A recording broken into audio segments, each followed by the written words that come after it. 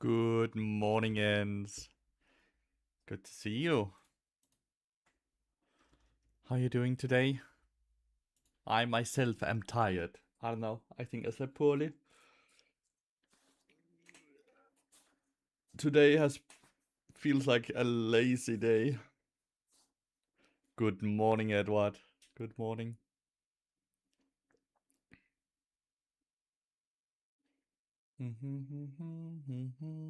Good luck on your games. Thank you so much. I might need it.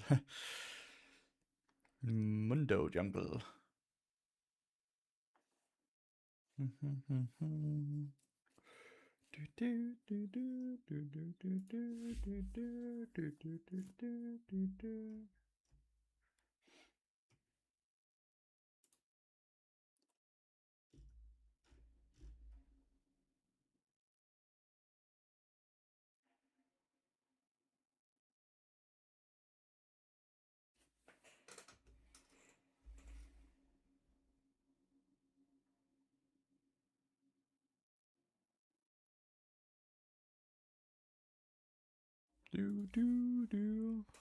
Alright, so apparently this OBS issue with the game capture not working anymore for League is not a me issue, it's an OBS issue. So many people, well everyone has the same issue. Game capture doesn't work on League anymore. I'm with 5 sleep and I'm sleepy too. Oof, 5 hours of sleep. Rough.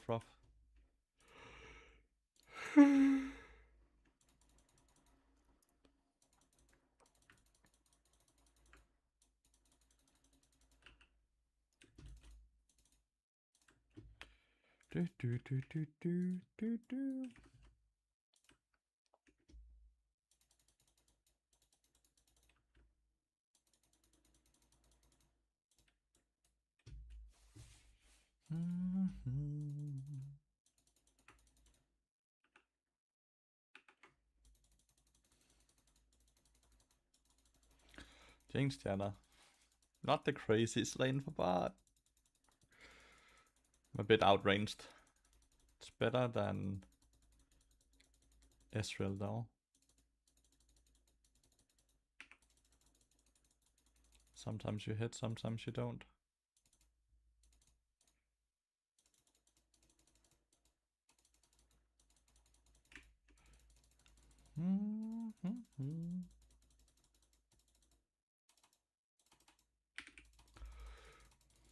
That was a lot of damage.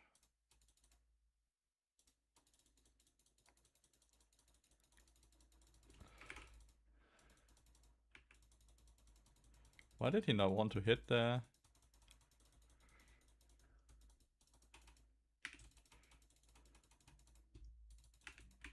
Ghost for ghost and we got healed. But that's why he didn't want to hit the melee.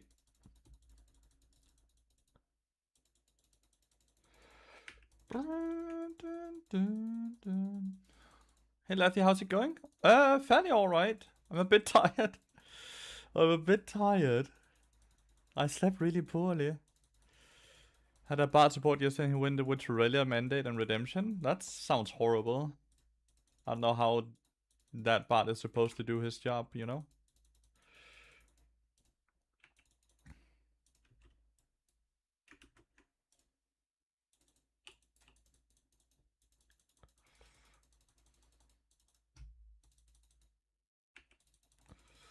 Urgot with the solo kill.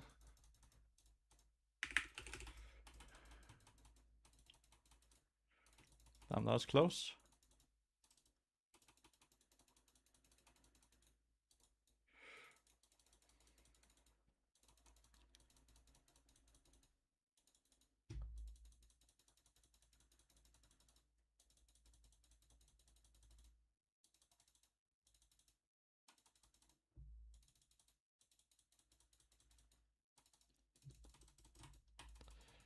I might die to Mundo here. I'm not sure.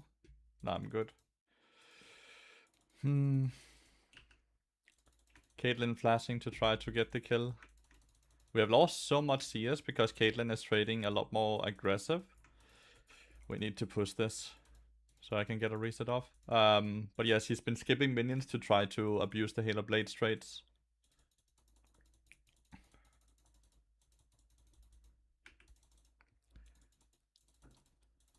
At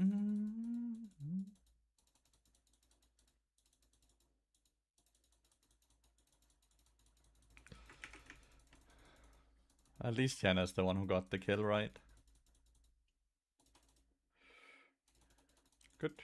I'll reset now. I'll reset now.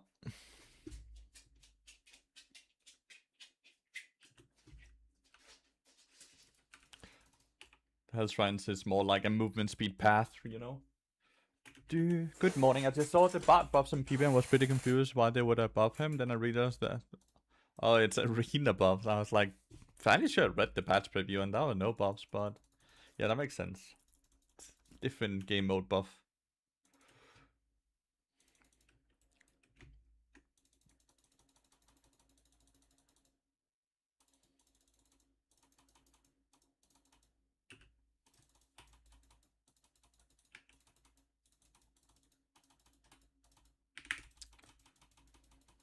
Some good damage down the Diana. Got another successful gank on the Syndra.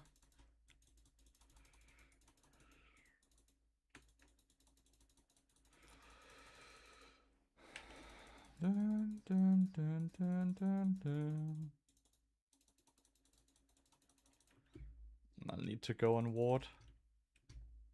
Holy, that's very early dragon. Shit. That's really bad for us.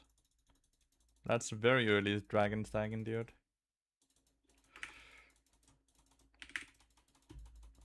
Big damage there. But maybe Caitlyn will reset. Yeah, she will.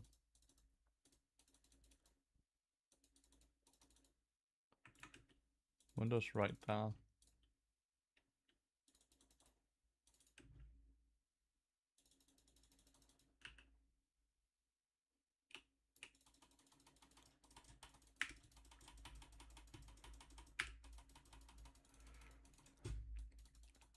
Close. Damn, Sinst is really getting fisted topside. I didn't know Urgot was such a good matchup for Sinst. Damn, that was close on the Syndra. She survived with 30 HP. Oh, they traded Ghost again.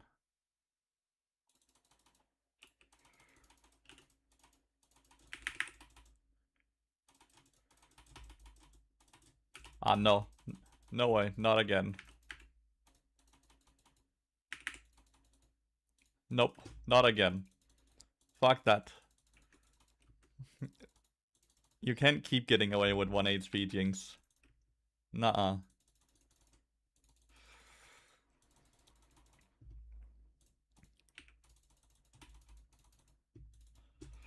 Nuh-uh.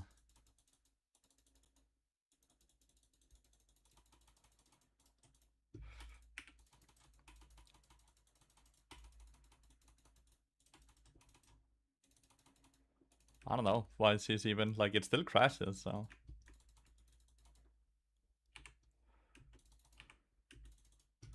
I should be very worried about a Jinx rocket, though.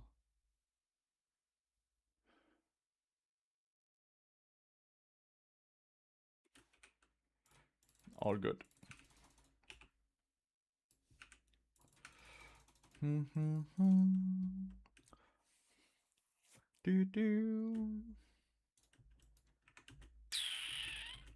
Just as I hit level 6, I'm kinda forced to go topside.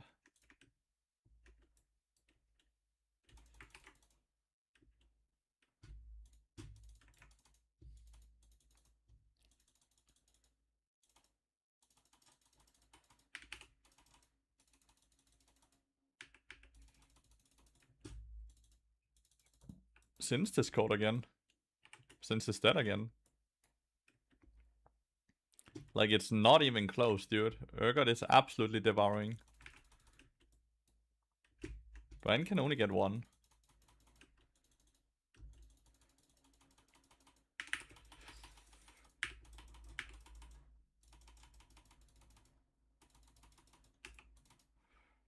Urgot didn't even die. It was very close. Since is normally a pick that I'm so happy to have on my team, but he is so ultra gapped, it's crazy. Ah, 1-for-1. Jinx use flash, so I now have Bard ult to just kill Jinx. I think he has a Triumph, which is how he lived the burn from Brand.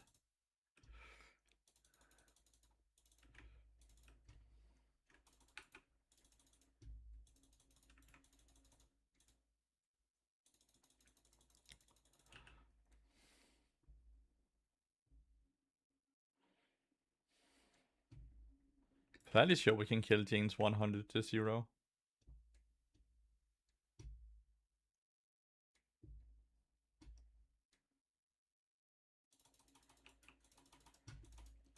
Might not even need to. Yeah, I don't even need.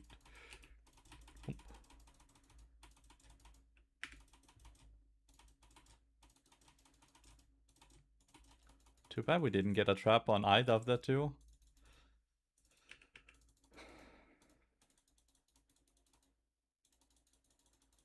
I can't really stop a tornado.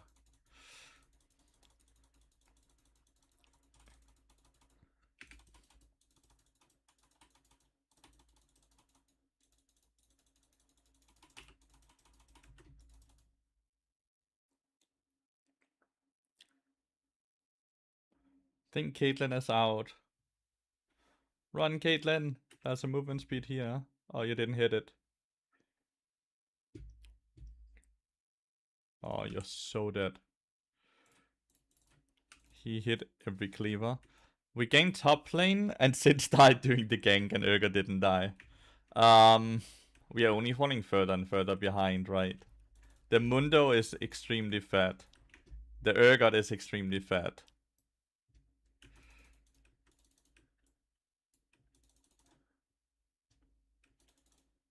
It's a good flash, dude.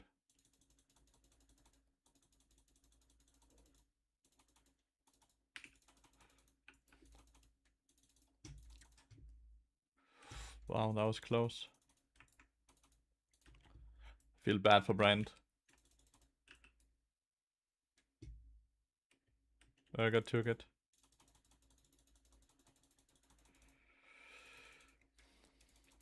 We can kill Jinx when she shows up. If she shows up.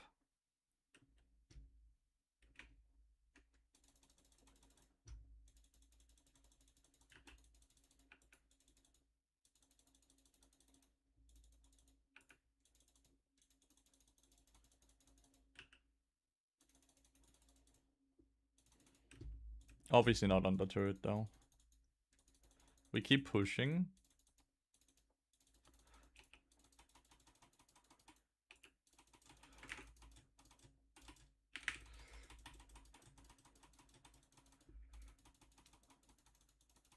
Get a lot of the tower here.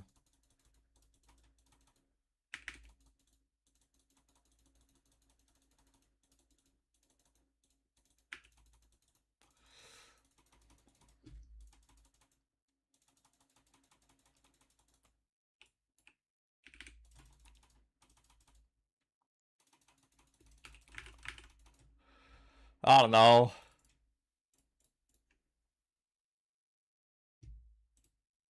Dodge the Urgot ult? I don't know if it was used. Like, how do we play this game? That's such a huge difference, topside. How do we play this game?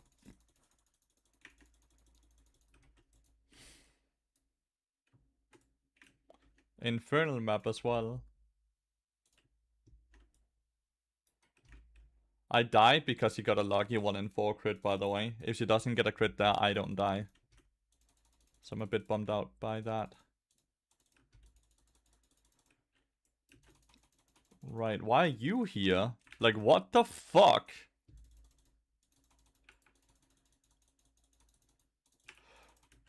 Right, okay, and Mundo's also bot lane.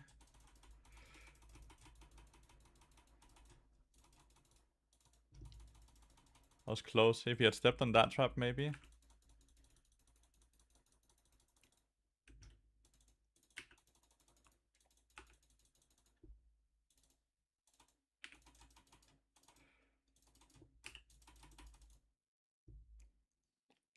Since you just die here, right? Go for the Diana. Why are you igniting her? This is warded, I guess.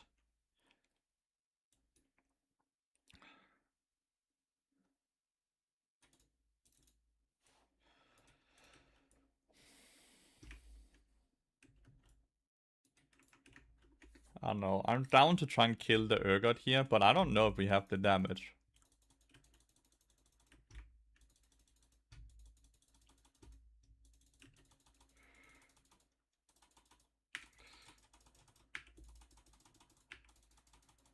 Fuck, that's great, dude. That is so good. Since decided to run down bot lane and die. Was that bot in my Skarner stream? Yeah, they forgot to ban him, dude.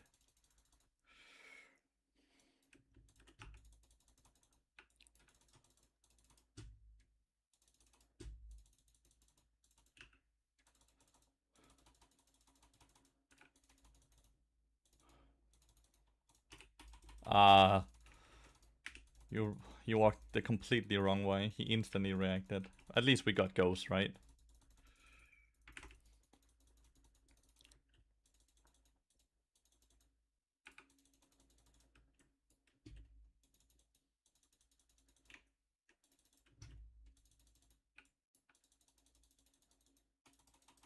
Dude, is that just vision everywhere? Is that legitimately just vision everywhere? Oh, they're all down here as well. Like, obviously because of Dragon, but like still. So this is warded for her to rotate that quickly and know I'm there, right? Objective bounties should be spawning, by the way. We are so far behind. They have all the void drops. Well, 2 out of 3. They have all the dragons. And they have a 9 kill goal lead, right? There should be objective bounties in a game like this. Because they're no shot, they're not like a billion gold ahead.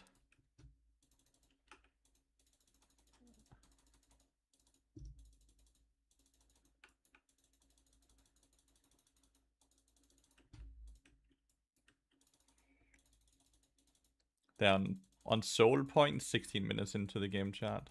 We are getting ultra spanked.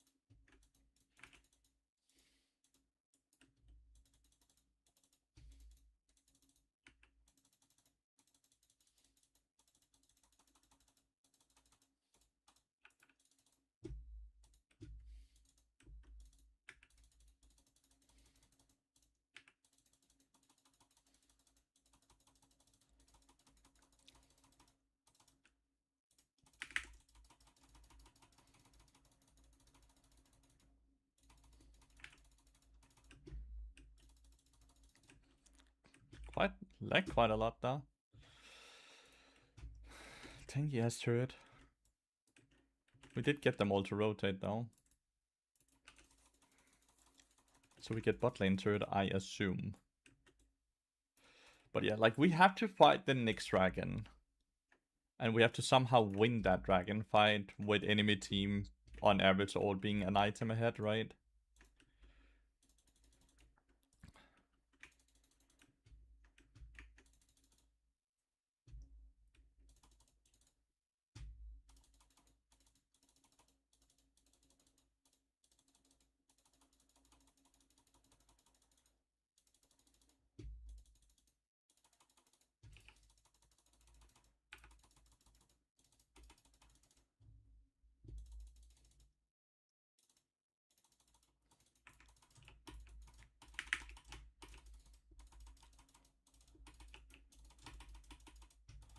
Damn.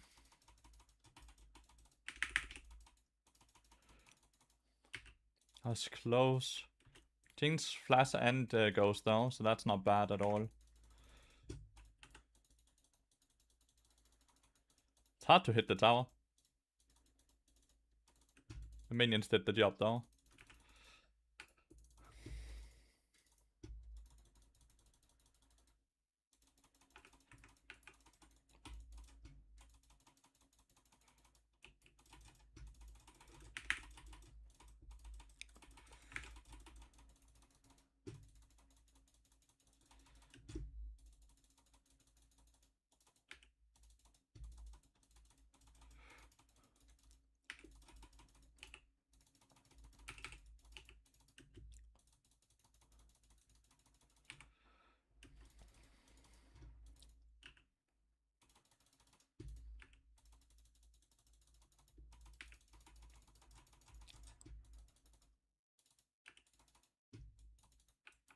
Sin's kinda got too low to keep them away on the right side. Isn't he just gonna get Urgot sniped? We lost a lot. Like, so we got Mundo's flash, we got Jean's flash, we got Syndra's flash, but we also lost Bart's flash, Jay's flash, and Brent flash. So we didn't get any summoner's advantage from that.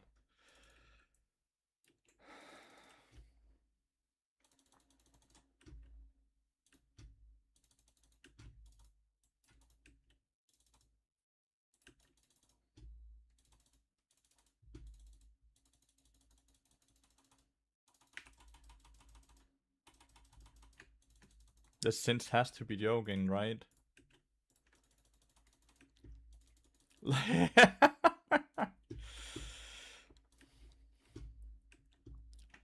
He has TP, but he won't have ult because he used the ult here to try to regen life. He had used it before he showed up though.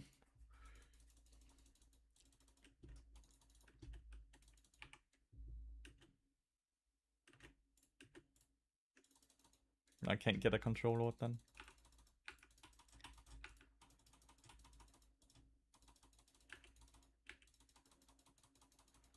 How do we ever click in, dude?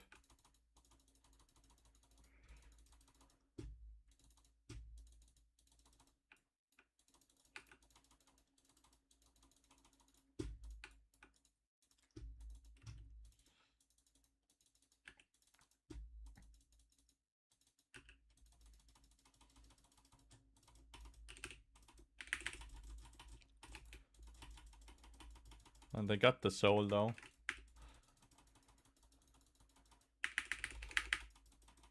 Such a good double stun, 0 follow-up. I got a stun again. They got soul. We get a good fight here, and we should maybe be able to turn it into Baron, but they got the soul. Brand can't outsmite Mundo E-order attack, by the way. He has no flash. He should not be able to enter. He has no ult, right? And he has no flash.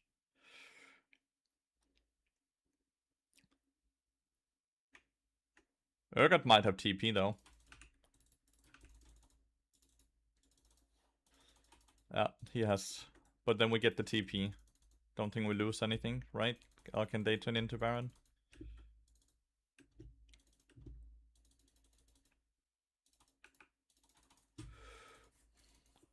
Well, we have to play against Infernal Soul now. Holy shit. They already had so much damage on that team before. Now they have Infernal Soul damage as well. When Mundo hits 16, oh my god.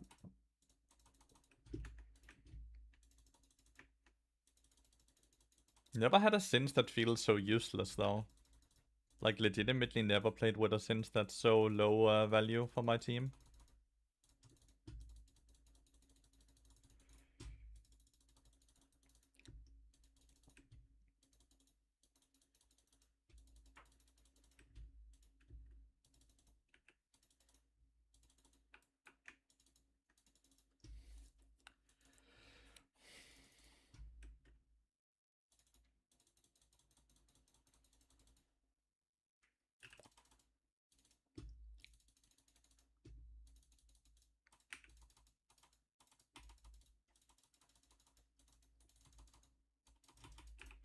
Ouch.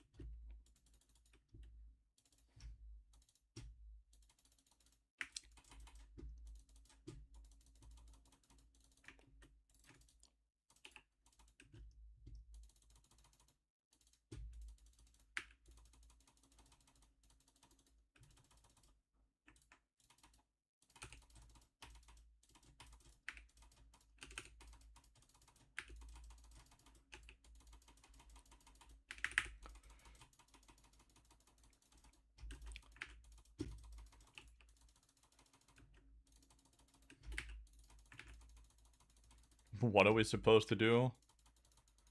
Cinder will just stun us, we can't do shit. It's that. He's kinda got caught topside.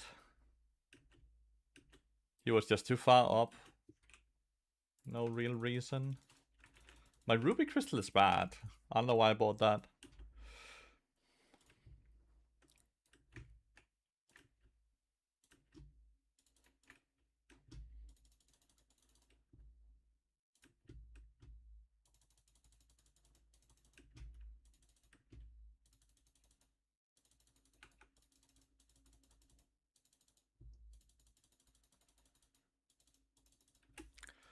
No game audio vibes today. It's because I have to use a different scene because the game capture is broken on OBS for League of Legends streamers.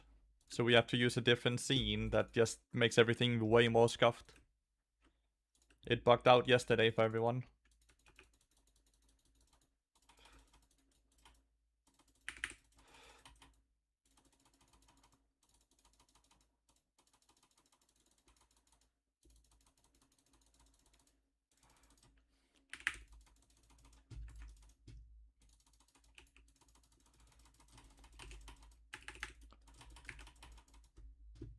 Don't we win this? I guess not. Mundo's full HP, never mind.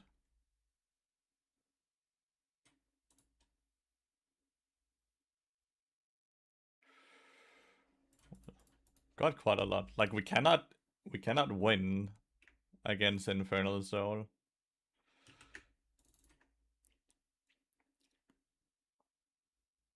Like, the only way we win a fight is a 5-man bot ult. Because if we don't hit all of them, the other people will help the people that get bot ulted.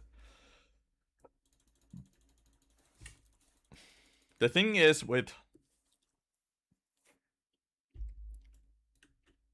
The same thing will happen on this Elder Dragon as on the last dragon. We cannot win a 50-50 because Mundo E Smite is more damage than Brain can do.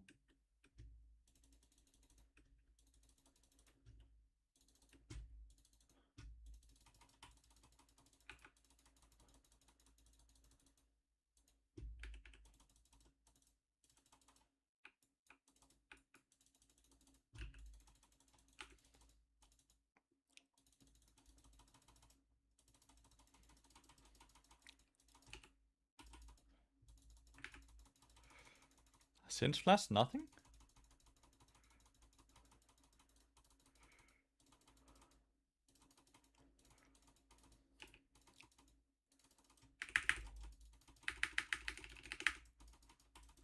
Oh, we got Delta!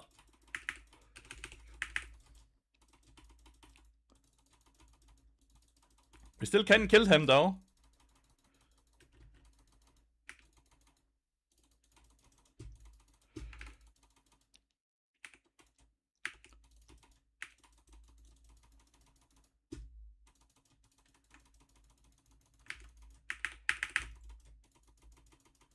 We still can't kill him!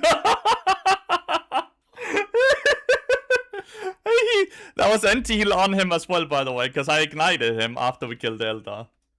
But we still can kill him.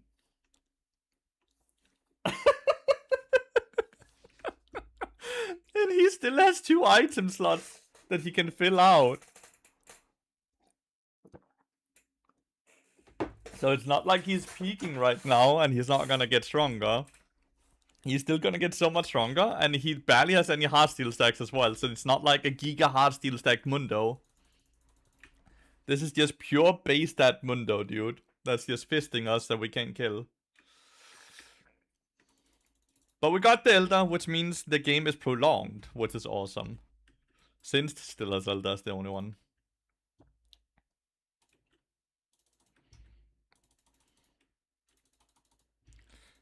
How did we get this Elder?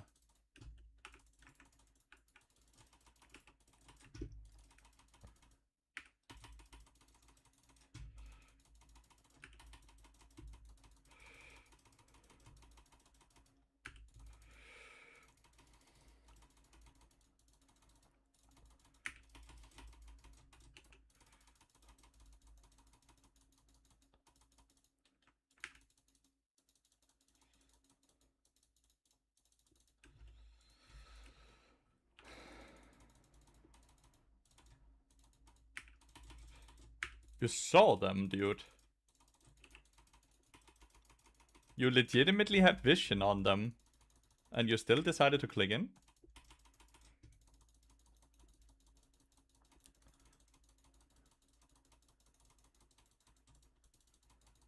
What is Sinch doing?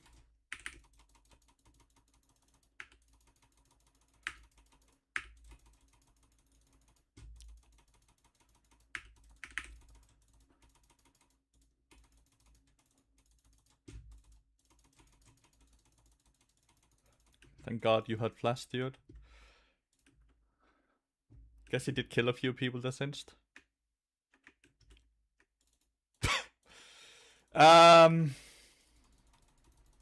Push, push, push, push. He still is only sitting on 3 items. He 100% can buy more, right?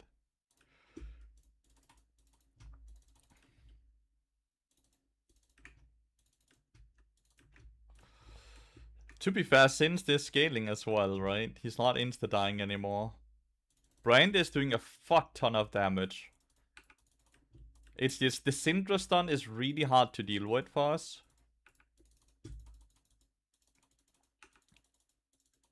The Syndra stun is really hard for us to deal with. It's hard to get close to them in any way. Is Oblivion Orb viable on bot? No. Plus we have like lifesteal here, lifesteal up here as well. Like since the ult provides lifesteal, right? So we have plenty of lifesteal. And then there's of course Ignite.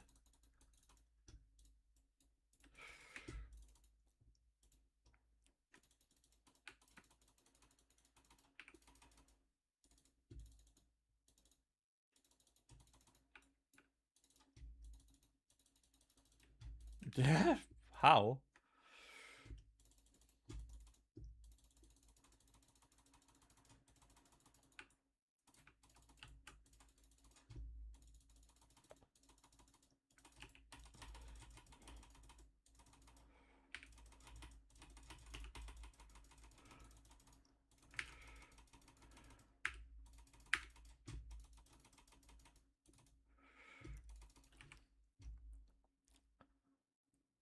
GG. Since kinda just got one shot before we could even enter, he could enter. I stunned the... I ulted the Syndra and Janna, and I thought that would be good. This is a good catch. It's buying a lot of time.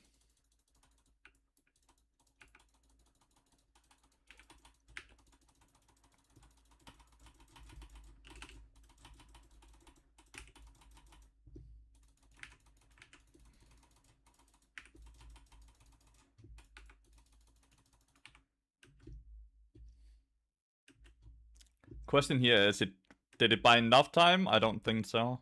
I don't have ult up.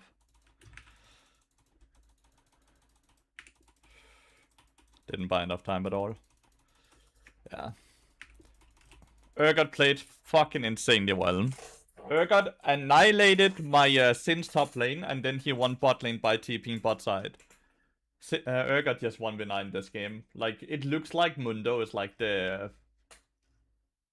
the person that carried, but it's this dude annihilated this dude and then saved bot lane that was hardcore losing to Caitlyn and I.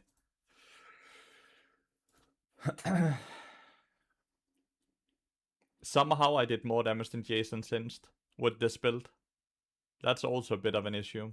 To be fair, any EU player that plays Jace is always kind of sad to look at, right? He did decide to first time as well. Why would he look at his champion pool here, right? Why did he wake up today and thought, Jace? And this is the first person I've seen first timing since, dude. It's actually a first timing. It's not 100%, but it's not a dude that plays since. Dude is losing every rank game. Holy shit. Oh well. English speaking Jace, yeah. Jace is too hard for these people, dude. I don't understand how he did so little damage. He should still be able to out-damage me by just poking with EQ, right? How do you do less damage than a bard? Are you winning your games? It's 10 AM. I played one. So I guess not, since I've lost every single game today.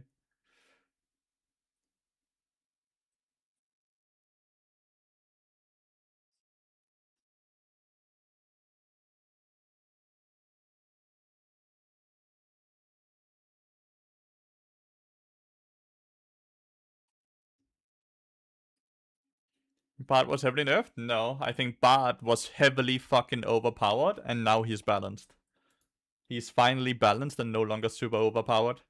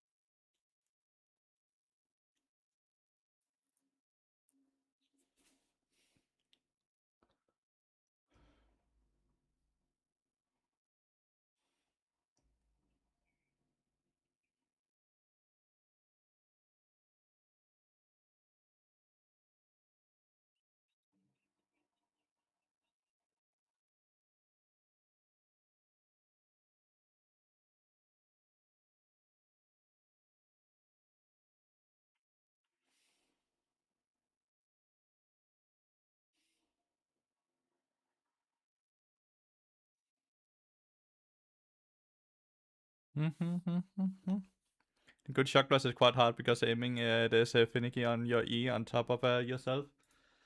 I don't think it's that hard. I believe a challenger player should be able to fucking shoot an aim. If they can't do that, then I think they suck.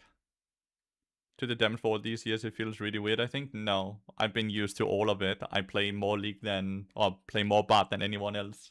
It feels completely fine. You don't even realize the damage is different. I still sit on top the damage meters. I still beat my top and mid laners regularly with damage. Without building damage items. But it's still doing way too much damage. Still doing way too much damage.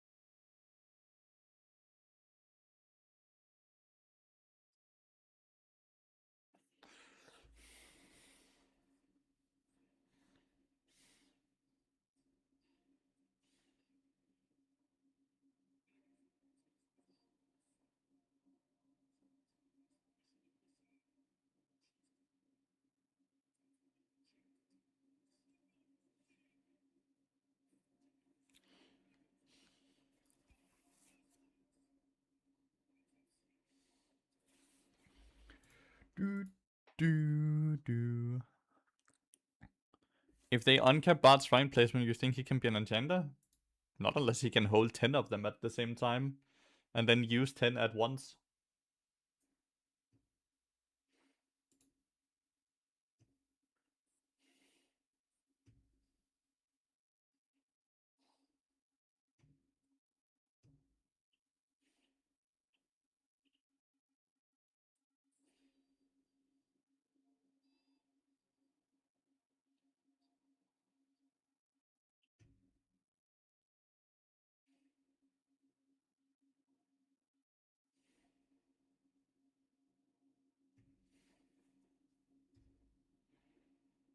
Make his E global. That would be so hard to even use, though.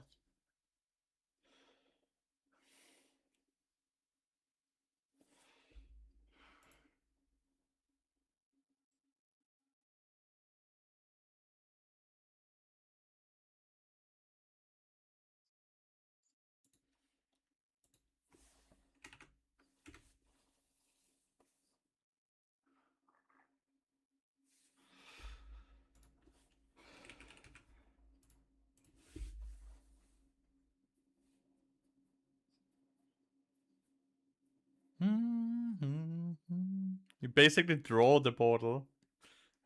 We finally get that fucking painter mate then. Because Huawei was a fucking scam in that regard.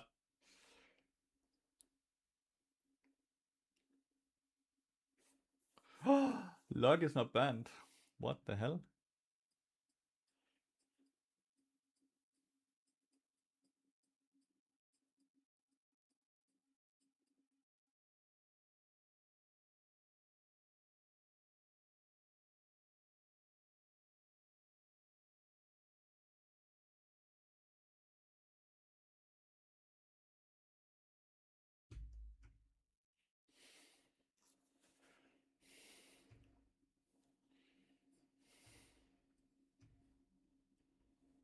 Oh, well, that fucking sucks. We have to wait now to queue up.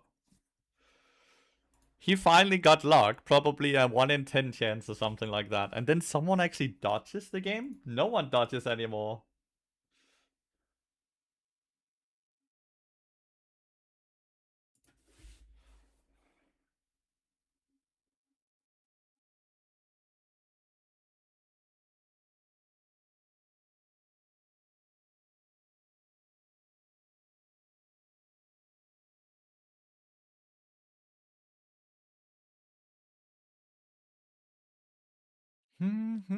And team saw luck and decided it was enough for today? Fair.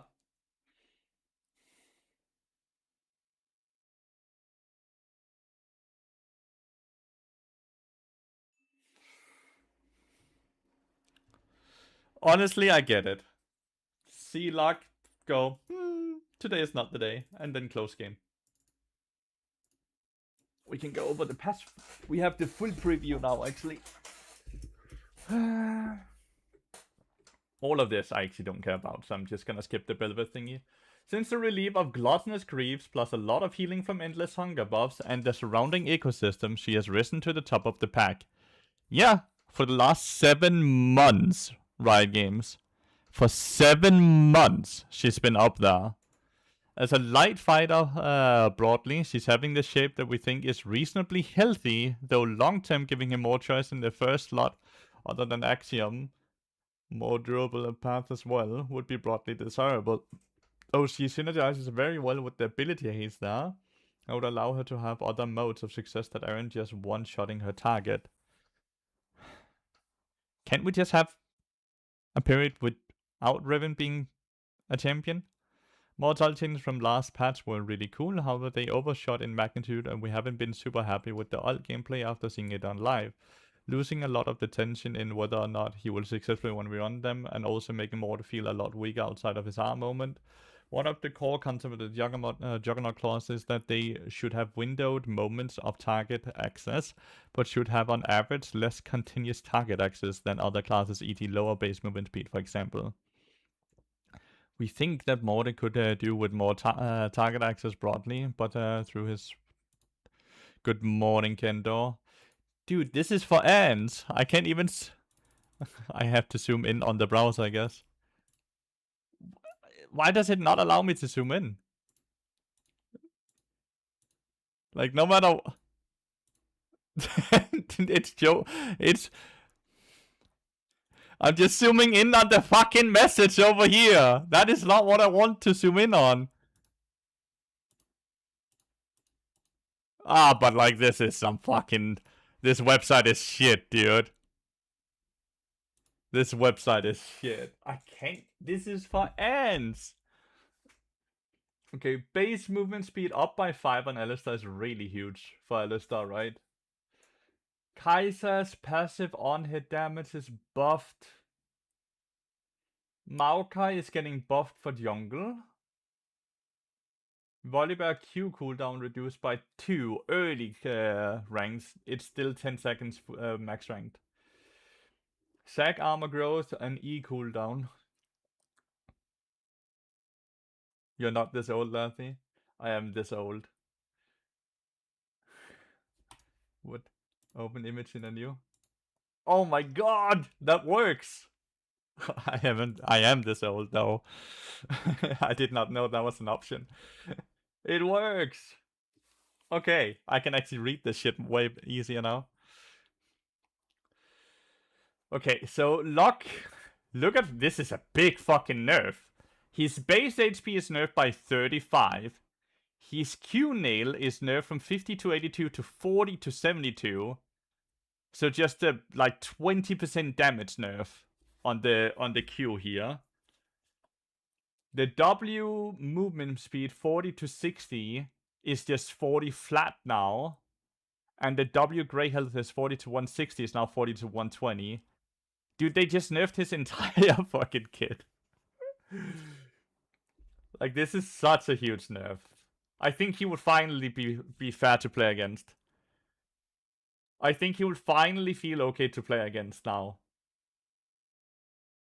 Way less movement speed, way less HP, way less damage, right? Okay, so they reverted the R buff, because they did 10 to 13% this patch, right? And now it's 13 back to 10%. And instead they're reducing his E cooldown by 2 seconds flat. Okay. Lathyrus is getting nerfed, which is awesome, because that champion is fucking Thanos as well. Base damage nerf and ratio nerf on the R. And pack mate damage nerf as well on the R. So every modifier on the R basically got nerfed.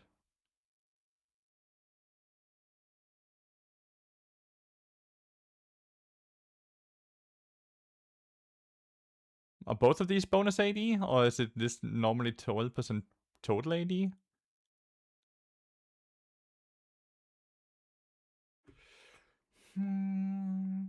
Riven's nerf is just a fucking ult damage nerf. It's also flat AD on the R at least. I don't think this is gonna be enough, right? I might be wrong. Doesn't feel like that's gonna be enough. And the Q1 base damage has been nerfed. That's the thing that does the least damage on Silas. The Q flat damage. And then we have a fucking...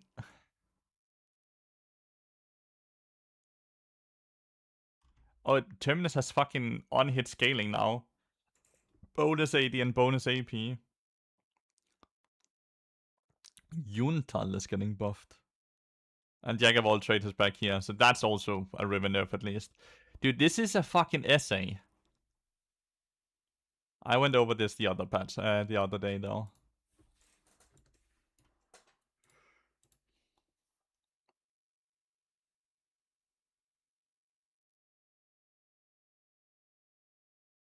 Mortar is only really strong right now because his ult is a guaranteed kill.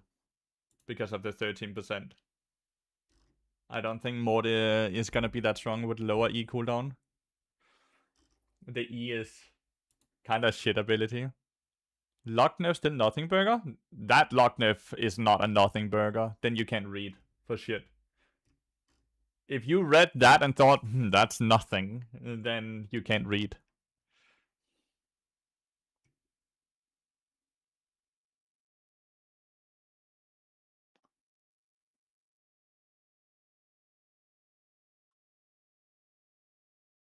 Yeah, like they nerfed base HP, they nerfed the Q damage by 20%, they nerfed the W movement speed by 20%, like from 40 to 60 to just 40 flat. Like, they could not, like, really nerf him more without, like... I don't feel like you have read the patch if you actually think that's a nothing burger nerf. You got fisted, exactly. Exactly, dude. You get it. It is fun that the overall outcry right now is that mages are too strong in no matter what role they're being played right now, right? Like, they're too flexible. But at the same time, Riot seems to just not care, right? Even if it's not broken, if everyone hates playing against it and with it and all of that, right? Kinda needs to change it, right? Like, you can't just ignore that. If everyone fucking hates it, you have to change it. I get that. Like, I'm not even saying it's too strong. I'm saying if everyone hates it, you have to change it. If the entire player base all agrees, including the pro scene, which they do, all hate the current meta, the studio, the game company, or whatever, should be looking to change it, right?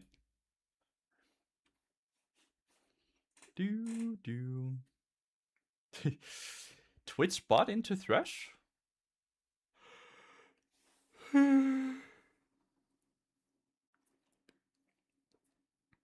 Just give marksman bonus amount bot lanes quest. Then the mages also get magic resist though. I don't really see that as a negative for the mages. But yeah, remove all the gold marksmen get and give them some magic resist. I'm okay with that. Remove all the gold they get, give them some magic resist. Sure, everyone is gonna be happy about that change. Yasuo Thresh into bot Twitch. I know what lane I would favor. Good morning, Mad Pig. Why do you ban Kata? Been banning him for a full year, because he's fucking overpowered, and Bart can't do anything against her. Like, I'm not the only one. You can see I ban Katarina, they ban Katarina. Katarina is incredibly overpowered.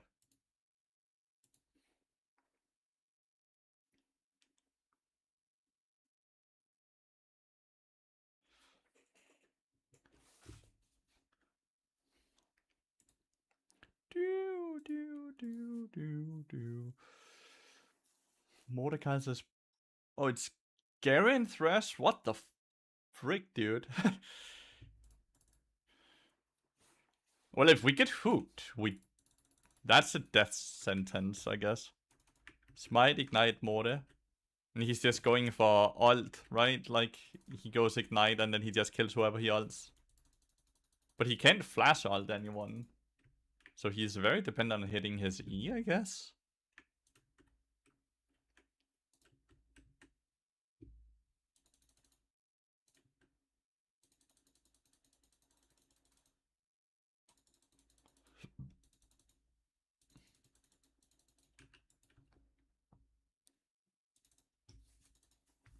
Protobelt mode, I guess. They did buff the HP, right?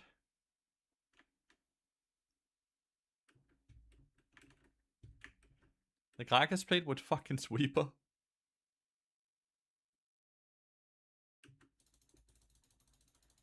And Twitch, do we win? Do we win if we tease a Garen Thresh?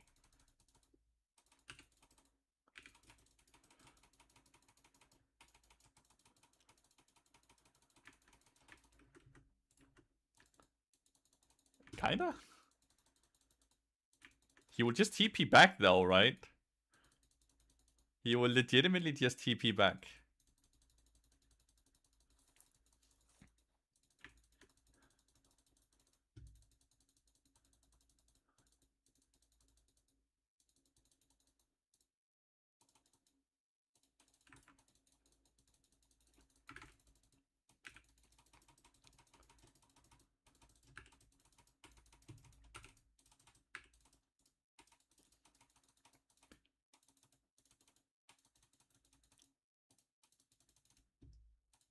And this lane looks strong.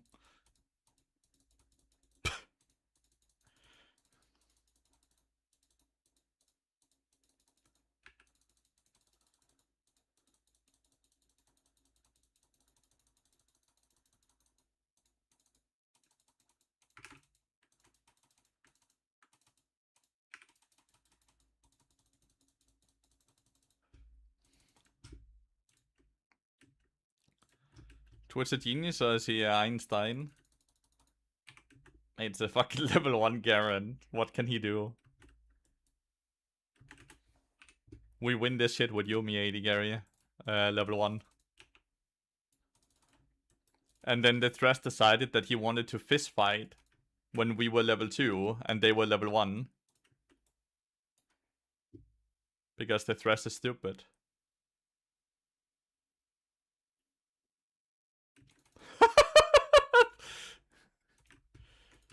Did he even flash the Yasuo? At least the wave state is good.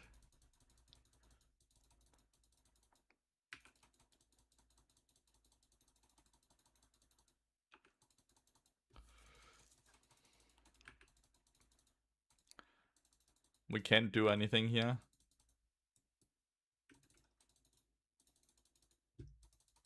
We can't do anything. We don't have flash. I can't just click in. You can't just click in either. You're gonna die. You're gonna die.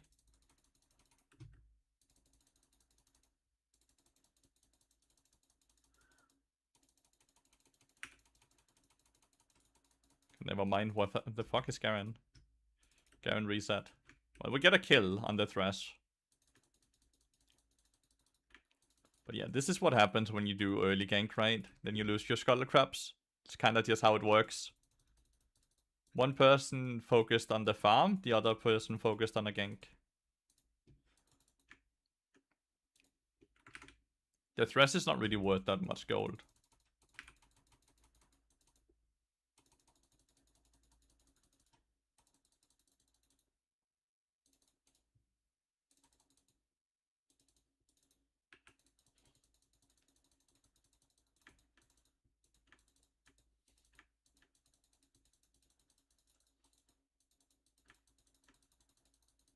Do you guys remember the Yuumi Garen bot lane that was once upon a time a thing?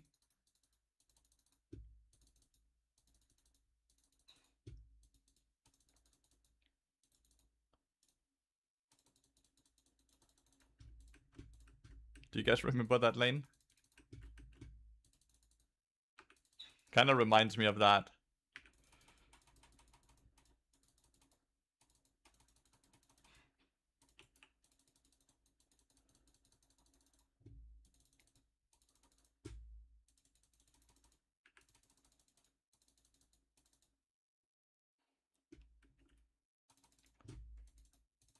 What is this Thresh doing?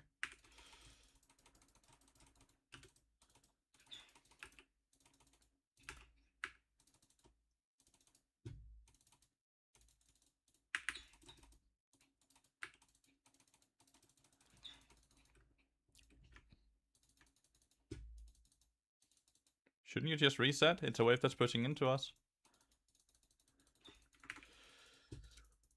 It's no longer pushing into us.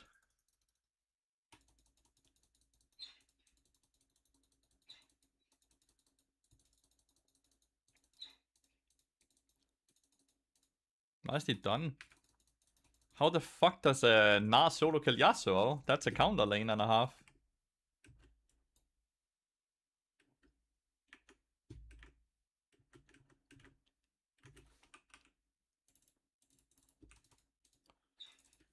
How does that happen? The Gnar fucked up earlier, flashed and still died to Yasuo in a 1v2.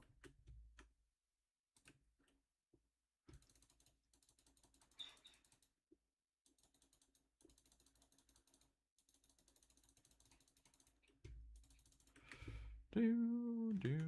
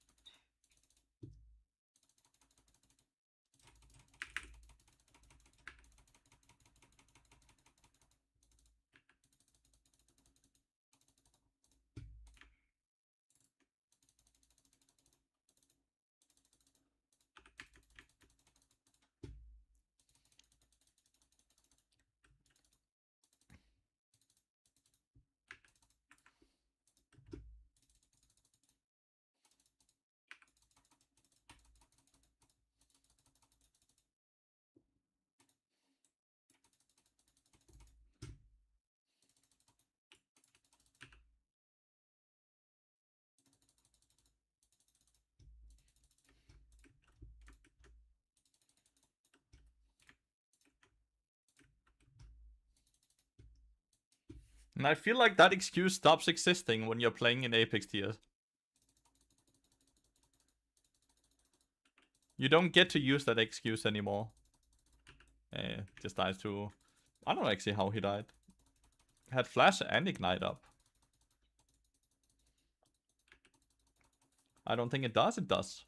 You don't get to use the excuse, this is too hard for me, when you're playing at the highest level.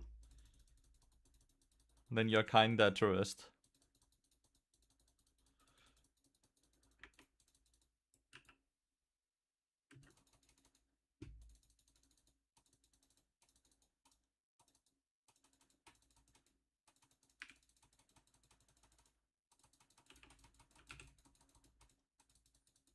That was bad. Sorry.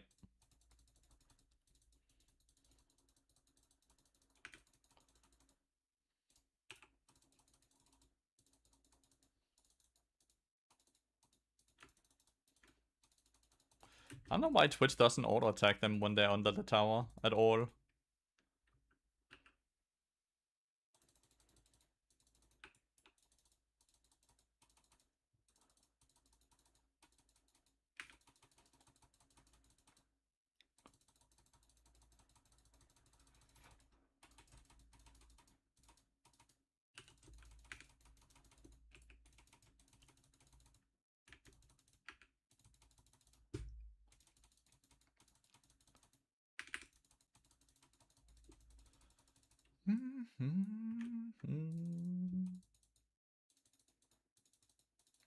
I don't know, the Thresh went on me and the Garen went on the Twitch.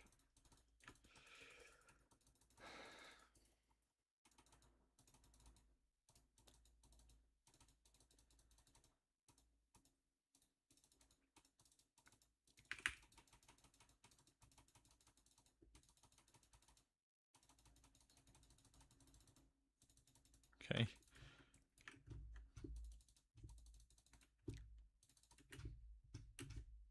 Well, Garen is also just heavily nerfed, so I don't really understand the pick at all, right?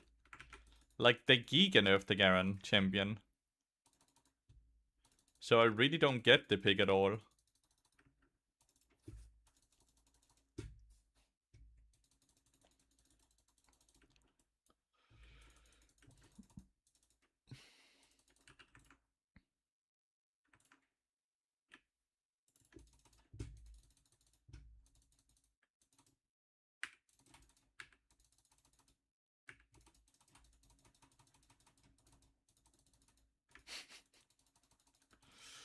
Like, the Garen ult doesn't do a lot of damage anymore.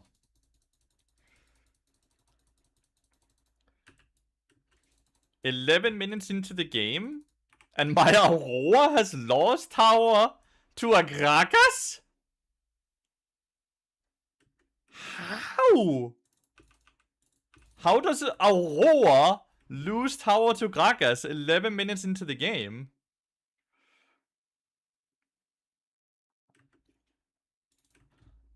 How in the fuck? Twitch is an absolute shit champion. But he's still a range champion.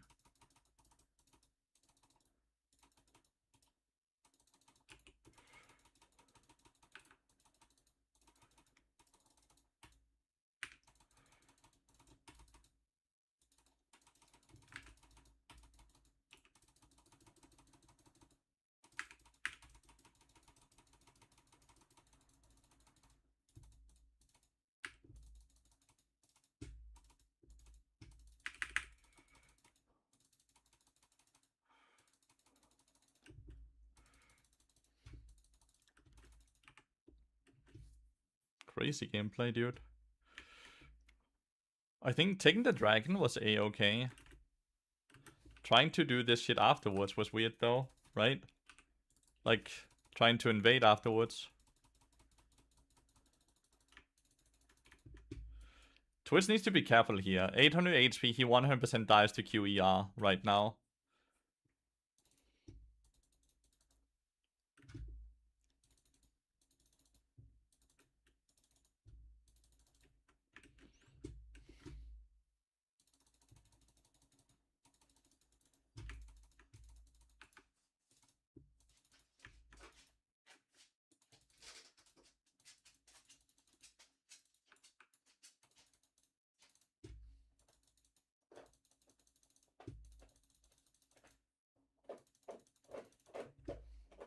just going for my red buff.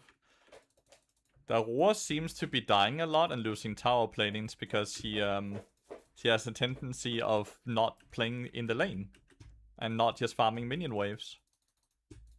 So that's my guess to what is happening. 13 minutes into the game and my mid laner has nearly lost 2 towers in range versus melee matchup.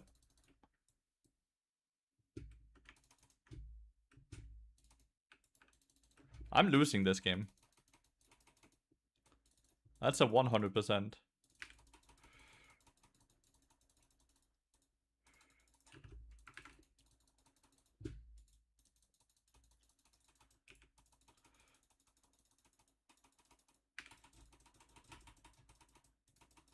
She also can't use her ult at all.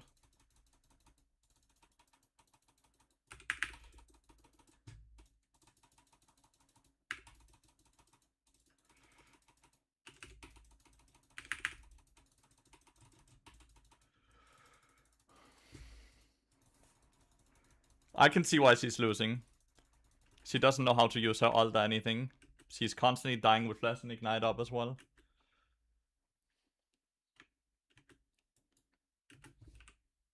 I can definitely see why she's losing now. She's incredibly bad. I don't get how you get to be so bad at this game. In this elo. Like, how did you make it to this elo if you're this bad? See, again here, she's not going for farm. She's instead going for kill.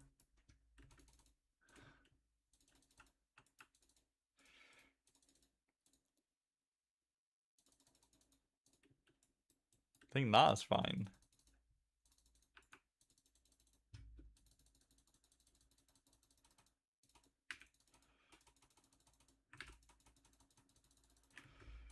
Man, he's tanky.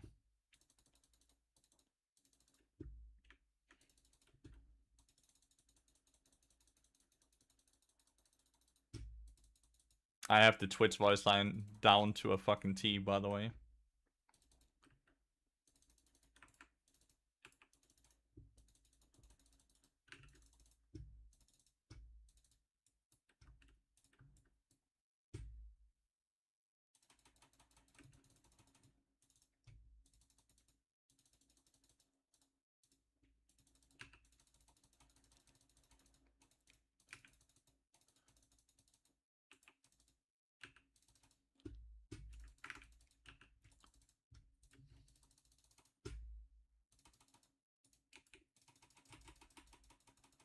Huh. Twitch is the one taking it. That's a bit spicy, isn't it?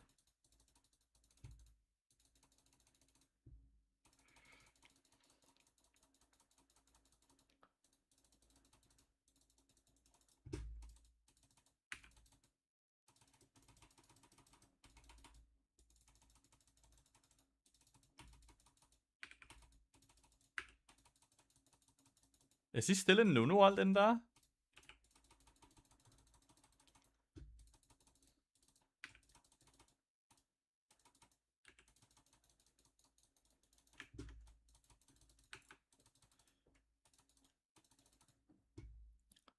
I don't know where my Roar is in this entire fucking thingy.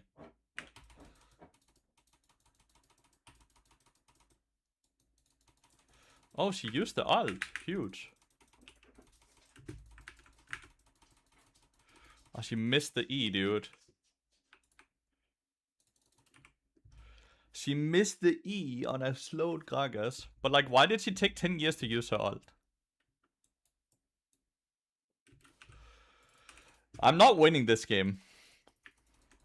That was straight up boosted, I think. Like, I think she's straight up boosted.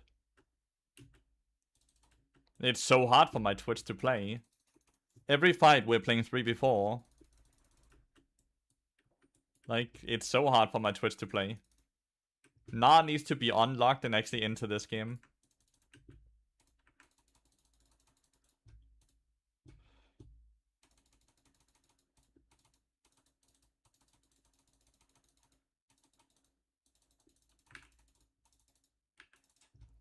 Like, we need Na to enter these team fights or we won't stand a chance. We need that extra beef to auto attack. I'm gonna mute all. Bit annoyed that now it's not actively going to hit the tower though.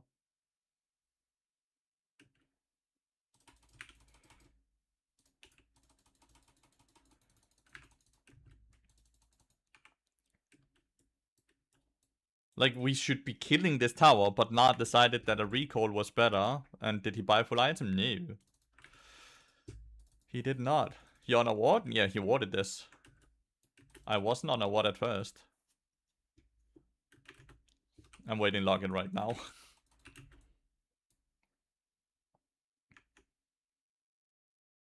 Why is he going melee?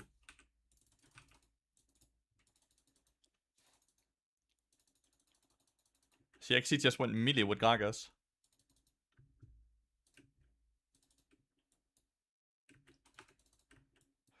This might just be a CC lock, yeah.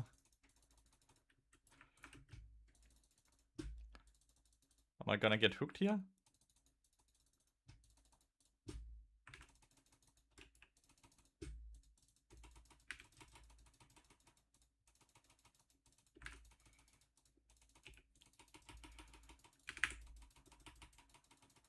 Alt Aurora.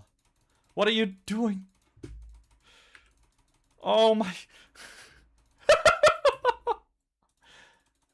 Fucking auto-attack the minion, dude. This Gragas is... Oh... It's all good. It's all good. She has to be boosted.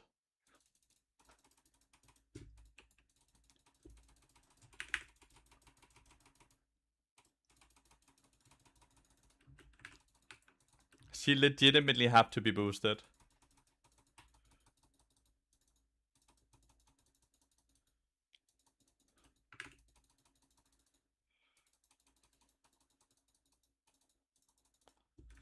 Right, like there's no other reasoning to what is happening. How can you blame the minion? She doesn't even have to do anything against the minion.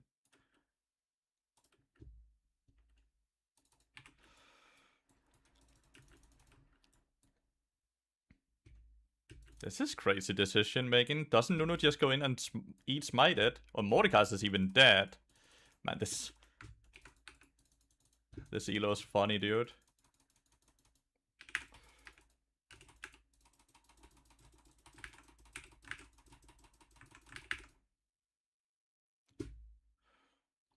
But he still had ult up. Aurora died with ult up and flash up. Can someone rotate to bot side? Nah has TP up. We're just losing this tower. I don't get it. We hate towers. We hate objectives, dude. We hate everything. Na's gonna die to Gragas in the mid lane here.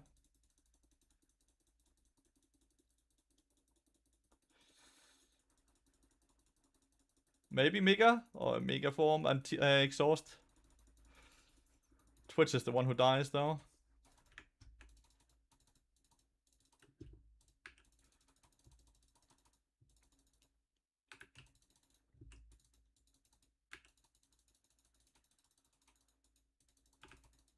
I'm really not enjoying this game though.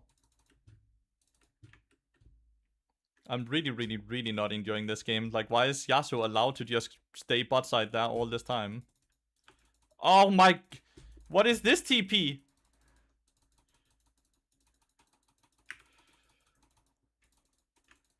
He didn't do protocol, by the way.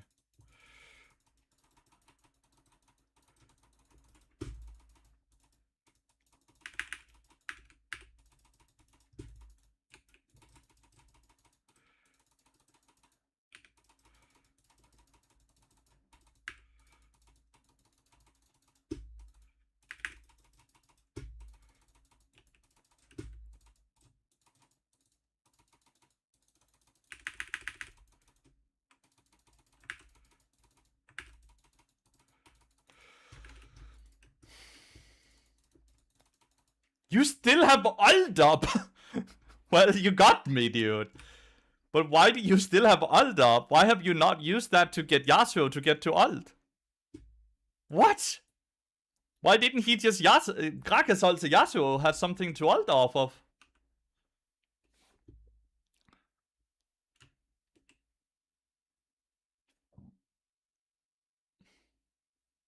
You need to not farm this. You're gonna get run down.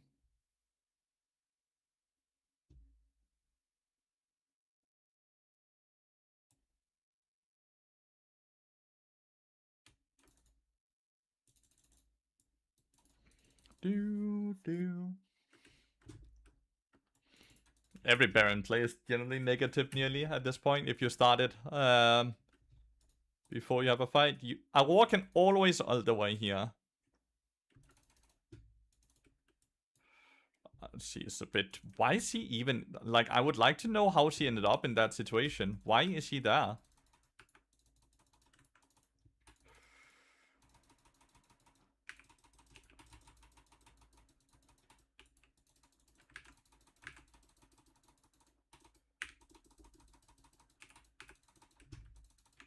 Okay. He has no ult.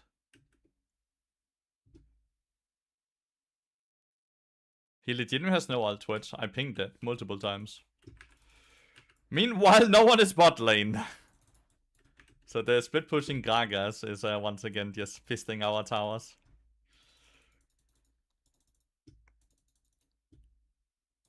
I didn't really expect Mordekaiser to just ult me there. That dude does not have a lot of mana, but his abilities probably cost 0 mana. Because mana is a fake stat in this game. He was down to 70 mana, but he can probably still spam as much as he wants. It's really hard to siege, because we never have anything pushing. And the minute something starts pushing, people recall instantly. Like you can see this, right? He just pushed, so now he's recalling. So now we can't do anything with the push. He just cleared everything, and then he instantly reset.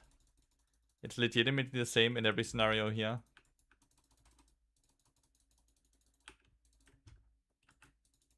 Every time we get a push, we reset. And we can't use the push for anything.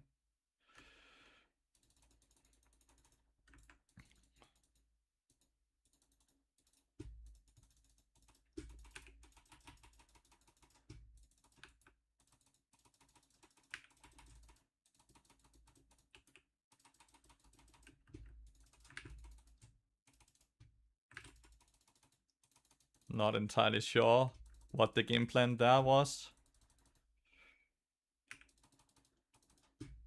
I should be fine, right? Like...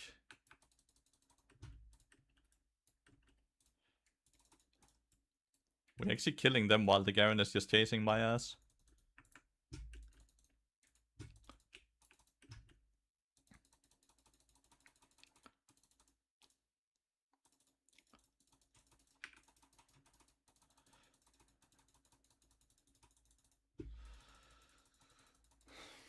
I don't know where Mordekaiser went on the map.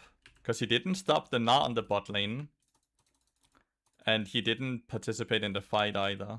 And he didn't come topside either, where there were jungle camps for him. So I don't know where he went. Hi, Laswell.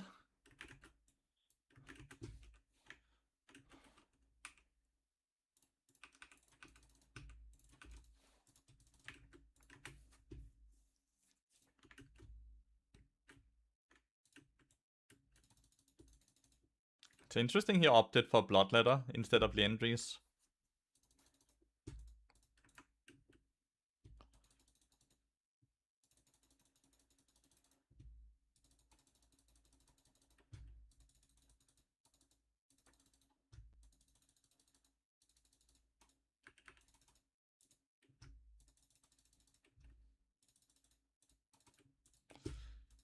So can Nunu just, like, take this on his own?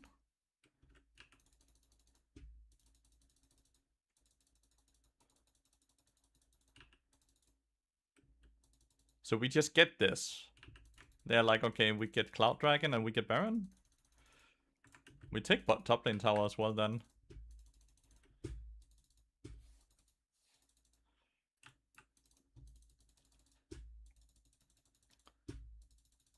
Are they currently all on Cloud Dragon? 2 at least were.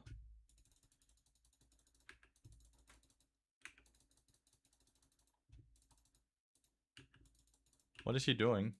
All she needs to do now is, like, they will just get Gragas.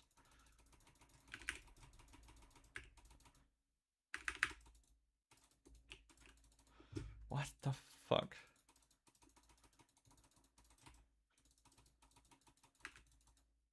Well played by Nada. Really well played by Nada. Going Nightspow here. If Twitch dies, he dies in the Death Realm. Nightspow doesn't do anything in there.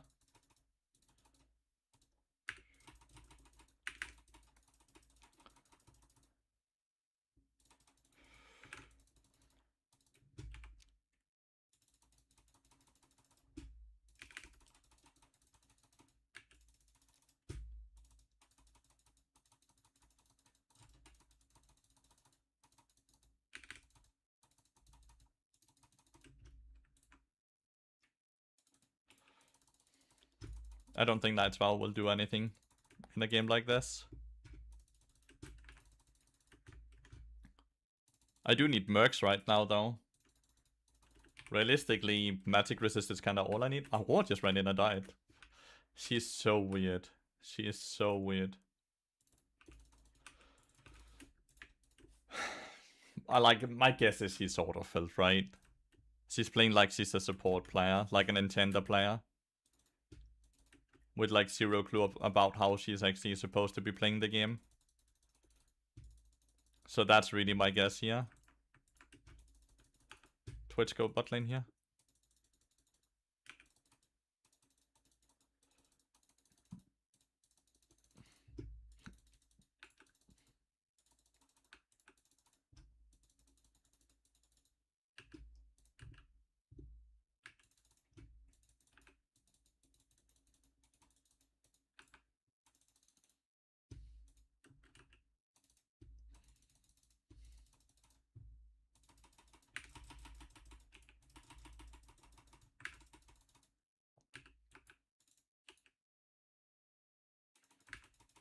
Holding a bot is just such a fucking, like, don't do that. Ah, I got, he now ulted into me. Like, this Gnar still has fucking GA. He never lost it. Ulting a bard as Mordekaiser is just fucking not fun. Like, don't do it. Bard can buy so much time in there.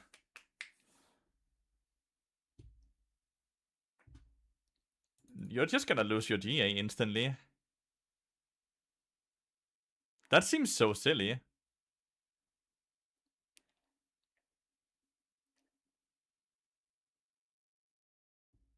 Yeah, that was very silly. That's 1000 gold as well. We are not gonna be able to end here. We just gave GA and 1000 gold. I don't know what the... This elo is so weird, dude. Like... It's pretending like it's high elo when it's very obvious this is like... We are closer to silver than we are to fucking high elo with the gameplay we are looking at here, right?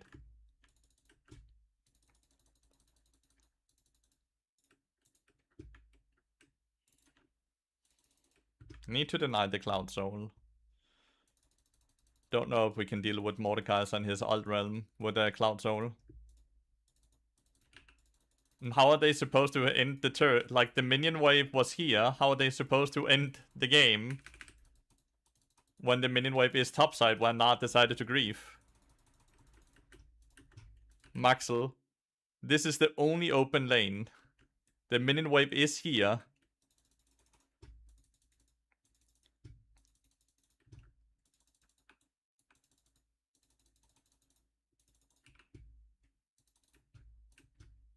Like, this is alive, and this tower was alive as well. They killed that after Nard died. Nuno killed it.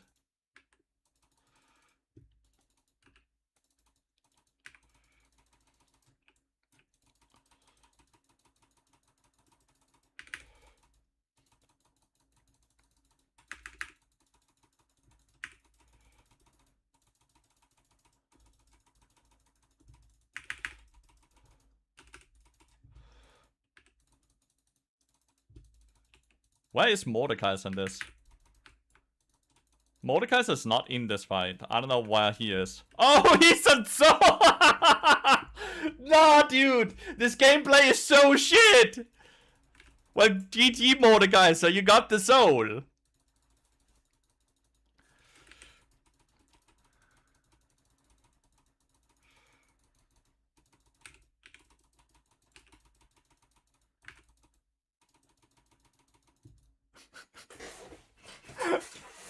This game is so shit! What are they doing?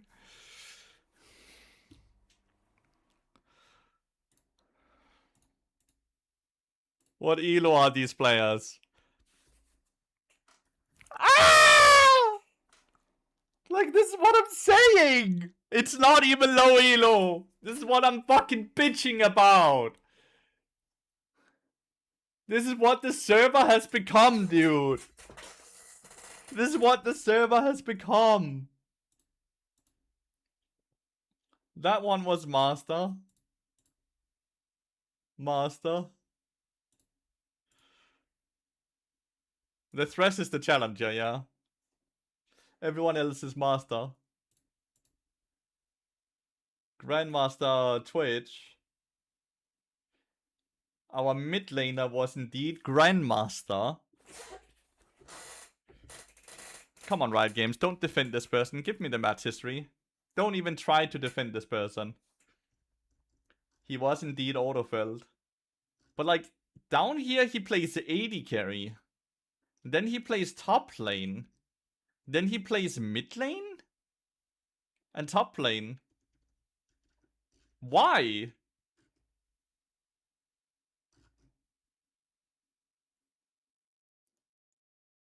Why does this dude go from AD carry games to mid lane games to top lane games to mid lane games? What is going on with this account?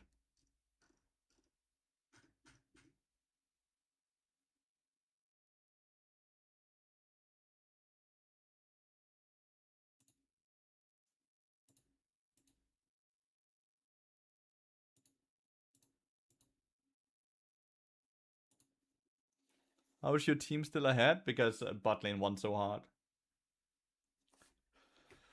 Because bot lane won so hard.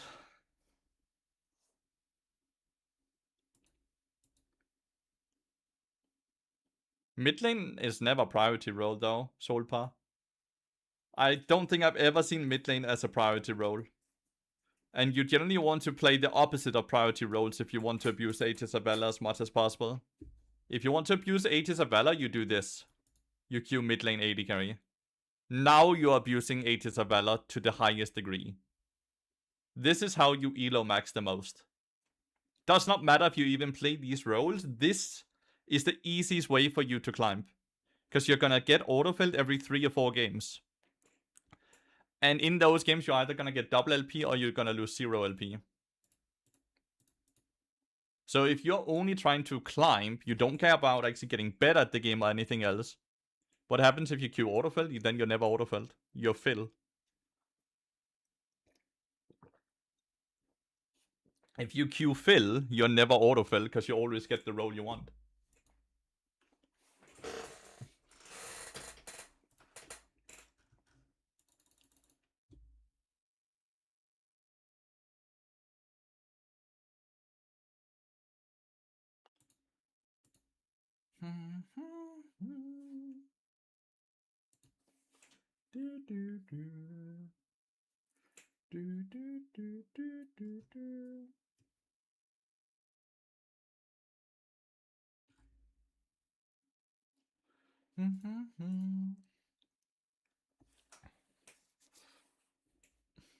Bard is gonna get banned if I take that Q.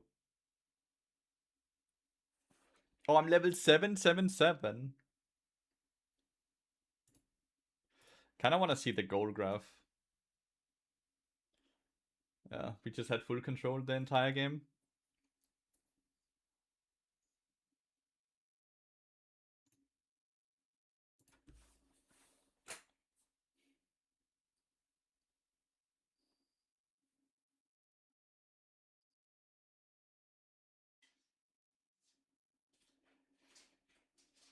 Why is it super lucky, Solpa?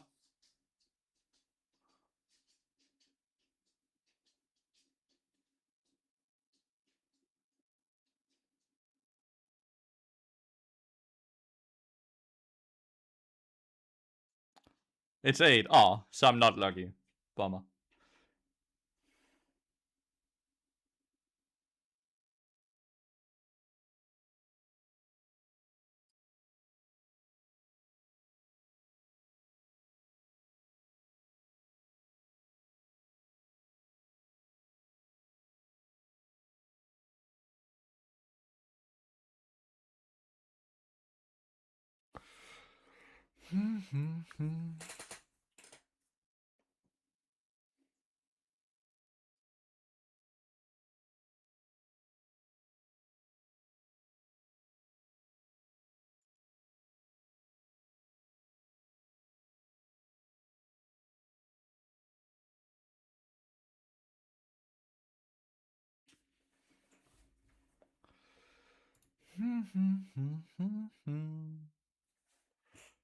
Oh, huh? Do do do do do do do do.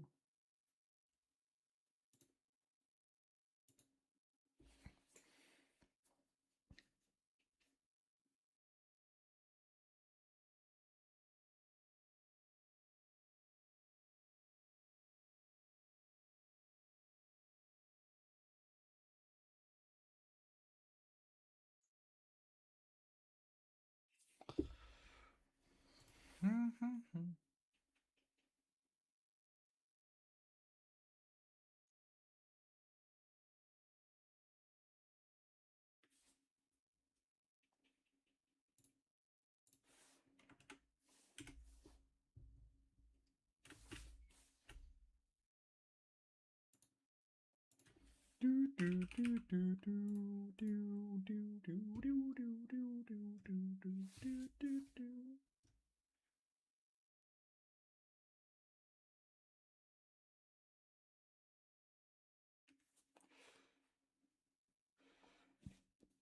Do do.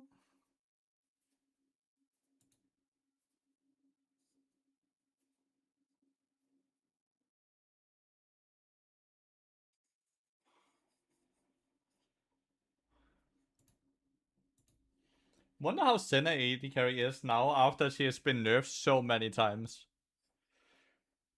What is the win rate on her? That's actually, I'm curious about that, because she's got nerfed a lot. She was like the best.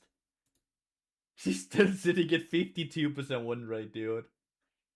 Even after all the nerfs she's gone through, she's sitting at 52.3% win rate. That is not to think about.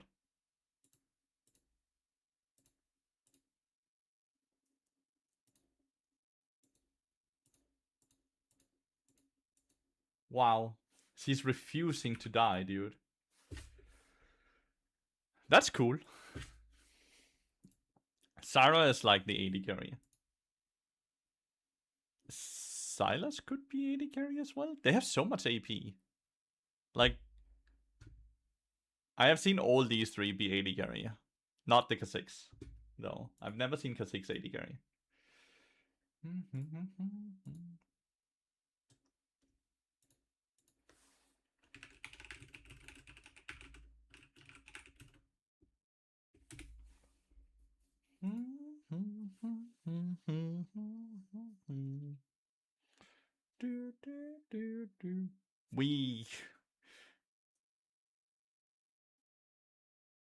We lose this one?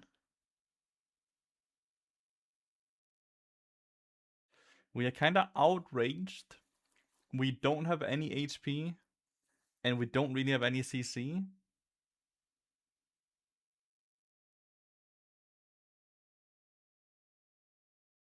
How do we play into that team comp?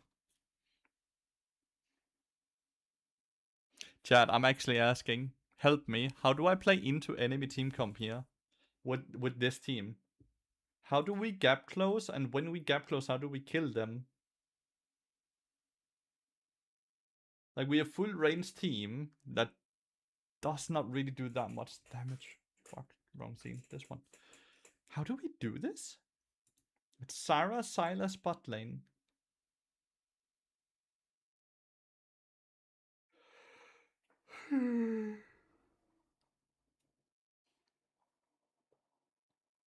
Oh, you guys are not any help whatsoever, huh?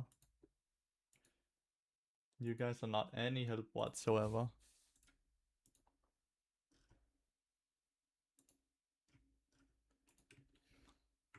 But how do we build a lead, Luxus? Like that's the thing I'm looking at here. How do we build a lead? How do we get ahead? We don't have a jungler that's gonna gank. So every laner has to solo kill the opposite. And how is that gonna be possible?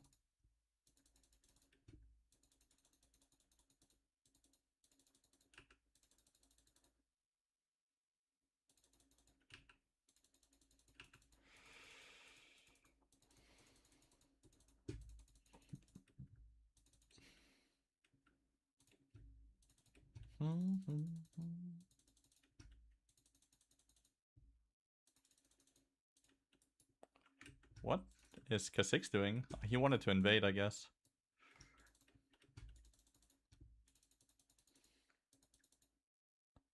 Silas could loop around. He is not, though. Wait, so Kha'Zix still came and fucked with Lilia.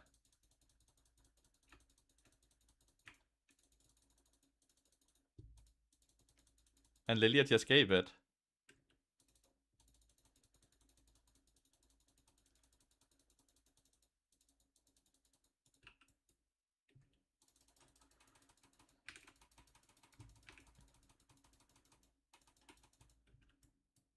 What? But why did we just give this?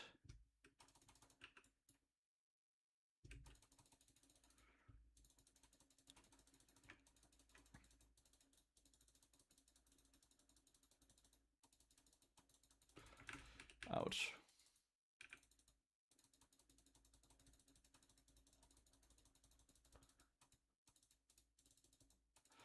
Don't really appreciate that you took those.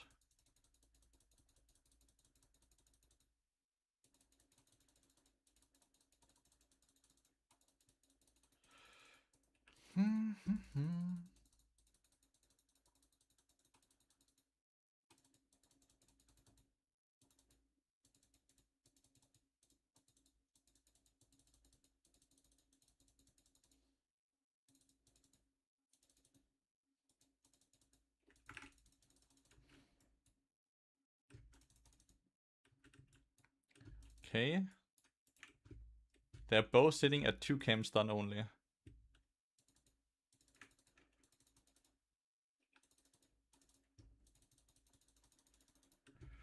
I have to come back here, because Silas might react to the TP.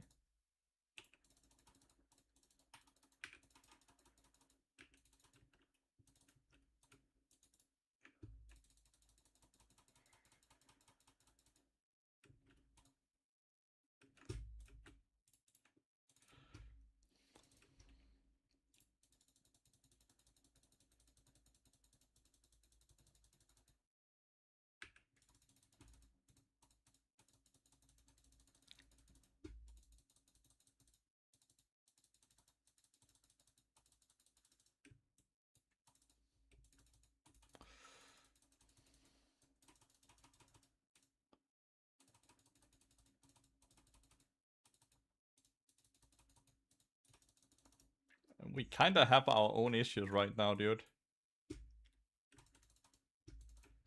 Like, we are fighting hard to just stay alive here.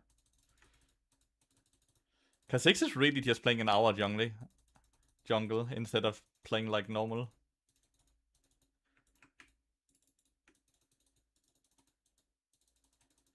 Damn.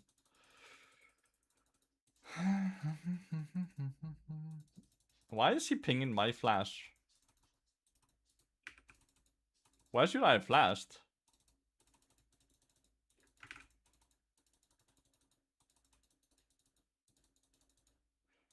Why is he pinging my flash? I think all of these pings are useless. I'm just gonna mute all. That's something I just need to get better at. Just mute everything. If I come to the conclusion that the pings are fucking useless, then the only thing they do is actually make me question what is happening. And will just make the game harder for me to play.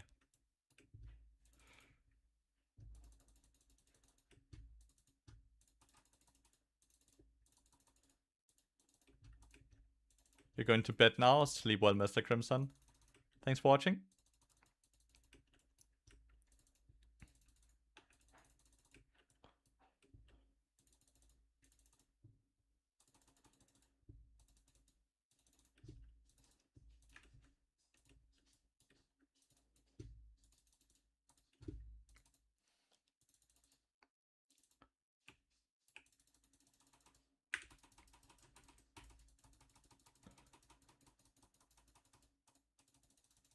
I missed my Q. I think we can maybe get a kill there. There's a Silas here.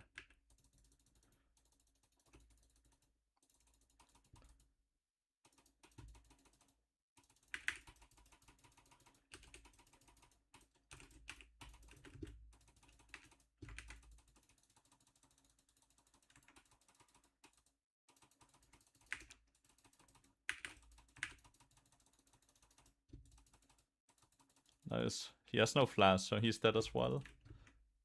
And Tristana got an assist there. Didn't get an assist on Oriana, but Oriana flashed. We got 3 for 1 there. I'm happy with that. That's really good.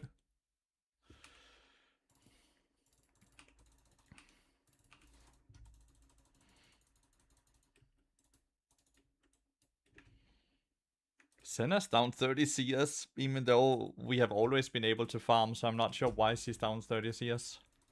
Like, there's never a point where the wave is pushing away from us, while we have just been held away from the wave. So why are we down so much CS? That's a good question.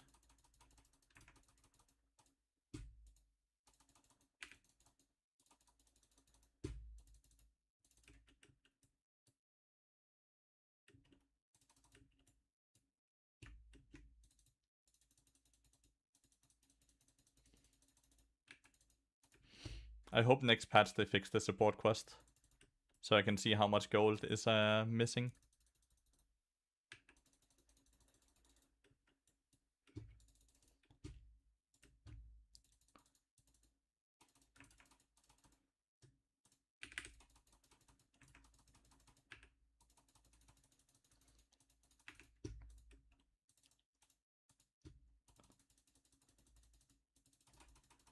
Shit.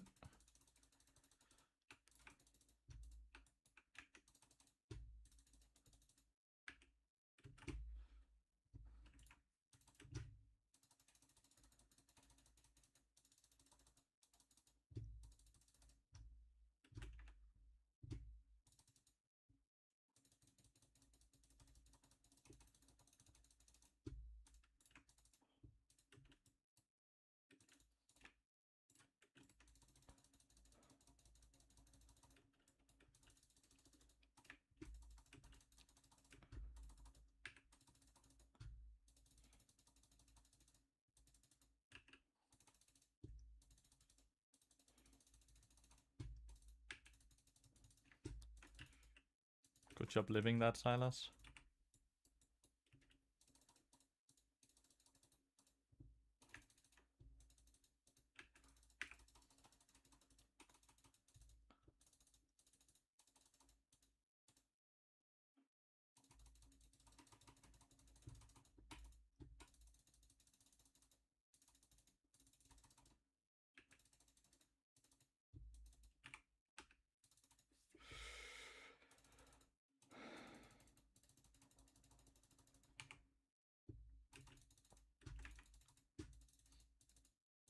Holy shit.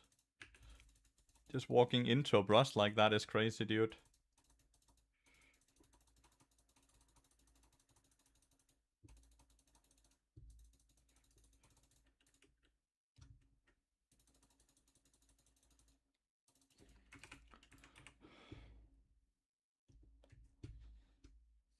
Really want to recall for more vision.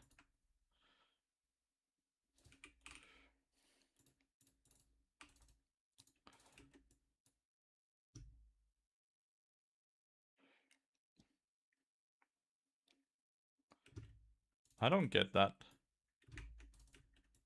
Oh, the Sentinel saved his ass though. Hell yeah. Slim chance he's going for plating.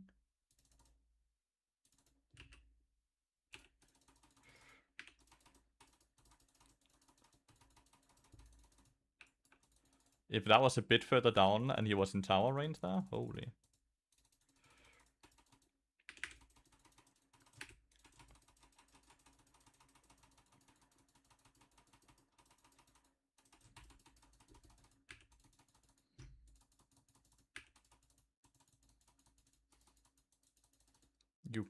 You're still dead here.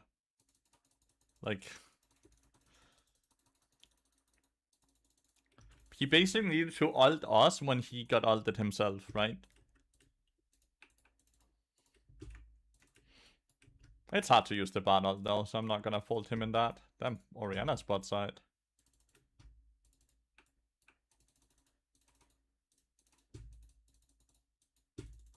Okay, Kha'Zix is top.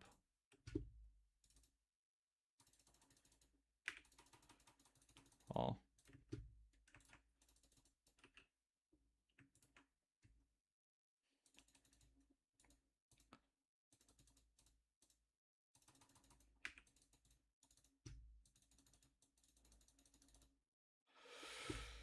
Renekton has TP now. Not TP, sorry. Ult now.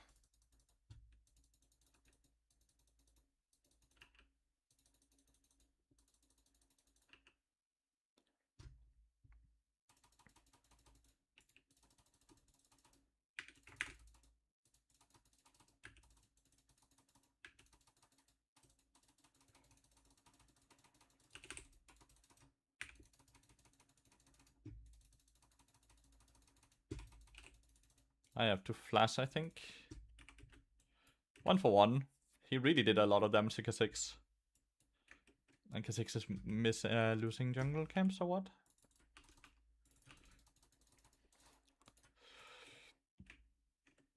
So far, game is kinda chill.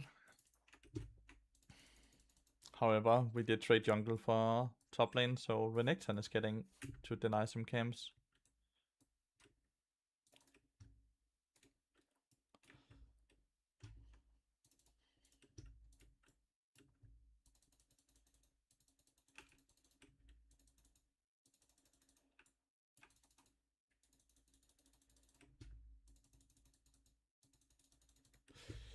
This could be Envision, right?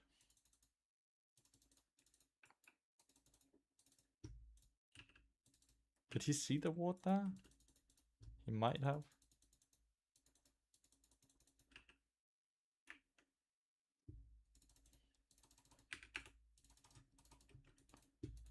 It's legit on vision.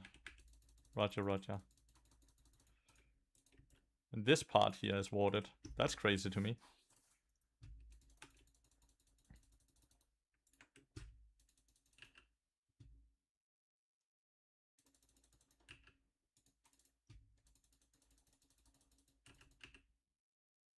Look at him.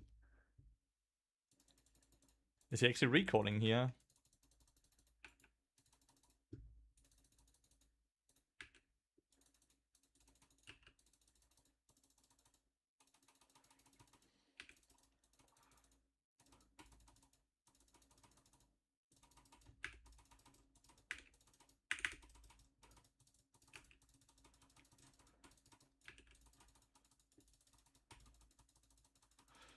I portal like this because I was kind of afraid of an Orianna over the wall, but she's bot side. Senna got a lot of assist though for that ult. Gonna get mid and top.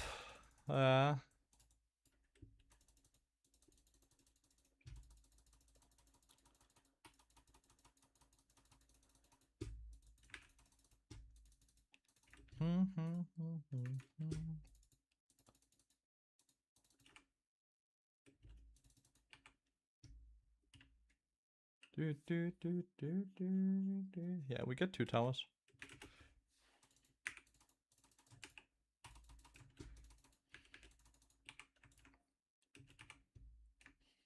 Something with that.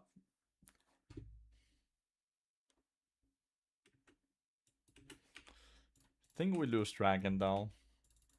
Which is a bit of a shame that they get double dragon. But I think we just play Herald.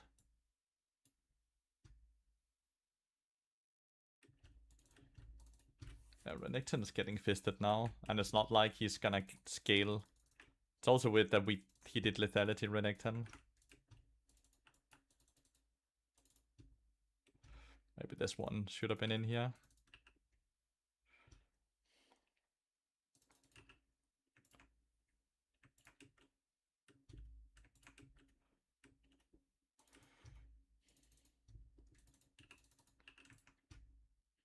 Tristana's coming from the right.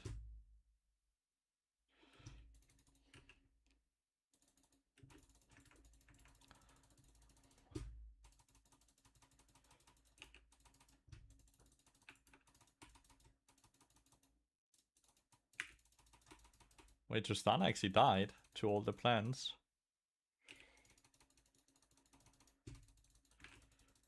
That really looked like it would have hit. So that's kind of crazy. The chain from Silas there, it really looked like it would hit.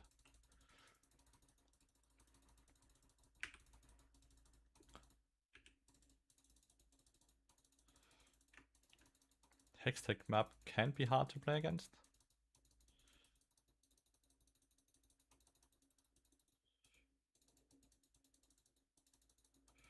He didn't see how low Lilia is. So all is good.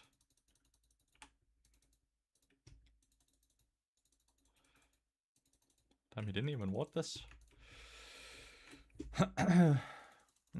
Okay, well, we have built that goal lead we definitely needed to win this game, but they have the dragons, which means we are forced into a fight that doesn't necessarily have to be very good for us.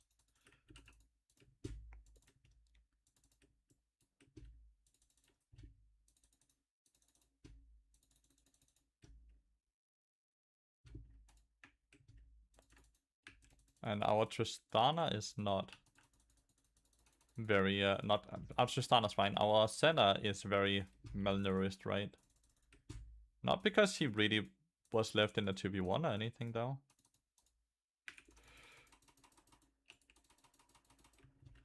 Oof. 4 people mid.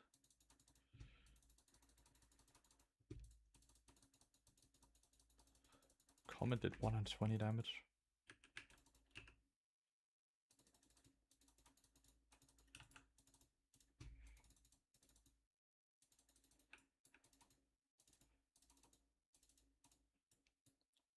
I think the ace is dead. That's a shutdown.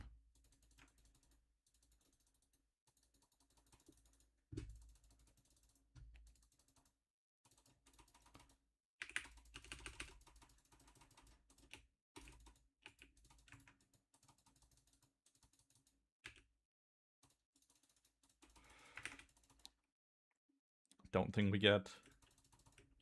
Oh, we do. We do give up on a lot on the Rift, though. Like, we lose top lane tower, mid lane tower, Jace died, and Senna died.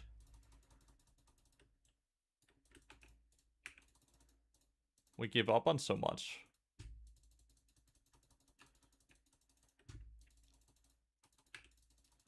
Maybe we can take a good chunk of this. Yeah, we can. Okay, so we get 2 towers for 2 towers. But we lose 2 kills. One of them being a shutdown. We have a... You can see the kill lead, but you can see there's no real shutdowns.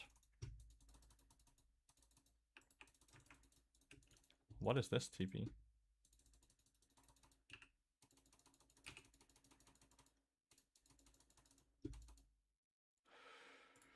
Okay. They don't have Ariana ult, I think, for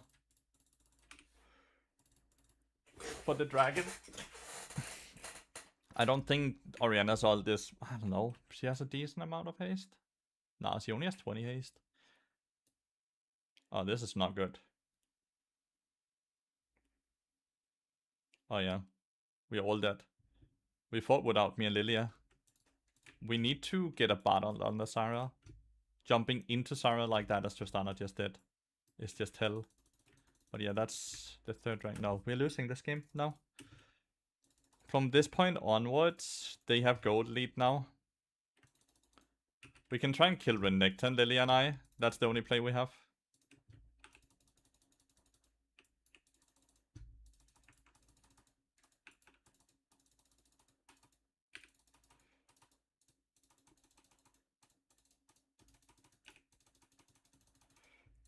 We got the flash.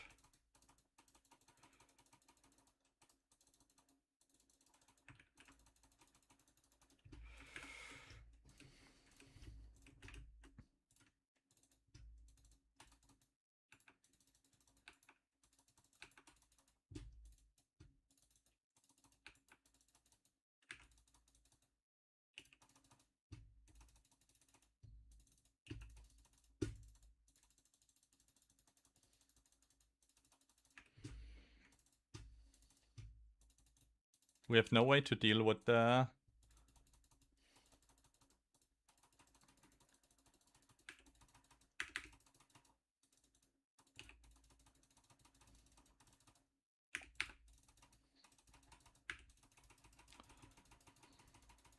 Okay, this is really good.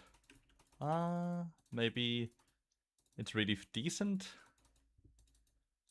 Tristana dying to the Orianna all over the wall means that we probably can't do Baron.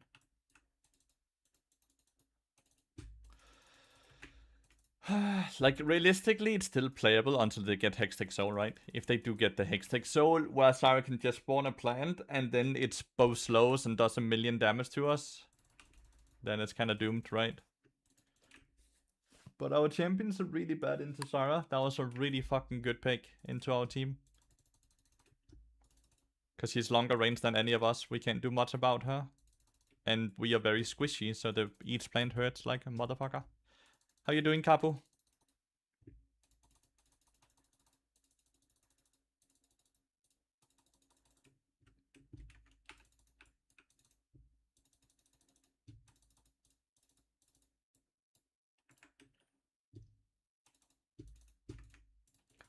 $37 stacks, 22 minutes into the game.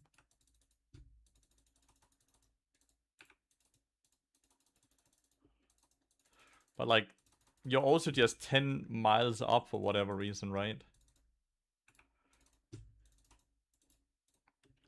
Why are you that far up?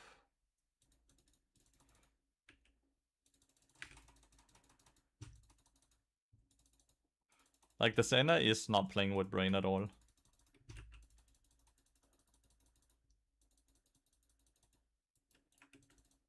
They started it.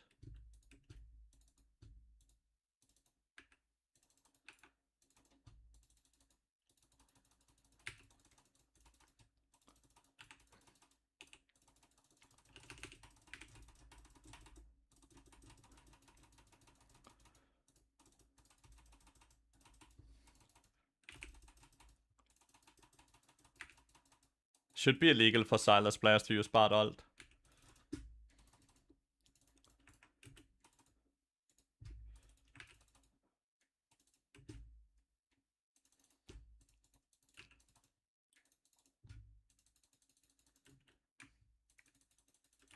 It should be illegal for Silas players to use Bard ult. He fucks it up every time. Win a lot today? I'm 1 win, 1 loss, and this game is looking incredibly hard to win. This game is looking really, really, really hard to win. My Senna has a tendency of positioning like she's a Malphite in this mid lane. She just walks up and then she dies to Kha'Zix just stealthing up on her. Like, you kind of see like how she's doing here. You see how she's walking up next to her cannon.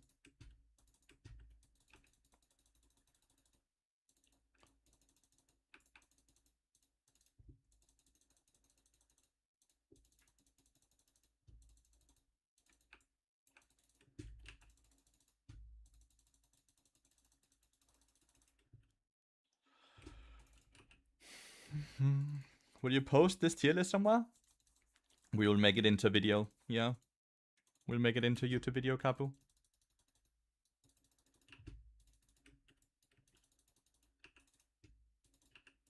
We are all down here for whatever reason. They will just rush this.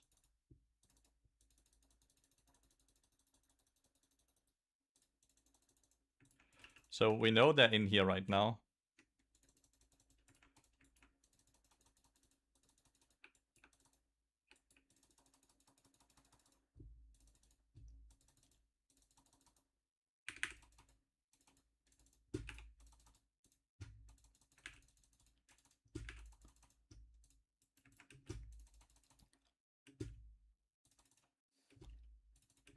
Well, they get Baron, but we deny the soul, I think. Kha'Zix is gonna try and get behind, I think. Now we get the soul. Not the soul. We deny the soul.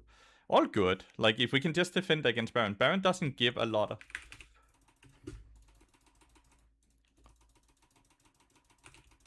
Wow, okay. He still get the Q off. He must have had vision on me or what? Like, since he found me there was no vision. Oh, wow. One shot. Wow, Tristana one-shot the Kha'Zix. I guess that's 3 item Tristana for you. That's a great hourglass. See, dodge both Orianna ult and Sarah ult.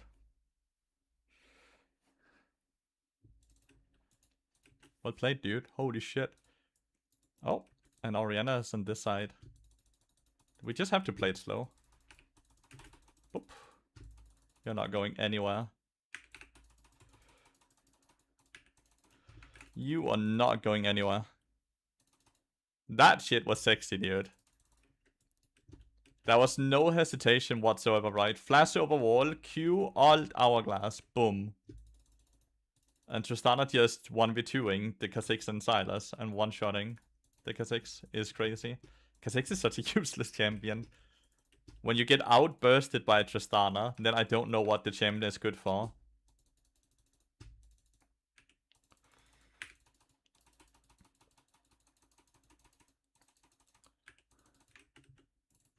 You know, like, what is that champion good for? If you're in melee and Tristana outbursts you when you're fed as fuck. I need some fucking mercs. I need some mercs. It's all good though. We get 2 ults and they kill the bot, which doesn't really slow down our sieging. And we don't need vision right now.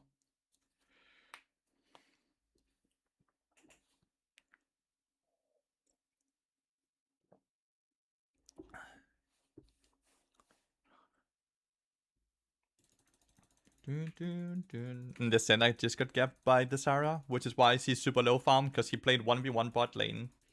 But he's 100 CS down on Sarah, and that's just Senna just getting gapped by Sarah.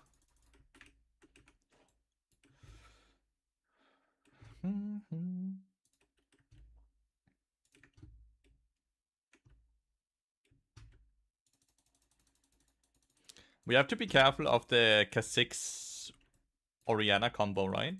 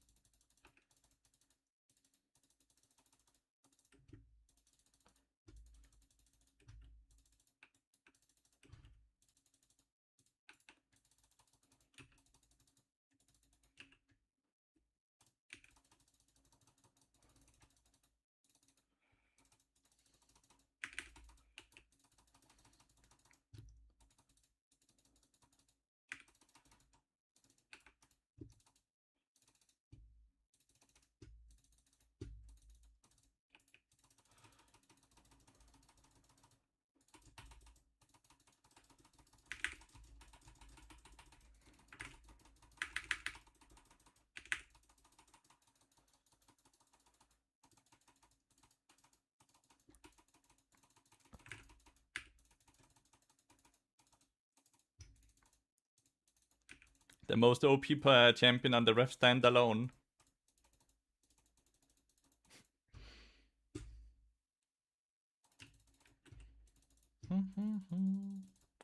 That was close with the Orianna Kha'Zix, but they only hit 1 with it.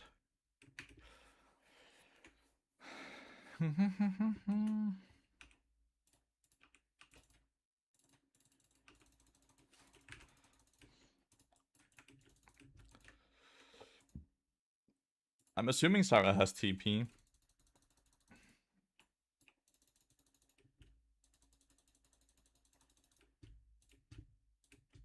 Senna's kind of boosted now.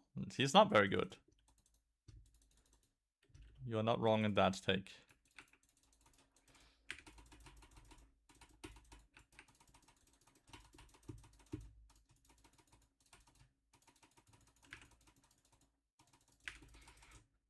What is Sarah doing? What the fuck is that dude doing? That's a Kha'Zix behind us, which is why she did that, right?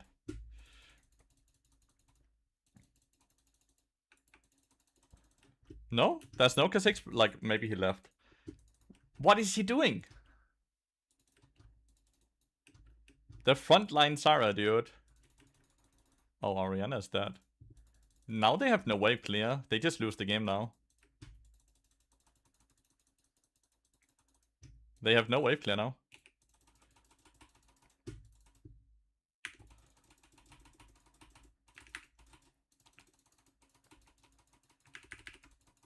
GG. I definitely did, dude. I'm a rich streamer. Every time you see me win, when I'm actually losing, it's because I secretly write them. I'm a rich streamer after all.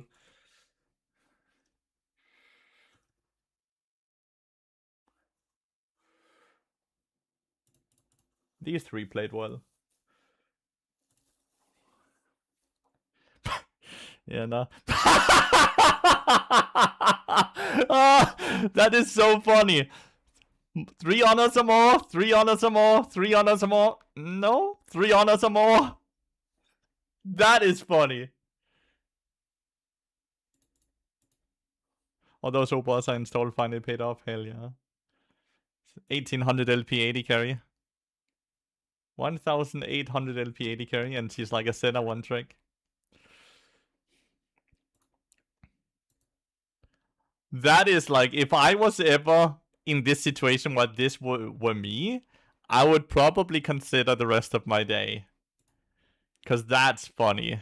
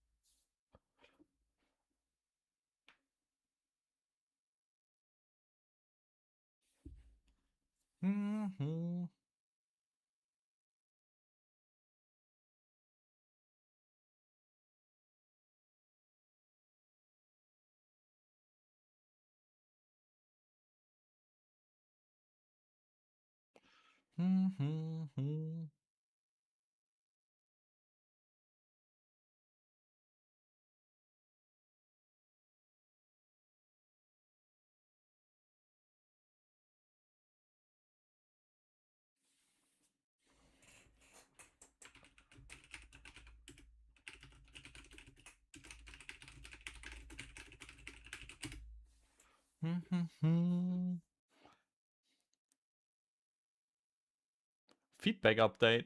We have issued a penalty to Twitch TV. Neemon Fly. Was this in this game? Oh, it was the Sarah. Disruptive chat. Was that after she ran it down or what?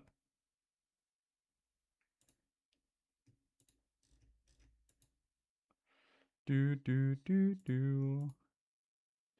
Do do do do. Do do. Do do do. Papal. Yep.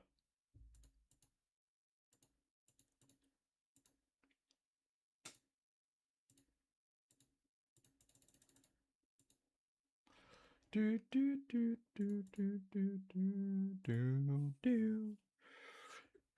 I did not expect to win this game off of the draft, but the Silas was kinda clueless about the map. So he never really got to impact anything. He just kinda ran around dying on the map. which is a big contributor to why we actually won this game.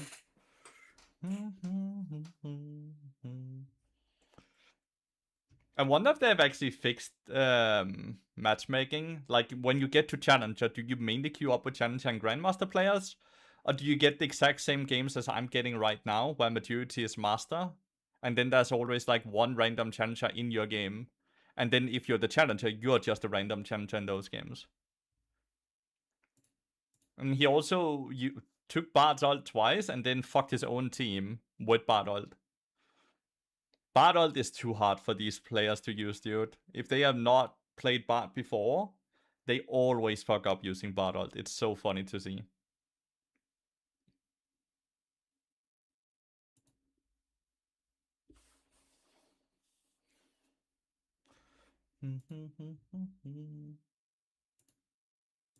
They always get humbled.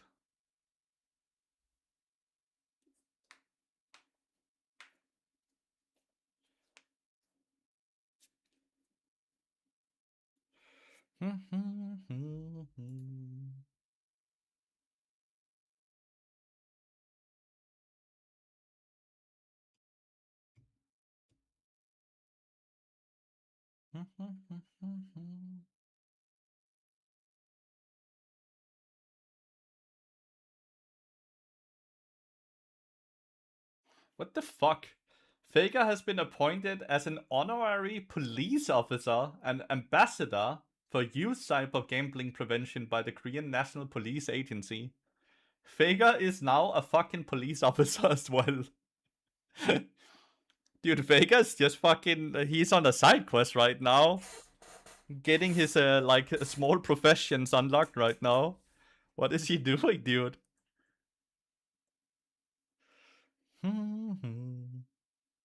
Well, that was a mage's last game. Last game was a mage, no?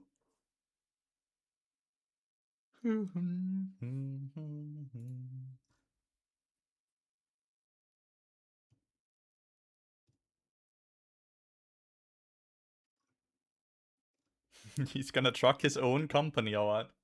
He's gonna have a truck company that's gonna truck his own company.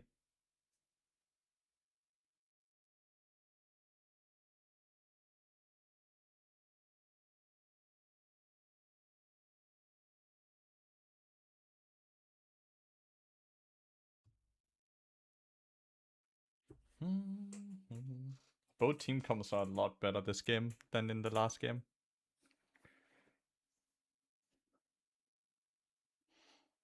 T1 Yonara. T1 Trucker, hell yeah. Is that gonna be the name of the company?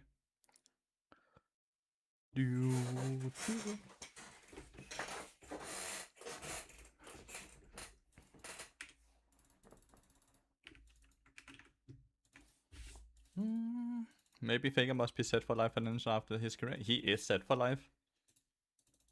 He owns buildings in Korea. He's a co-owner at this point of T1 as well. Like, he is set for life. And it's not even like his children's are set for life as well.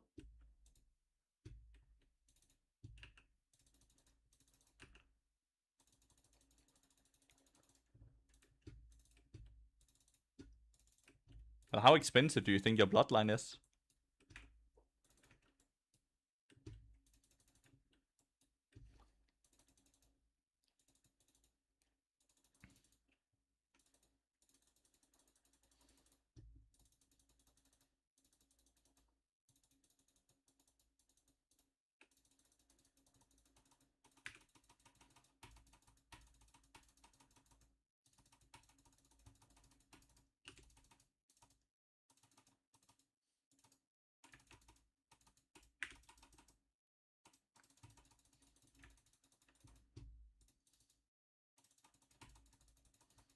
That's interesting gameplay.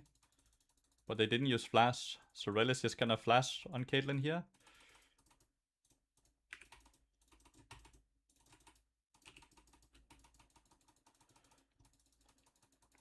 Should be kinda obvious that that's gonna happen, but My Caitlyn apparently didn't think that was so obvious. Super sad my Caitlyn didn't get an assist though.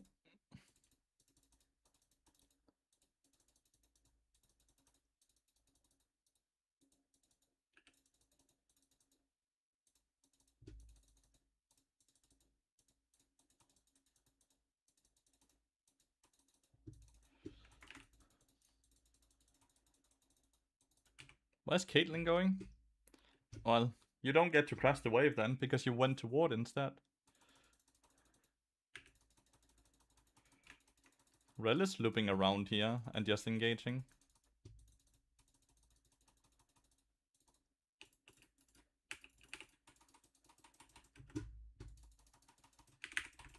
I didn't get my Q off. If I get Q off, maybe we get one more auto attack. Caitlyn kind of forgot that Rel existed in this lane now. This is really interesting gameplay. I'm kinda lucky with my AD carries, by the way.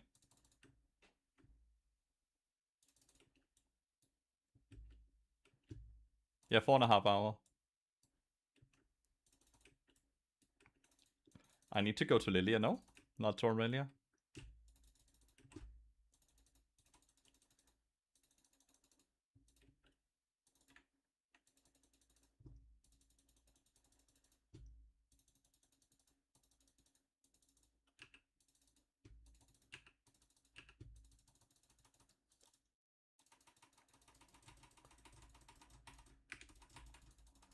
Wow, we killed. Let's go.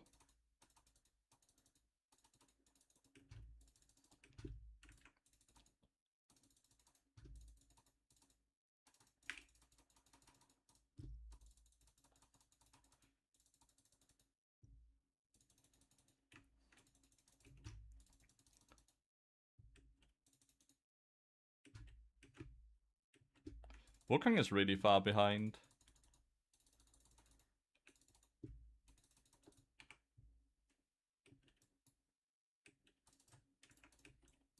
This Rel keeps fucking cancelling. I don't know, Rumble has movement. Like, Rumble is... Okay. So what are you gonna do here? This is what you ping for, right? I can get flash here, maybe?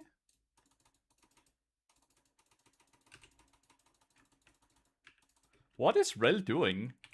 She's continuously cancelling the Aurelia's fucking reset. And then she just gets dove. She doesn't get dove, she just dies to the tower.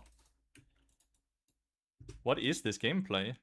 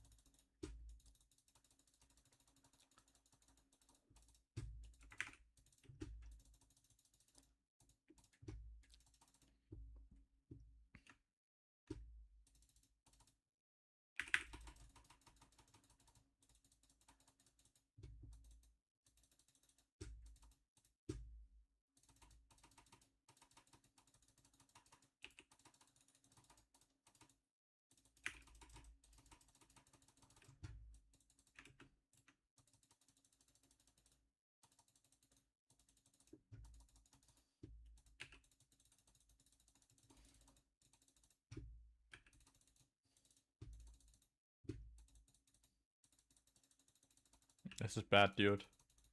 Please. Please. This is bad, no?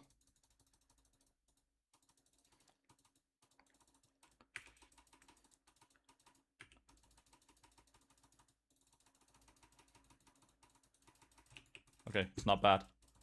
She got the level up. She knows what. She know exactly. I want you all to know, if she doesn't get this smite, if she doesn't kill this, she dies. She doesn't get level 6. She dies. We all die, and we lose the game from that play. I want you all to know how incredibly fucking risky that play just was, for no apparent reason. Because we already had an insane lead on the jungler. There was no reason to take such a big lead risk.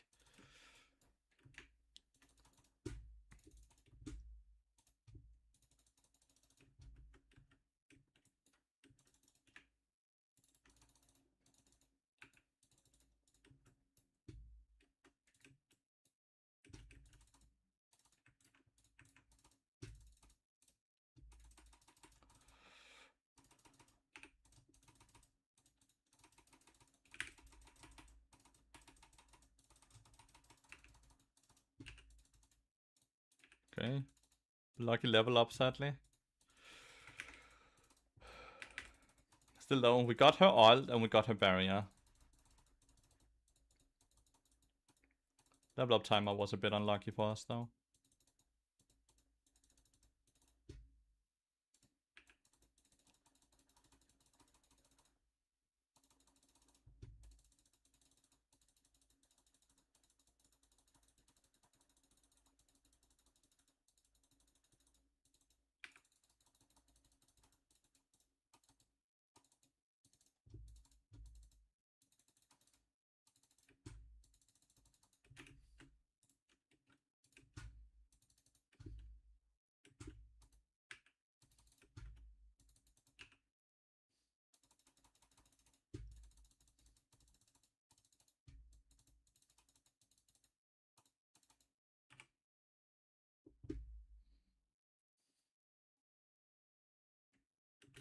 I have Deadman's Blade.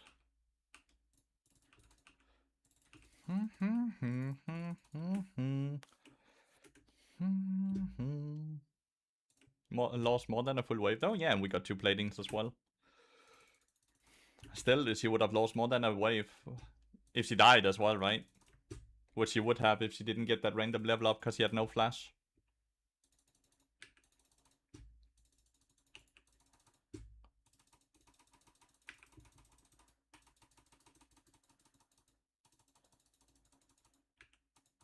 Aha, hi Rel.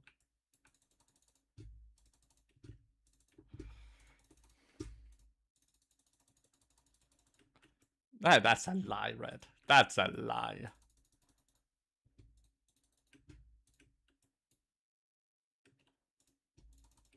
Can work on a spot.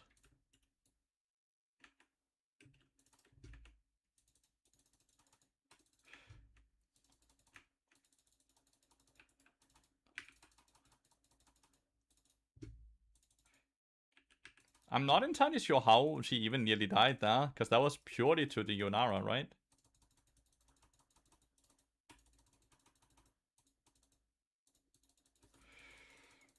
Rel didn't do anything there.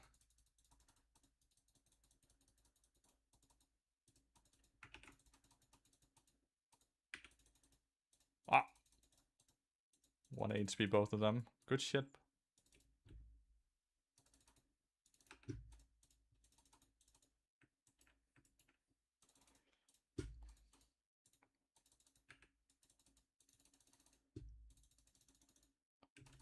Aha.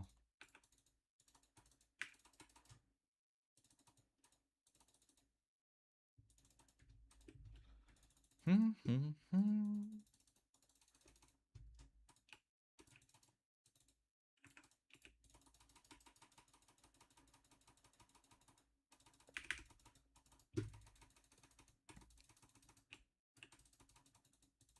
She didn't even net into trap or anything. Not a fan of this Caitlyn, dude. That's a fucking guaranteed kill. Where are you going? Why are you leaving? Where are you going?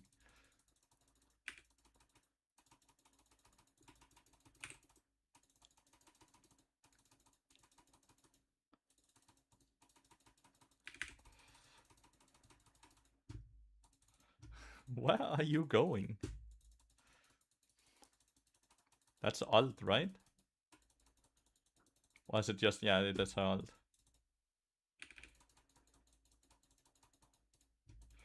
Mm-hmm.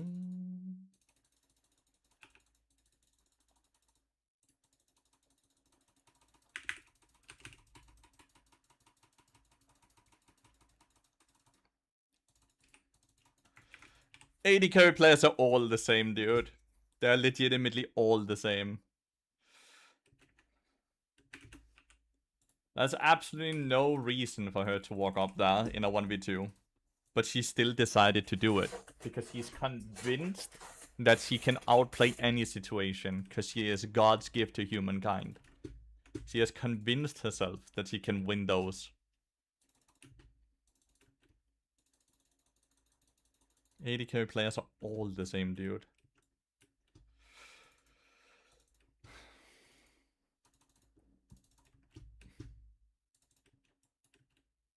You don't have ult. I'm going bot lane. I'm going bot lane.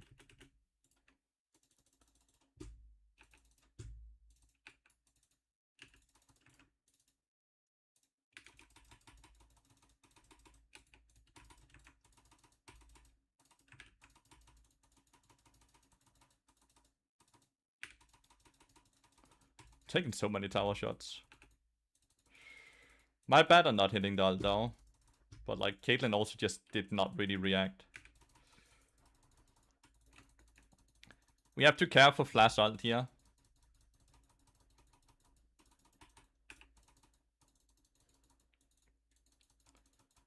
That was that was really bad execution.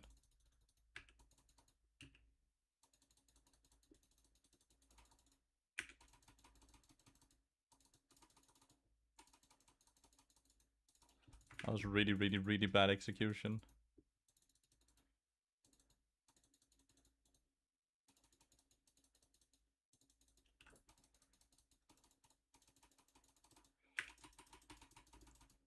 What is Rel doing? How is Yunara supposed to enter this, dude, when I'm on the right side here? It's because it's using the wrong scene, because the right scene is bugged. Every AD carry player is the same. But yeah, the Rel is not better, right? She just engages for the sake of engage there. Even though there's no way for Yunara to click up, right? Because I'm basically standing in the way of her. She can't click up. She has no flash. She has no ult. So she can't dash either. So she's kind of just stuck.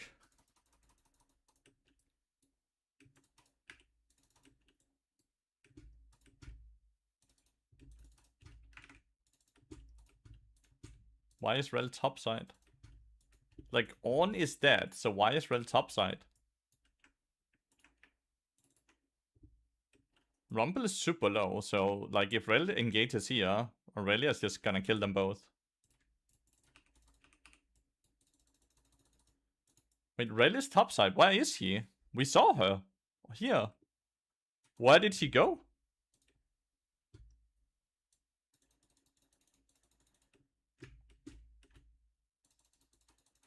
Am I hallucinating? I for sure think I saw the Rel walk here.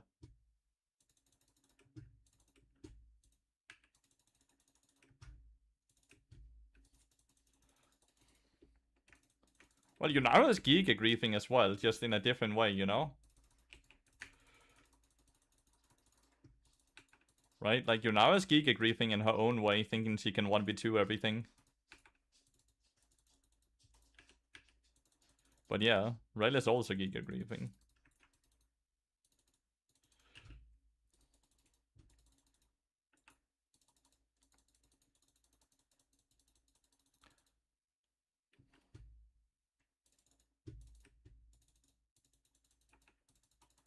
Triangle warding.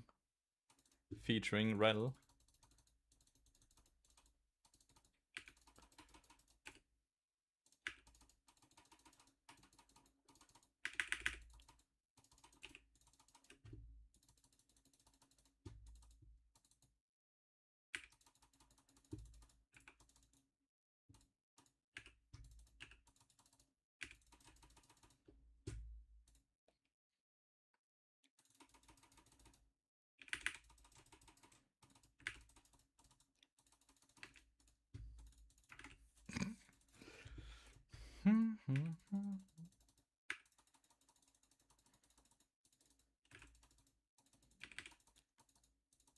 If I didn't use ult here to try to help Aurelia, I could have ulted the Wukong and Yunara during my stun to get Caitlyn out of the pickle.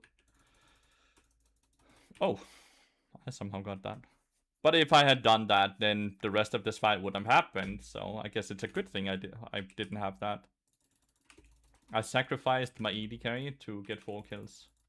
It's a trade I'm willing to take every day. They got the gate, yeah.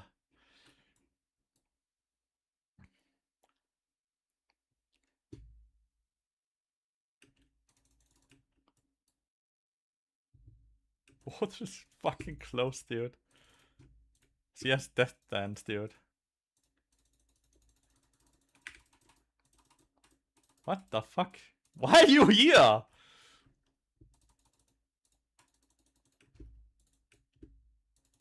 That looked like he was trying to fucking collapse in Caitlyn while he had 30% HP. Surely that wasn't the game plan. You now use barrier, right?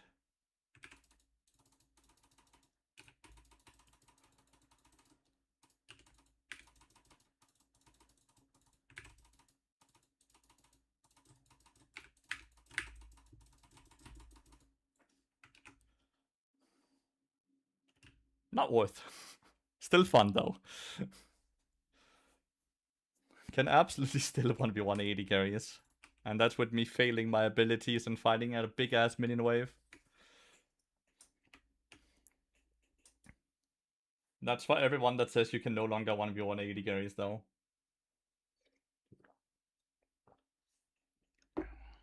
Do do do do do. Hello, Quarky. Aurelia's back to the tower. She continuously dies to kill. And she's dead once again. But she did get the tower. 5 people is a lot of people.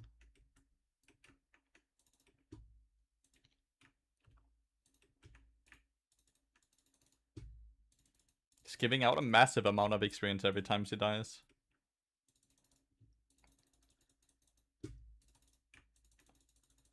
Leader never have more kills than he has fucking deaths, dude.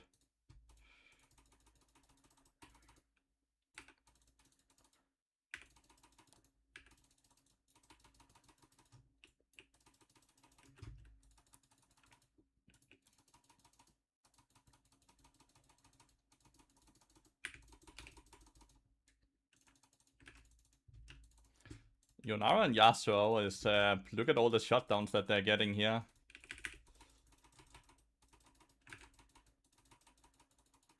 And now the bounty, like, how is the bounty still going, by the way, even after all of this?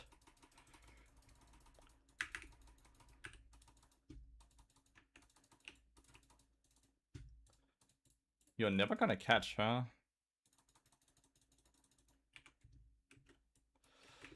So, shutdown, bounty.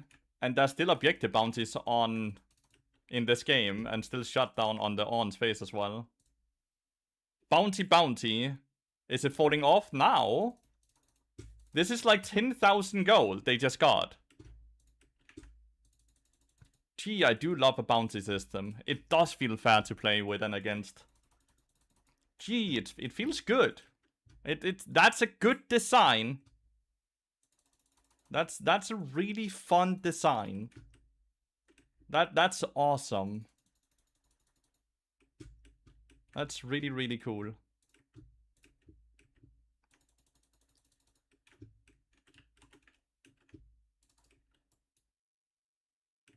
What is this Caitlyn doing, dude?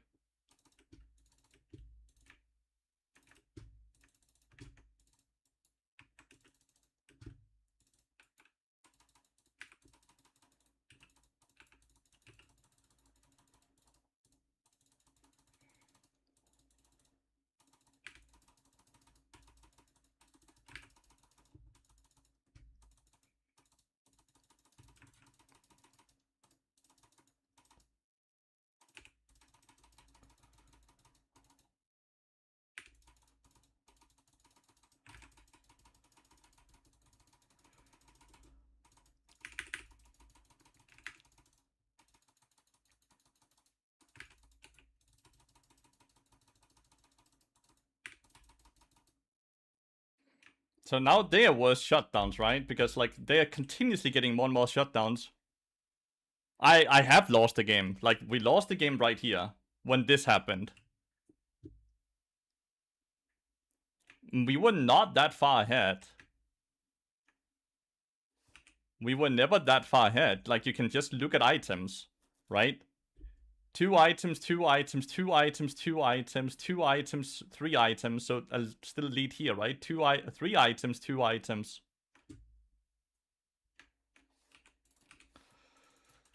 I think the biggest issue is that Aurelia just keeps fucking running it the fuck down, right? And so is and like Aurelia just keeps running it down, and so does Caitlyn. So we never play 5v5. Is that worth 10,000 gold, Luxus? 100 CS lead, is that worth 1,000 gold? 10,000 gold.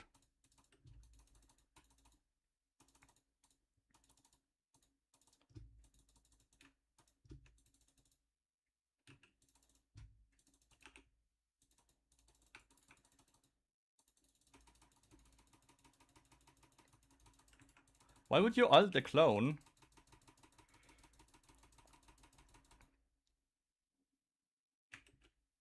She's straight up griefing, no? Like, that was very obvious, the clone.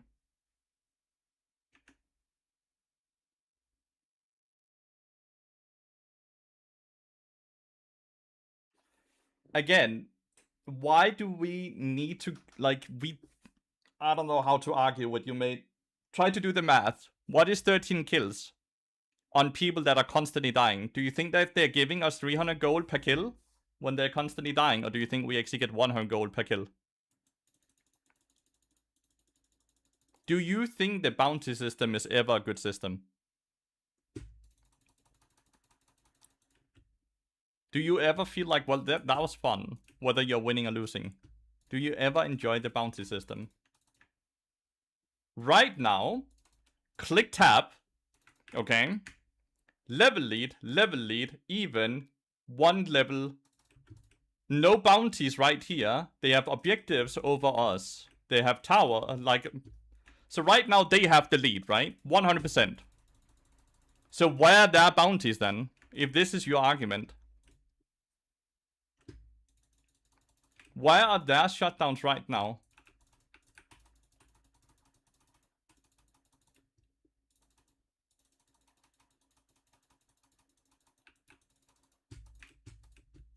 Should they not have shutdowns on their face? If that's how the bounty system is supposed to be calculated.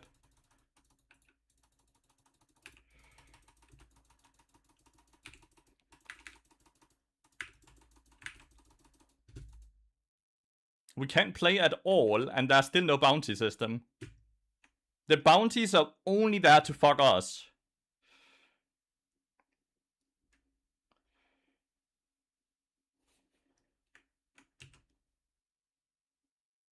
How are they allowed to get 15,000 gold in 5 minutes and they don't get any bounties on their side?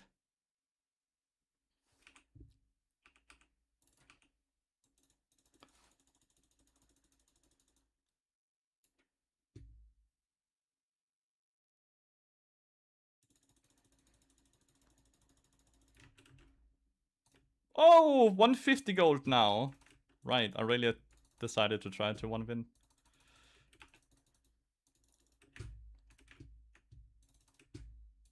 This gold graph looks absolutely fucking horrible. I'm so tilted. I hate the bounty system.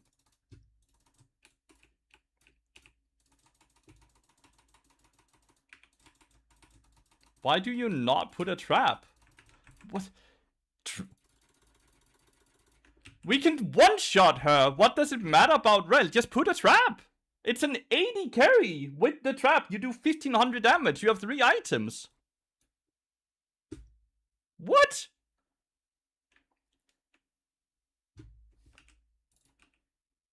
At least we got her flash, I guess, but whatever.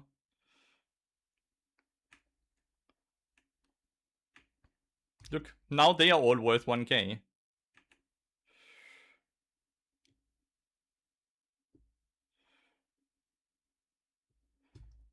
Now they are all worth 1k. This is obviously very fun for them, right? This is obviously incredibly fun for them. So now we are the ones now collecting 1 billion gold in shutdowns.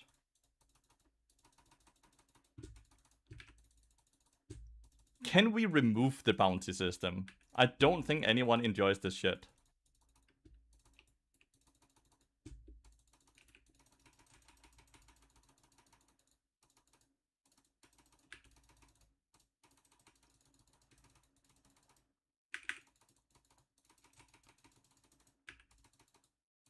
Wow, another bounty. Well, isn't that fun? But we just collected shutdown, so why do we get a third shutdown now?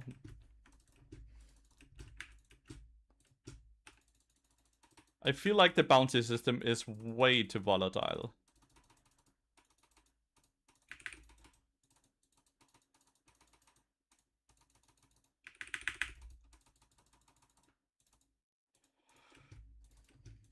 Did it upgrade? Yeah, I just didn't get the color. They scammed me out of the color.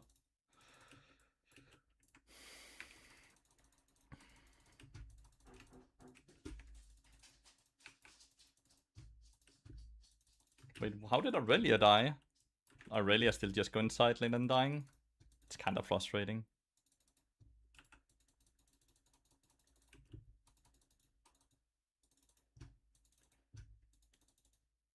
Can the support item get upgraded? Oh.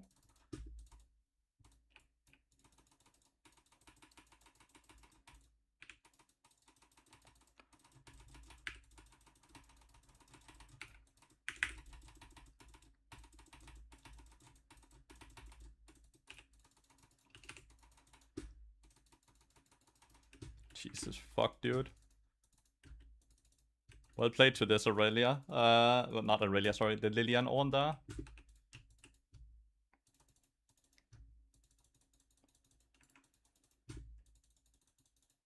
And then we won. What a dumb game. Like, you can see how, like, it's just bounties that are fucking... It's just the bounties that decide the game, dude. We got to collect bounties one time ourselves, and suddenly we were just giga winning. The bounties are just... I don't enjoy it. I really don't enjoy it.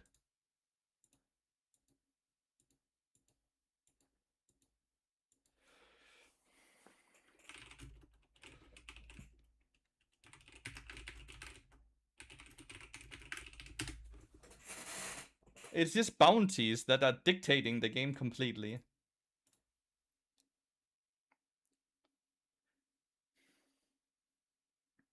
See, this is where... Now I'm gonna complain even more. They kept getting bounties doing this, right? Until they had the gold lead. When they had an 800 gold lead, we didn't get just 1k shutdown. We also got a 500 gold shutdown, and we also got a fucking 300 gold shutdown. They had an 800 gold lead. That's what they had.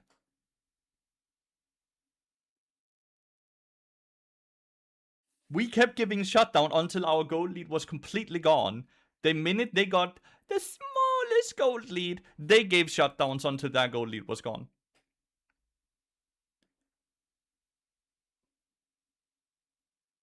The bounty system as an idea is good, not on champions. I think bounties on objectives is a good idea. You should be rewarded off of good macro. Where, like, you get objectives on a team while you're behind.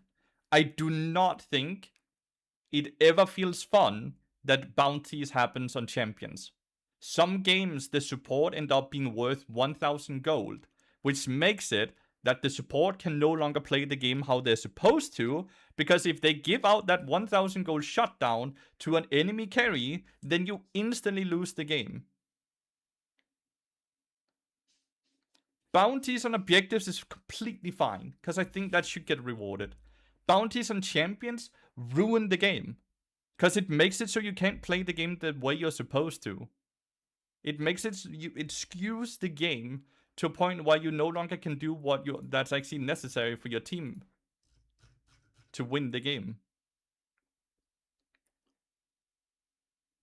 And how much LP do I need? So much, dude. It's like 1800.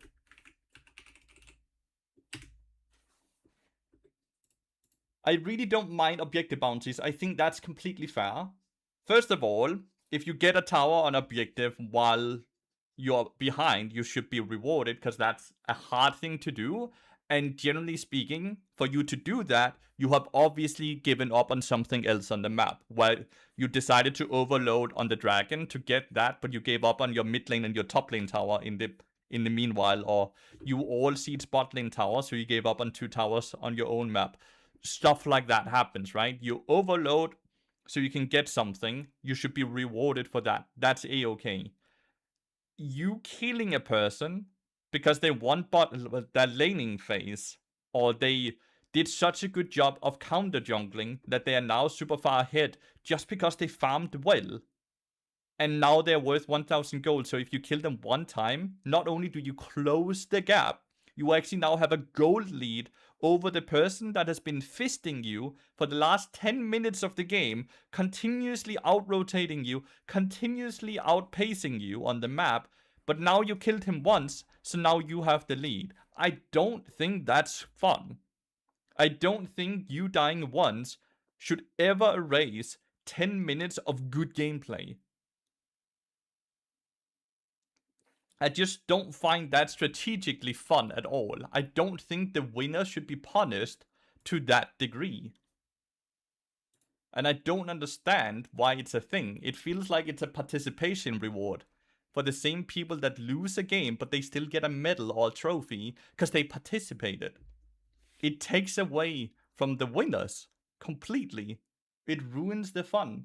And when we don't know the math behind it, it's even more frustrating because you start just noticing, wait, why is there no bounties this game? They obviously have an insane goal lead here, or they have all their objectives, but yet I'm the team with all the shutdowns because we have decided that we valued getting early towers and kills, so we gave all objectives. But now we have shutdowns on us, even though we have no insurance of scalability because we valued gold higher than objectives. I don't think it strategically is fun because it erases a lot of possibilities in the game. I don't care if it's hard to come back. Then you lose. No other fucking game has a bounty system this way, or like sits and fucking pity the losers. Like no other game does that. Like what? Like look at fucking traditional sports. Imagine basketball, dude.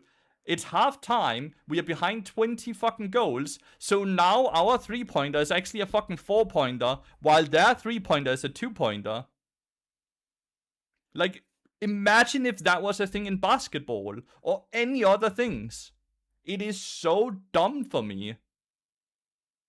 Doesn't have gold though, no. But like you are obviously morality wise, if you're seeing that you're losing the entire game and your morale will lower, so to increase the morale of the player so that motivation stays high to continuously try to actually win this game that looks impossible to win, we're gonna give a carrot on the stick and make it so their goals, whatever, will have more value than they normally do. That's the exact fucking same. In real life, it's morality. In the game, it's gold. I don't think it's important at all. Put it on objectives, don't put it on champions ever. Put it where it strategically makes sense to put it. So it's a give and take system. While right now it's not a give and take system, it's kick the team that's winning because fuck you, how dare you win. Because that's how it feels. It feels like you're getting kicked while winning. It feels like the game is now playing against you because you dared win the game early. So now it's trying everything it can to fuck you over. Like, it's everything about the game that does this.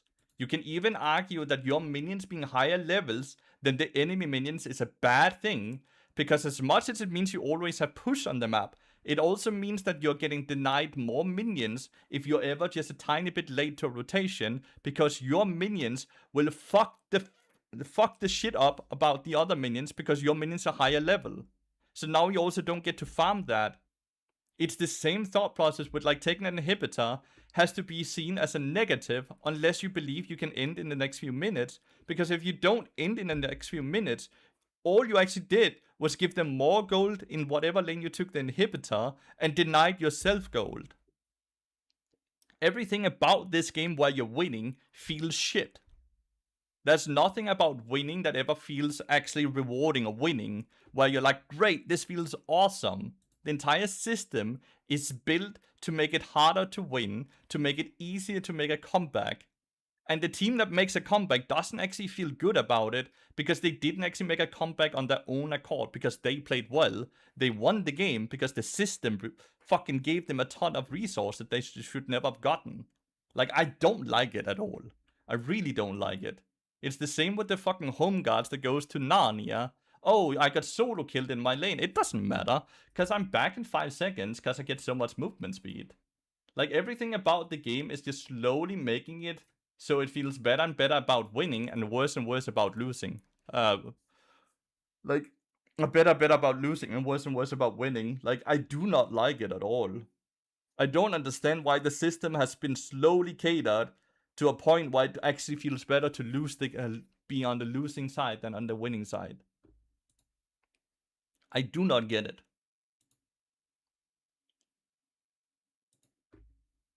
And it's not something that happened overnight. It's been slowly progressing towards this more and more and more.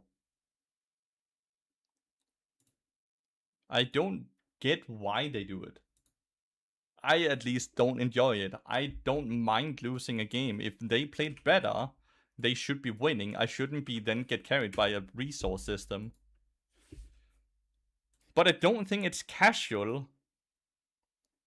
Like, they have done that, I agree. But I don't think it's a casual, I don't think it caters to casual players that they get fucked if they're winning a game. That's not about casuality, right? Because that happens in any elo at any point.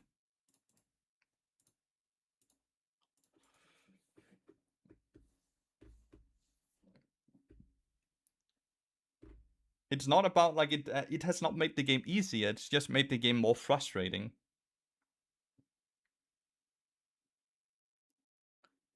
They have made the game a lot more casual friendly, which I don't mind. That's fine to do, right? Making it so everyone can play the game, that's fine. Making the game frustrating, whether you're on the winning side or on the losing side, seems like a mistake, though.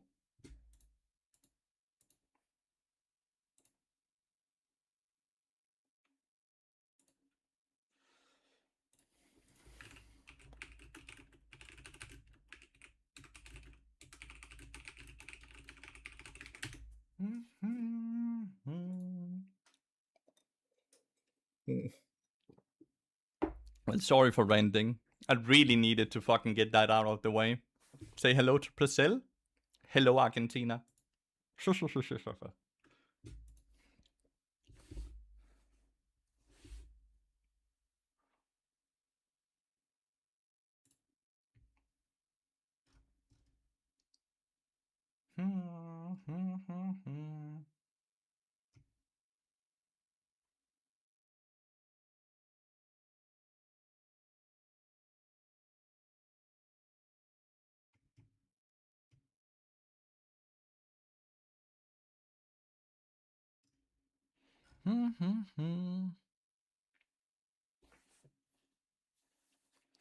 Argentina. Yeah. What was up with that? They could not win though. The VAR was not strong enough.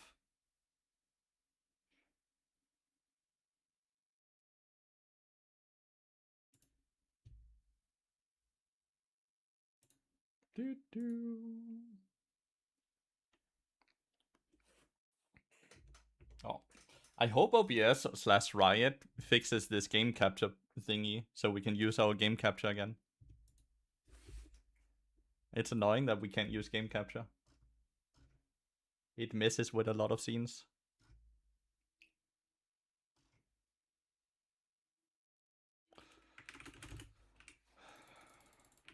I don't know who it is that fucked it. If it's OBS that fucked it, or if it's Riot Games that fucked it.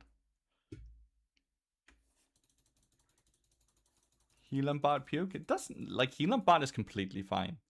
I don't think it's fun, but win rate wise, I think it's completely fine to do. It's just not fun.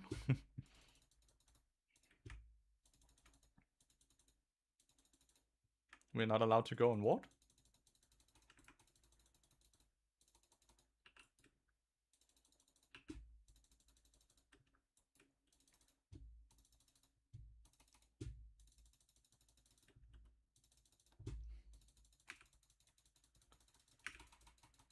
Oof.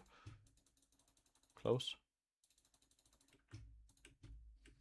He got a rock in his face.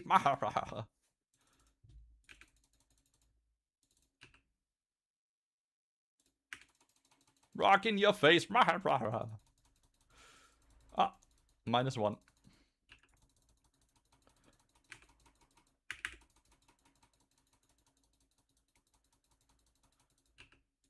I can't ward it. They will remove it, right? There's the bow standing in the brush. If I ward it here, they will just remove it, right? Because they can auto attack it. There's vision in the brush, and they're both in range. Now I can ward it, because Bart is over here, right?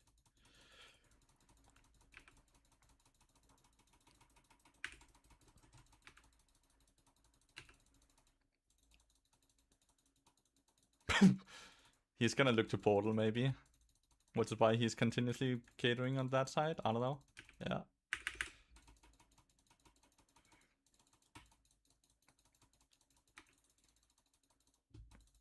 He used heal there.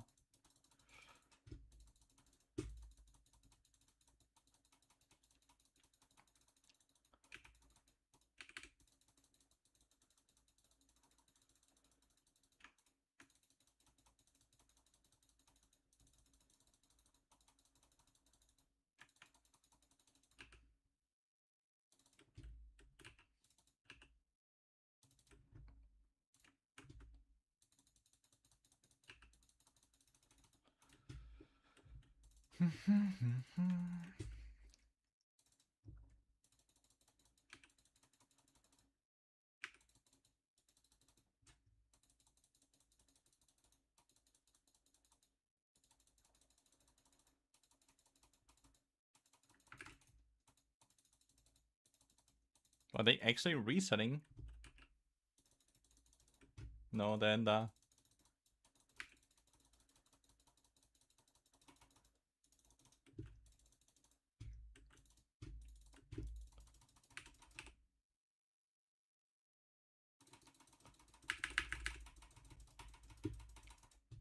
okay. That was not a great play.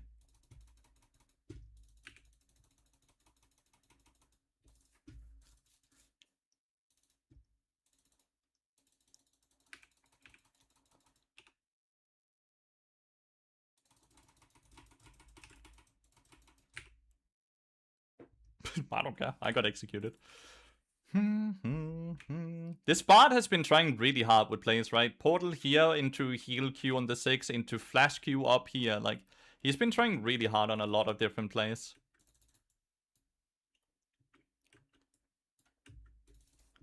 I still have flash and ignite, because I didn't need to use anything in the last fight.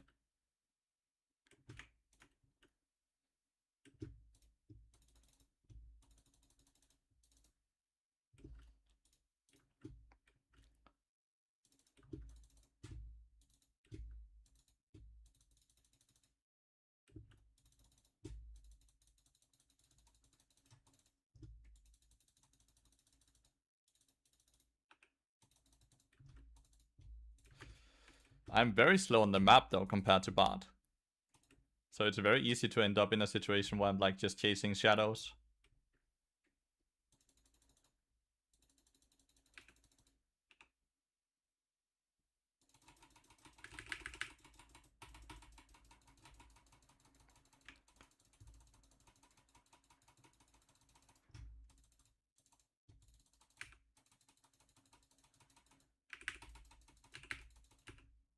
No, not yours.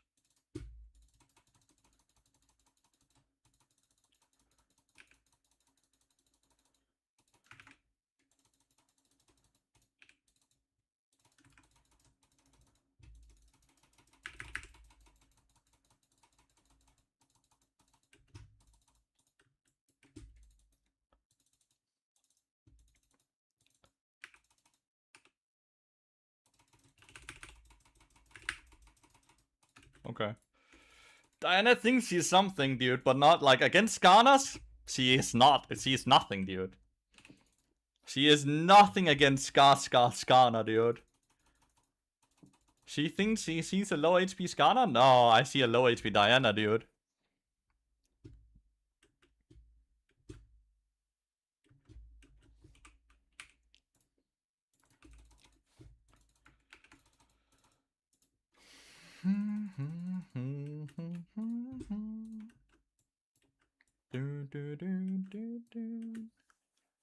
call an ambulance, but not for me.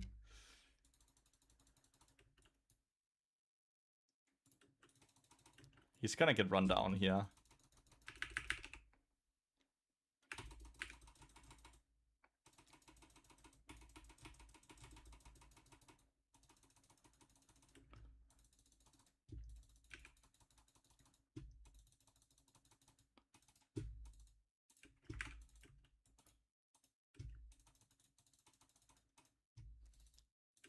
So slow for a few more minutes still, though.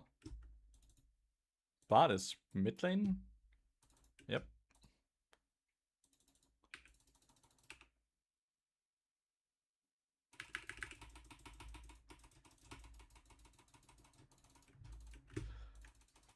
Oh no, that's ugly. That's ugly. I don't like what I'm seeing there. I do not like what I'm seeing there. Why does the bot have swiftness boots? I don't like what I'm seeing.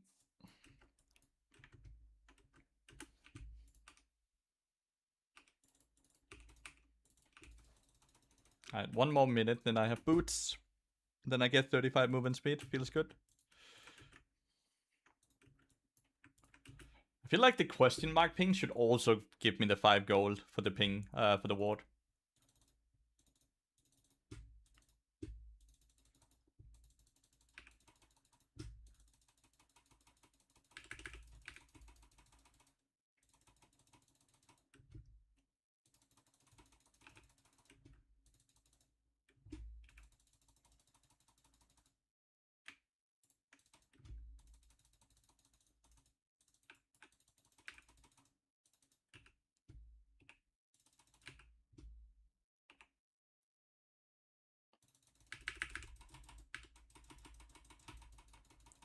He's low now.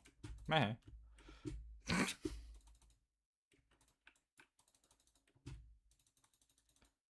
No honey fruits.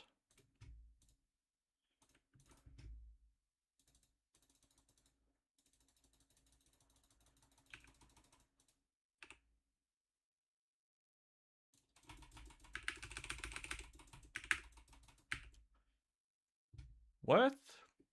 Oh no, not worth. I'm worth a big shutdown. Not worth. Not worth, chat. Not worth. Bonk. Good. Like, I deny minions in experience, but it was quite a large shutdown to give over to CET.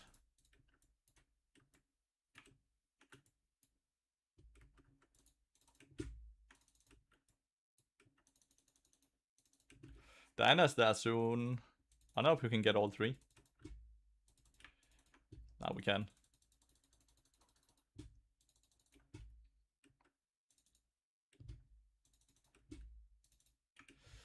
Volibear is like one of the champions I'm not sure we can kill.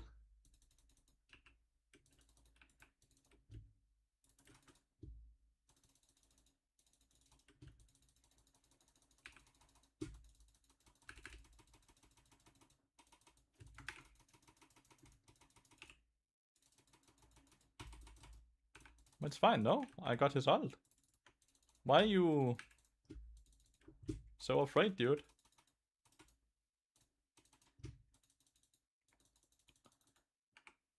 I didn't expend anything and I got his ult.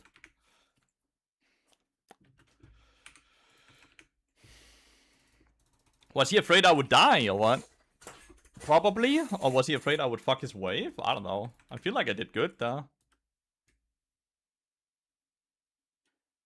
Caitlyn is gonna die to the tower now.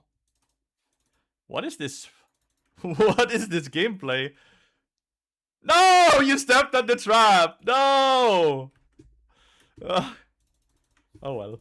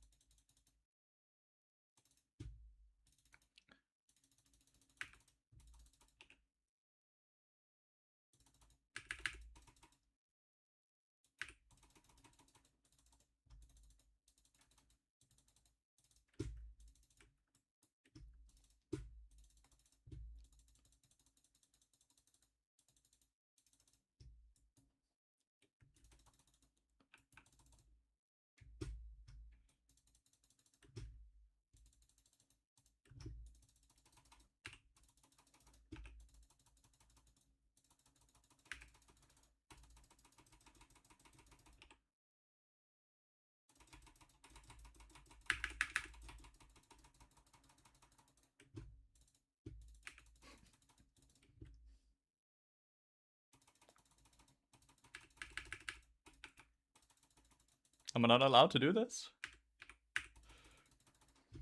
The Hegram is very, very, very interested in my Skana.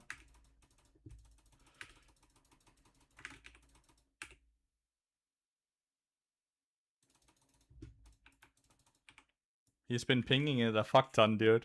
Everything I do on Skana, like he's been pinging it a lot.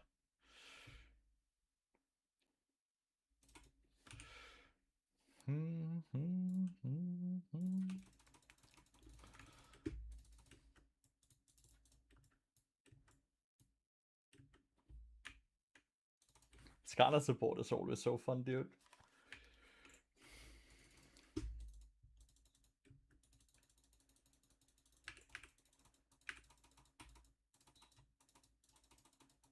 Oh! Ended up yoinking a big wave, the majority of the wave there.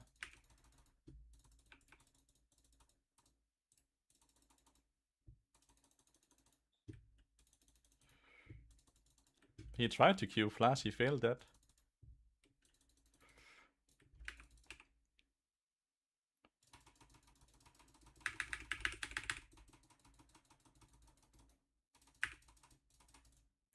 You don't have flash. He tried to Q flash, but he failed it. Generally, why I don't like the Q flash. It's not like it's not that consistent, right?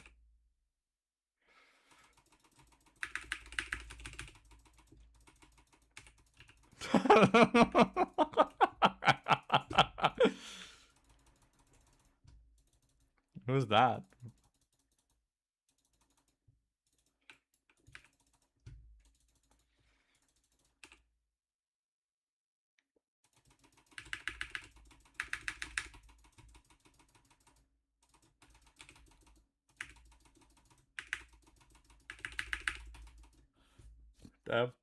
No charm. Oh, Hegram died. Ah, he missed the charm. But not the charm, he missed the stun, I mean.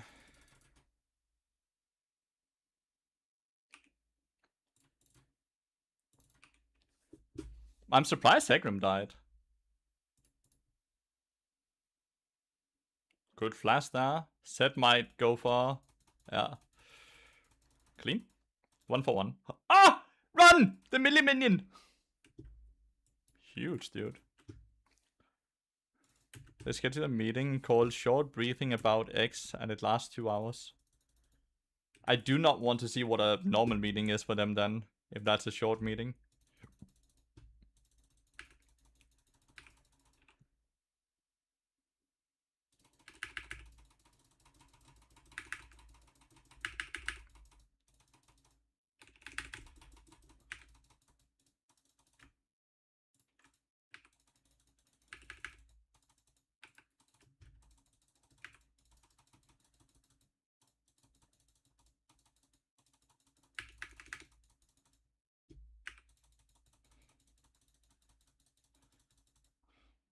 Damn, that set got fucked.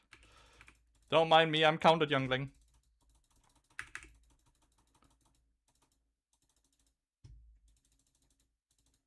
Don't mind me, I'm counted, youngling.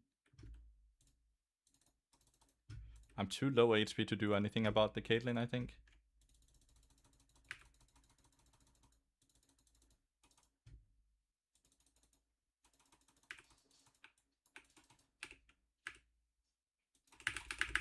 Well, she still dies, but I should probably just have stopped to W the last auto attack. If I W the last auto attack, I don't die.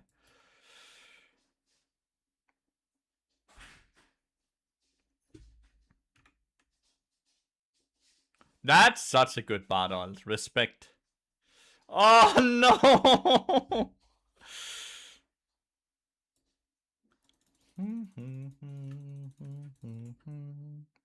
That was a good battle. He actually like predicted stuff.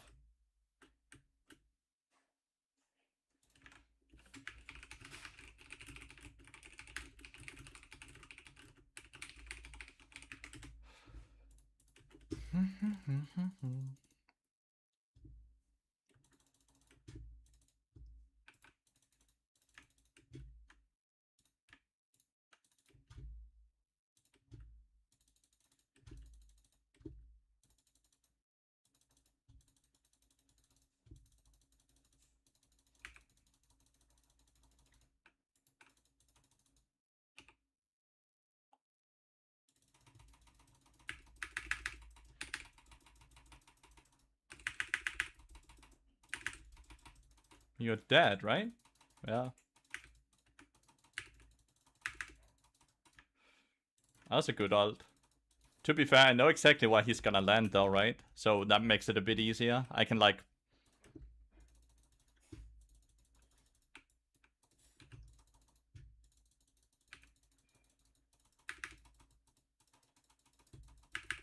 Oh, -1 shot.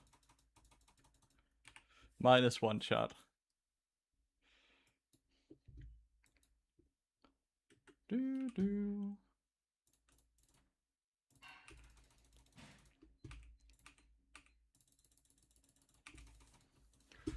I'm such a fan. Skarner support is so fun, not gonna lie. People are always so fucking surprised, less amazed, or whatever you wanna call it, about the damage. Are you flashed over? You flashed over the wall. Velkommen hjem, smukke.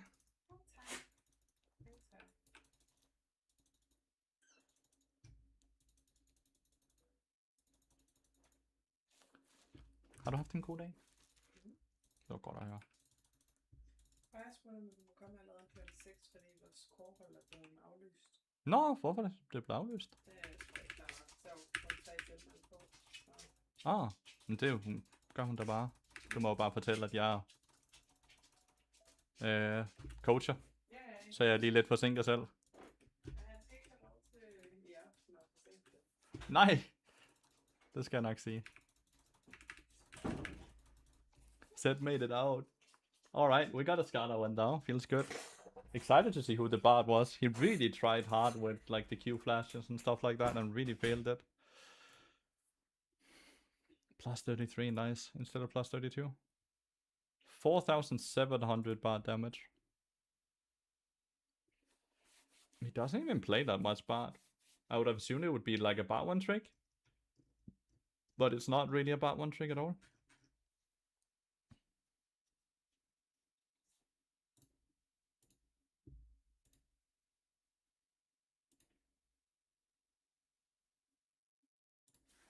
Do.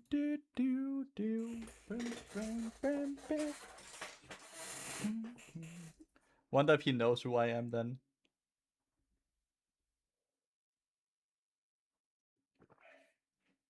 Wonder if he knows who I am then.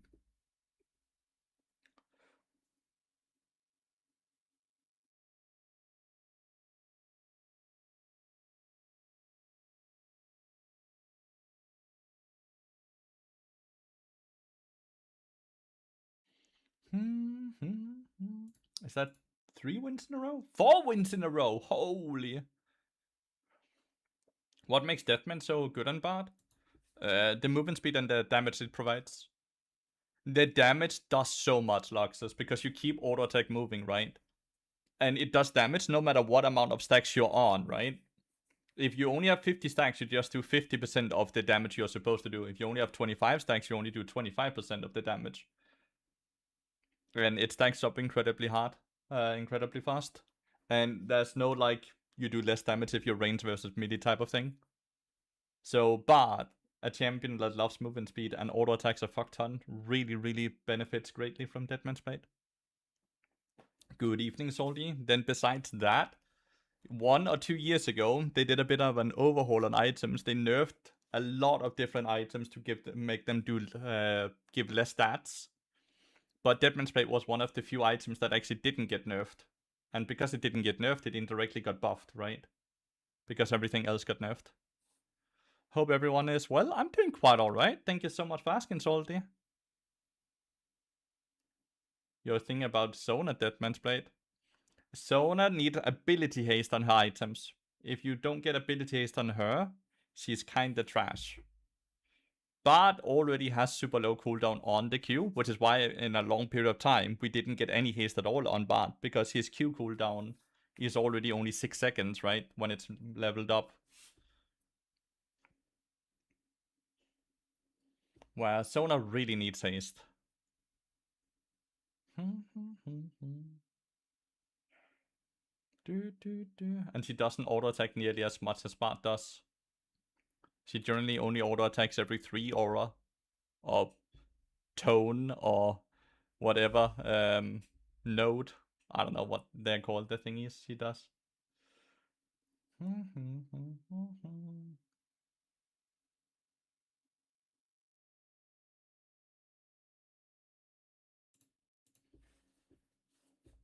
So she auto attacks far less.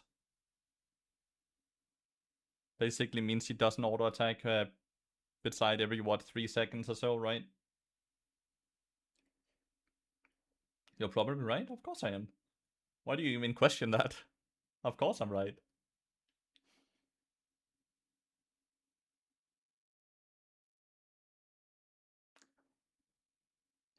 Not trying to be arrogant here at all, by the way, but of course I'm right.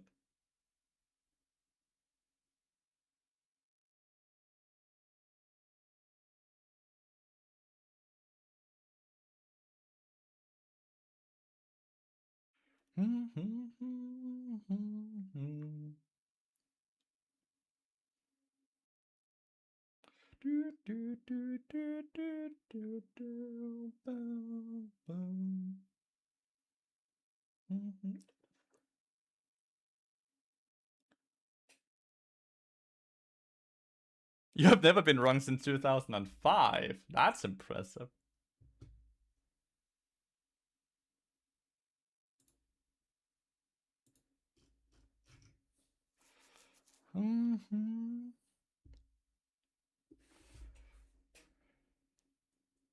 Yep, the tier tank item is incredibly stat efficient. It gives her a fuck ton of HP and it gives her haste for a very cheap amount of gold, which is why it's super good.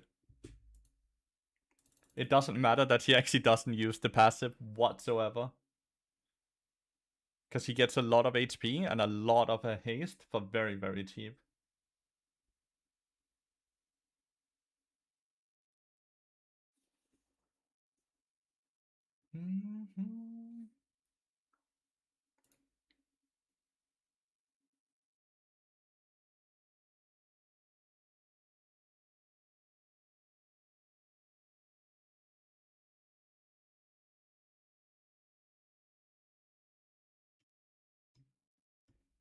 Do, do, do.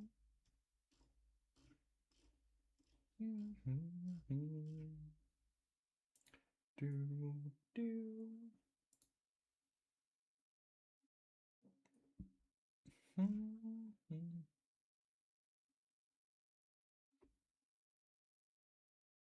Death Capstone first item on no balls, no, not gonna lie. True. True.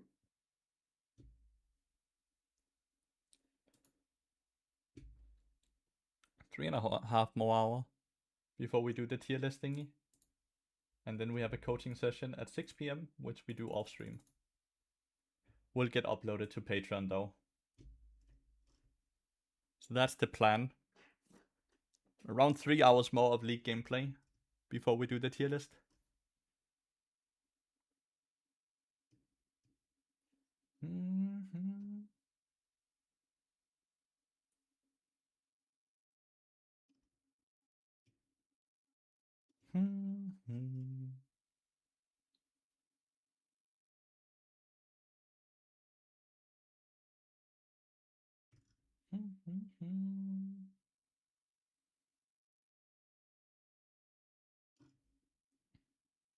Hi, Opsense. Topsense? I don't know.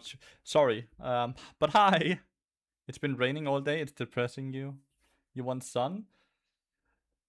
For the last 4 days in Denmark, it's been like saying it's gonna rain today, and it just never is. It never rains, dude, here. We are just hovering around like 24 degrees with a decent amount of sun. So it's not really like hot, but it's also not cold at all. It's just kind of cozy.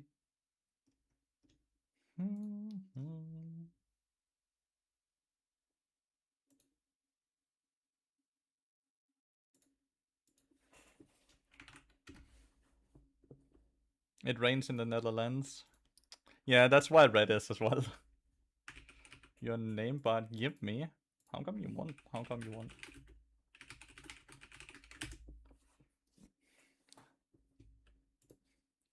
How come you want my name? Lathyrus probably. He knows.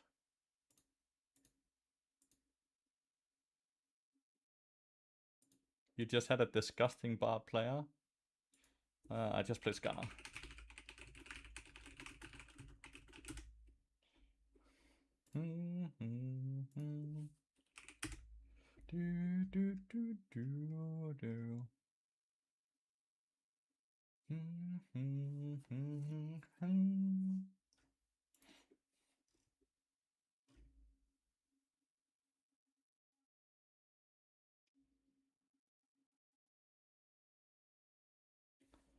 Just back in League since 5 years ago, but watched League, always played as support and found your videos. They help so much. Thank you so much for watching them, mate. I truly appreciate it.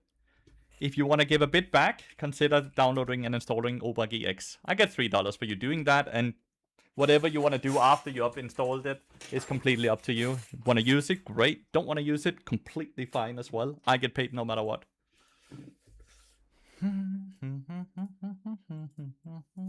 Oh, well.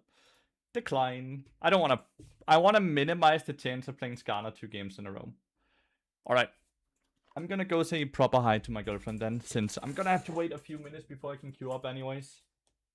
I'm gonna give you the jar who's playing Dark and Darker for a few minutes then. Be right back.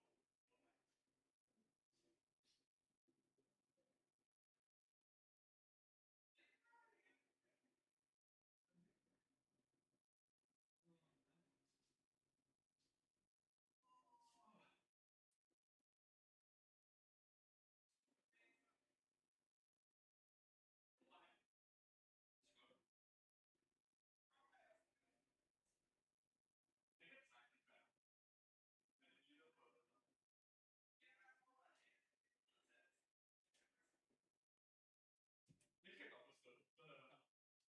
kan godt forstå, at du ikke kan overskue det.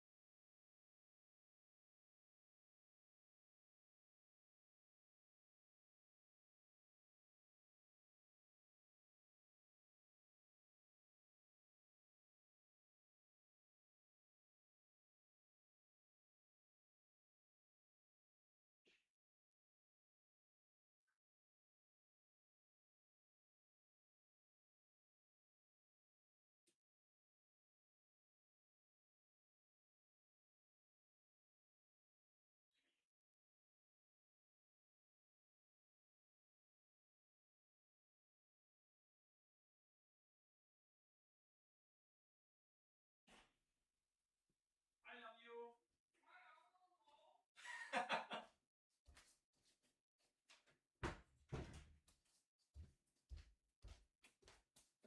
Is the pot winning? What is the pot doing? I don't know what the pot is doing. Let's queue up. Should be... Bot is likely banned, right? But fuck it.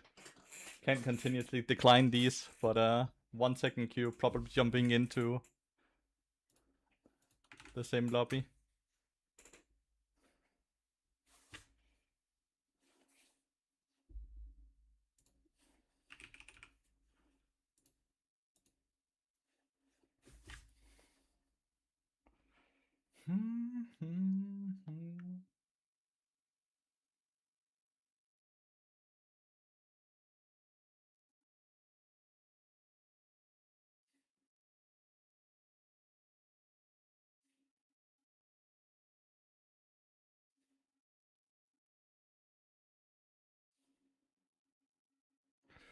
Yeah, I kind of knew that would happen, right? I kind of knew that would happen. I'm sad though.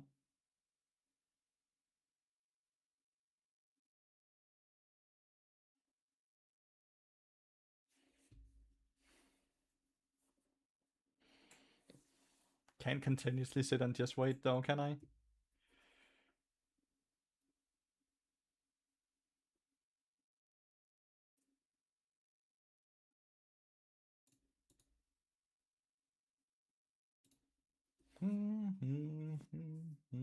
Skarner's good into Ezreal because Ezreal can't buffer, like he can't E-buffer my E.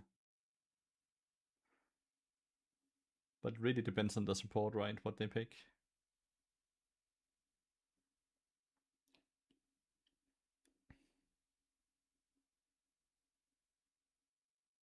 Bum, bum, bum, bum. Bum, bum, bum.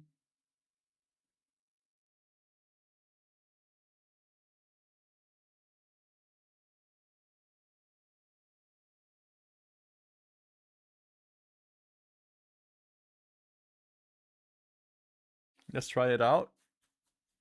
What are we gonna try it? Nova thingy? Let's go. Still a Skarner game after waiting? Yeah, it's because it was a 1 second queue. The 1 second queue pretty much means that I got into the lobby I basically that dodged, right? They might have been in queue for 3-4 minutes. It's just how it goes sometimes.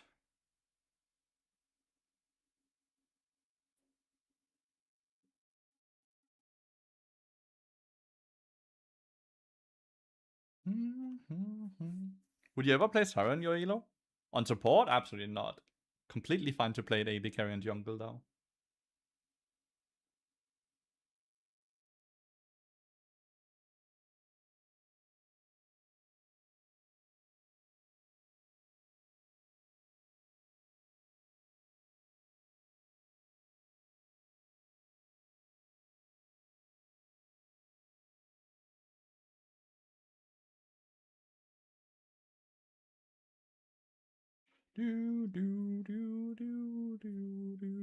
A plant belongs in the forest. When the plant can play bot lane, just on the AD carry role, not the support role.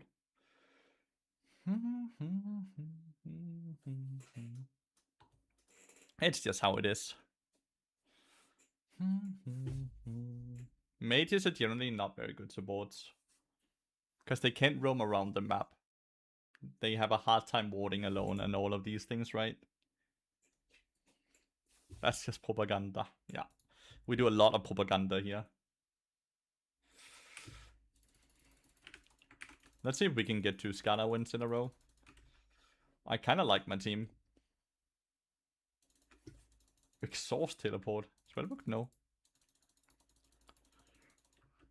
Good luck in your game. Thank you so much, mate. I appreciate it. And thanks for installing Oba. I can see it ticked up by 1. So I appreciate it a lot.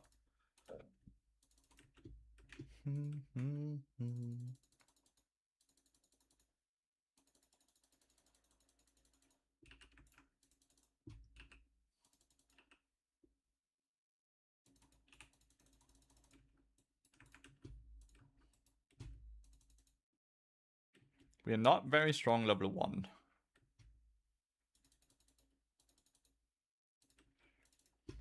Ezreal's Q hitbox is so fat.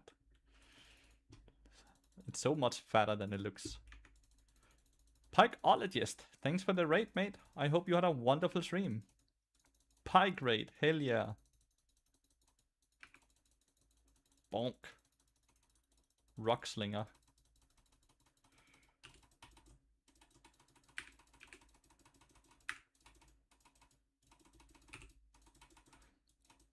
Don't fucking ignore the scanner.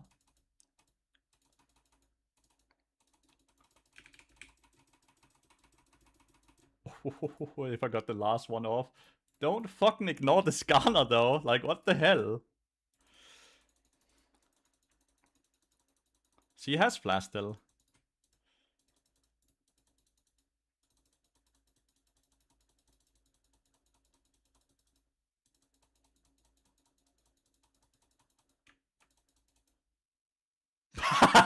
Well, not worth it, dude. Not worth it.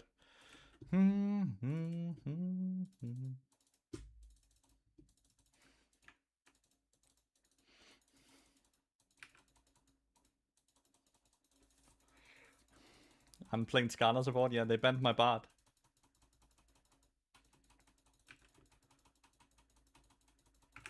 They banned my battle.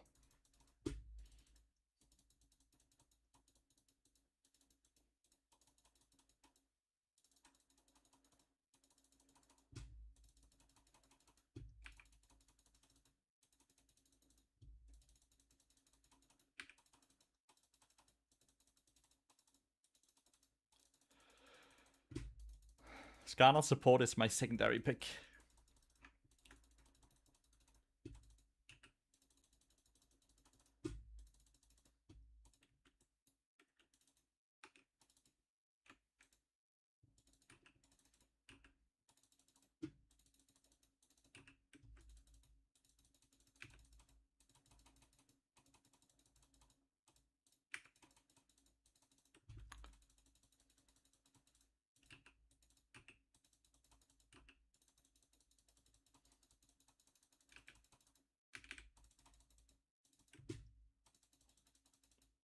Stupid Grace. Can you go away?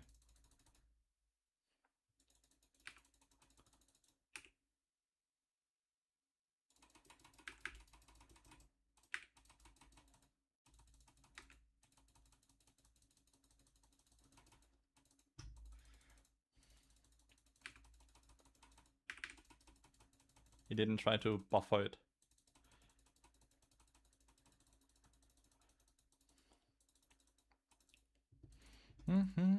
I get target ban all the time? Yeah, I do. It's because I'm a one trick. Free LP when I don't get to play my one trick, right?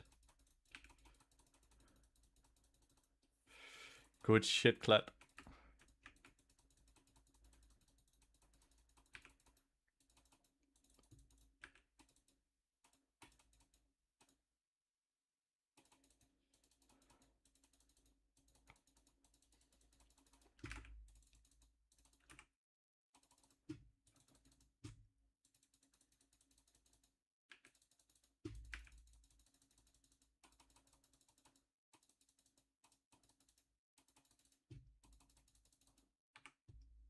Dude, no one's banning bot no matter how OP it is. I kind of disagree. I kind of disagree. He's certainly getting banned here in my games. You know? I definitely disagree.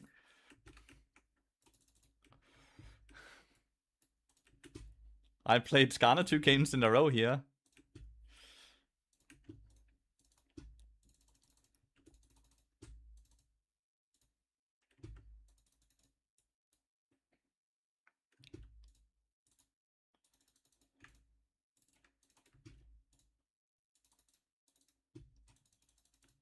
Okay, another solo kill.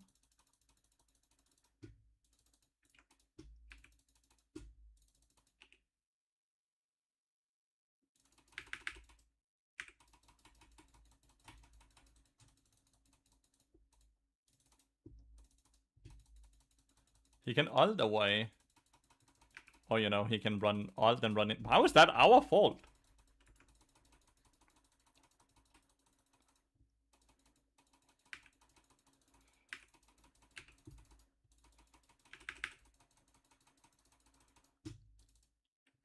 How is it our fault that you just ult and then run into them instead of just fucking away? He could just E over, right? And try to sneak it. Yep, that's exactly what he did.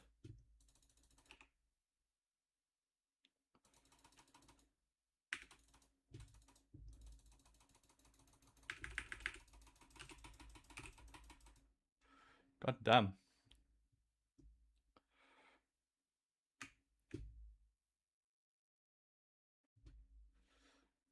Good job, Talon.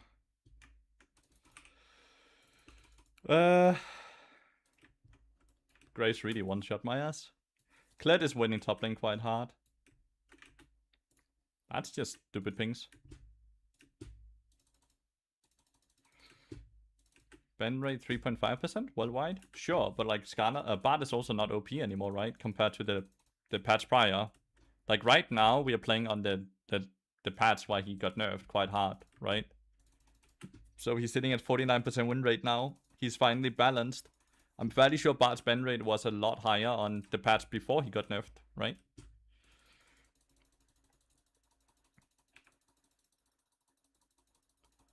Nice, another solo kill top lane. Ornn doesn't get to play at all, huh?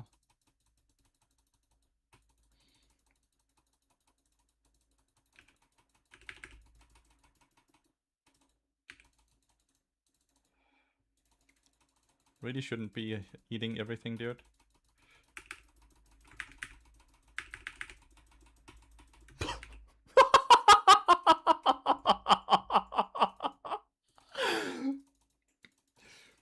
All you, Syndra. Yeah, my champion is looking fucking balanced, chat.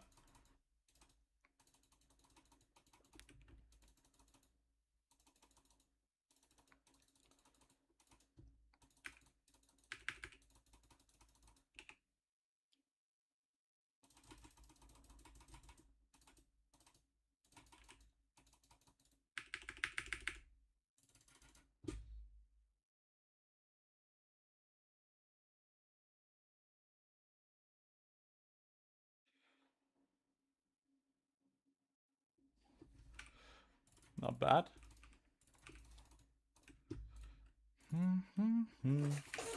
It was a 1k LP on Skarner E? Yeah. So she had to flash.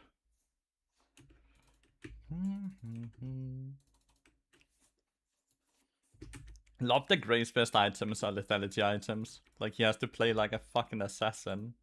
Because he gets so much tank stats from existing.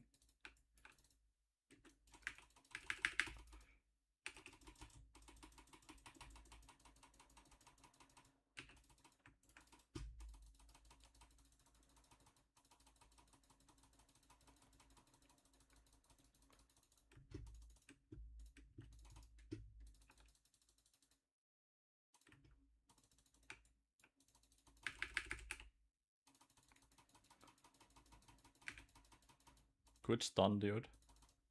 Why are they all three in there, though? Skarner's... not Skarner. Grace is back bot lane as well.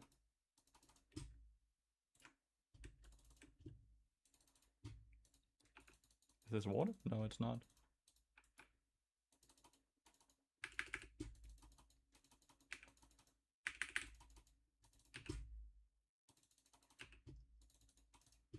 Man, this Grace is a hater, dude. He just sits bot lane, dude. Look, he's back.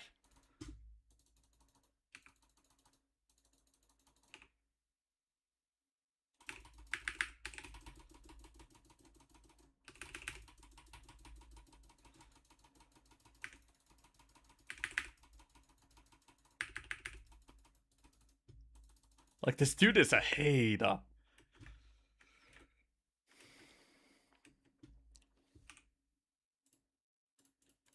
Playing the game in such a weird fashion, this Grace.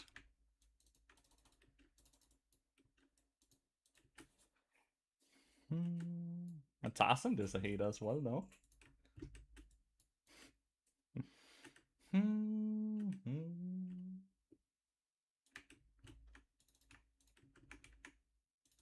Like, you could spend this time to try to play Dragon, right? Instead, he just keeps, like, going in and out, in and out.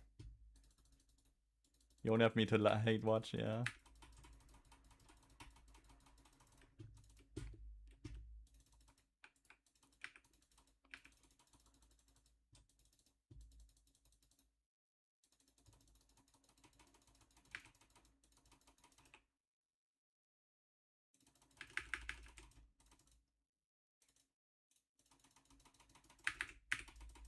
Bonk.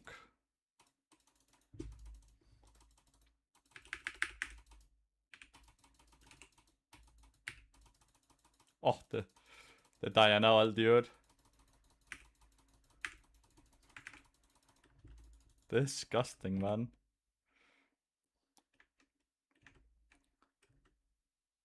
Disgusting.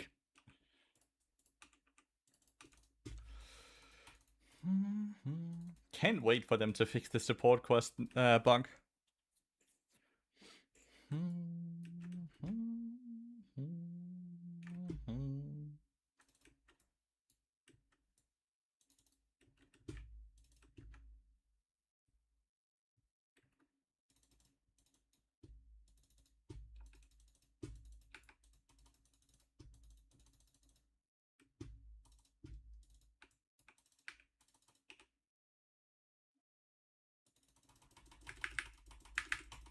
He can't buff. So even if Ezreal E's, like you saw him doing there, this is a suppression, so he get flicked directly back to where he came from.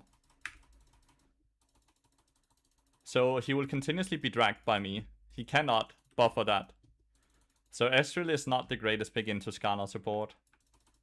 It's the same with my R, right?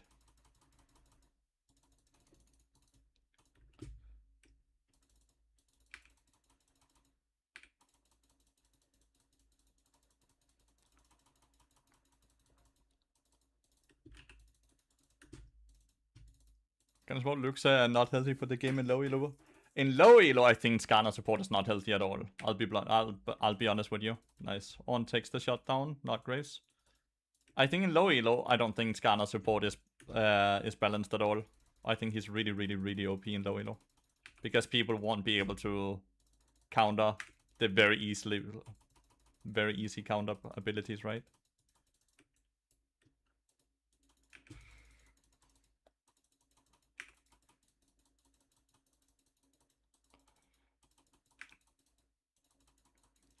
Man, you're taking so much damage.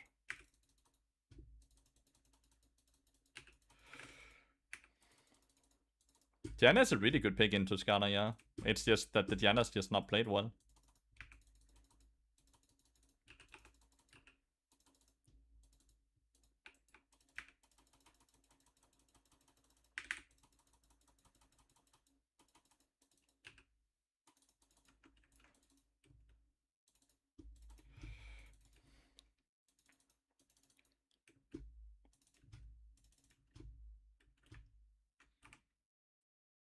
But he's really fun to play, Skarner. Skarner's really, really fun to play.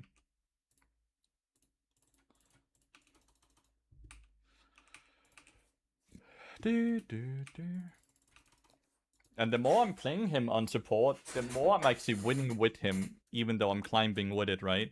Because I understand more and more what matchup I can E and how I'm supposed to be using my E in these matchups to get the best out of it, right? A lot of the time it's just about rock slinging and waiting for them to basically engage, and then I react with my E instead of trying to start anything off with my E. Oh, well, GG.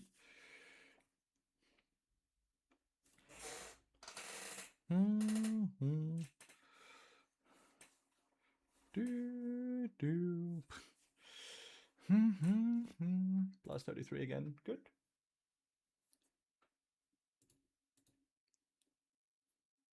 That's a challenger player from last season.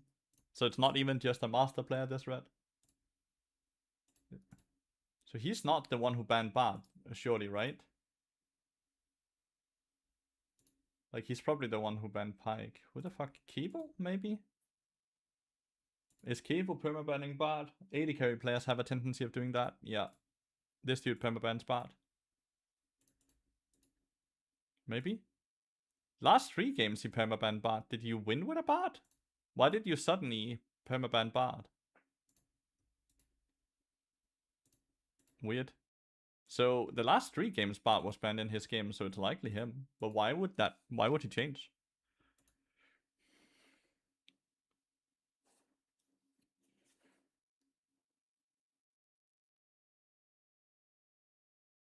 No, it's really easy because Skarner's E is really slow. Options. Skarner's E is really, really slow. It's really easy to cancel it. Because you started playing, like, no shot Kibo is like sitting and fucking ghosting. Like, I don't believe that.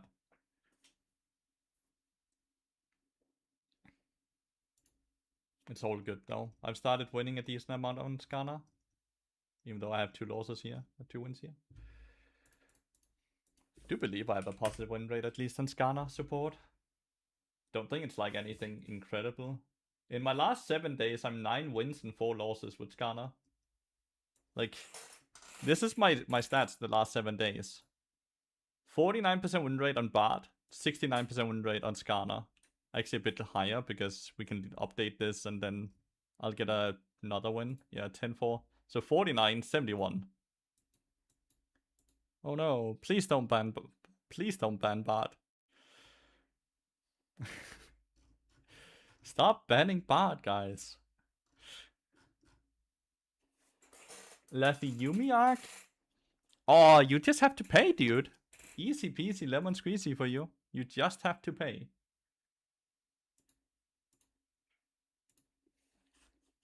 Whatever you want.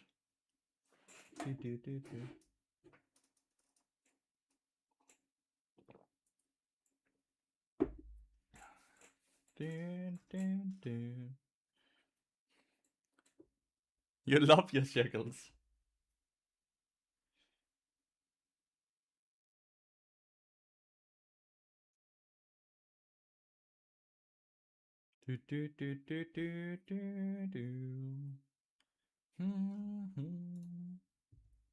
Abandonment issues when it comes to money. Honestly, I get that. I really do. I completely get that.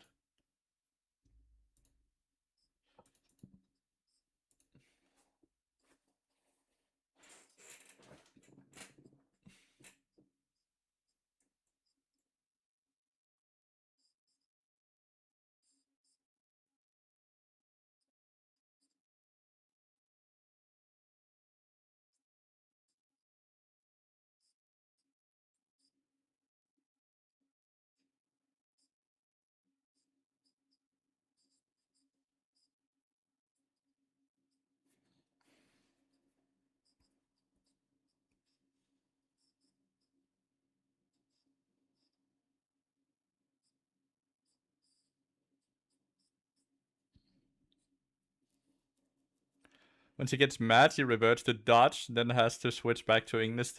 That is funny. It's hard to pay mortgage alone. It's honestly incredibly hard to pay mortgage alone, so huge respect for you doing that.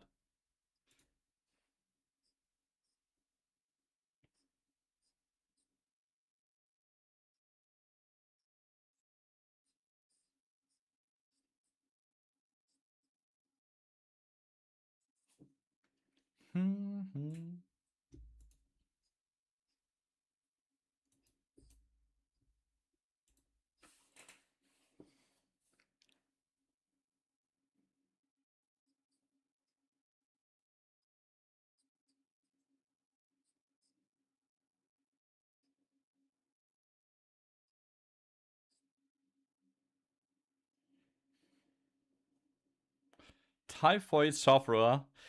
What does that actually mean? Like,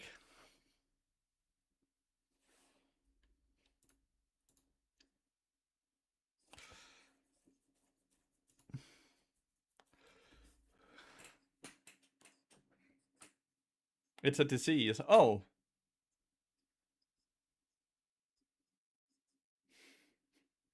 So it's like saying someone has cancer, what?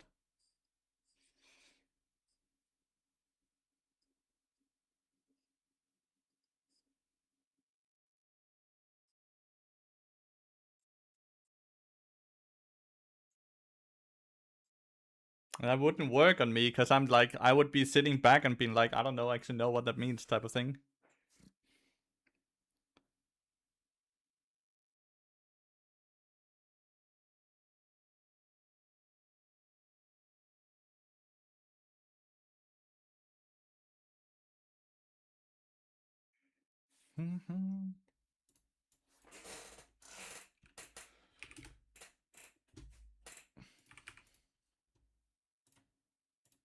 His ban rate was way higher, right?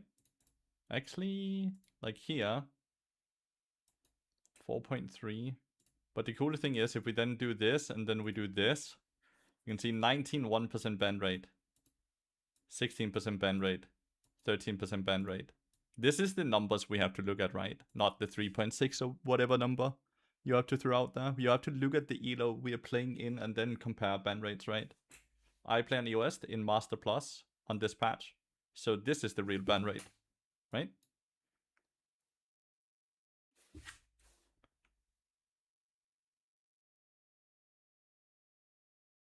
This is the only like thing, like looking at the world and then going like this and then saying he only has 3% ban rate is disingenuous, right? Because we have to look at the server we play on and the elo we play on, and then we get the right number. And you can see it was a bit higher before he got nerfed, but then he got nerfed on this patch, and then it dropped, and it's still dropping a bit because, well, people are kind of adapting to the fact that Bard is not as obnoxious as he was before. There is a ton of Bard players in the US, yeah. Like, a ton of Bard players. It has nothing to do with me that Bard is banned so much. Like, if we just take a look at Bard on EOS, you will see how many players on EOS is in this elo, right? One challenger, then Grandmaster, Grandmaster, Grandmaster, Master, Master, Master, Master, Master, Master, Master, Master, Master, Master. Like, all of these are one tricks on EOS only. So obviously Bard will have a very high ban rate on EOS because there's a million people playing on the server, right? Compared to, let's say, if we go to NA, you will see there's far less. There's not even a challenger player on NA. And then they're all way lower elo. And if we go Korea, you will see again, only one challenger, only one grandmaster. So that has a high, like, and then you can ask, like, why is there so many on EOS? Maybe we all inspire each other, who knows, but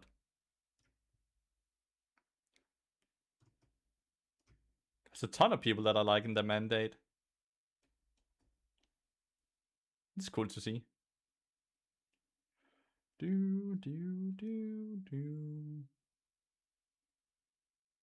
Damn, this account has really been banned out a lot, Uncle Lathy. Only 70% play rate. Yeah, it's like people inspire each other, right? People inspire each other.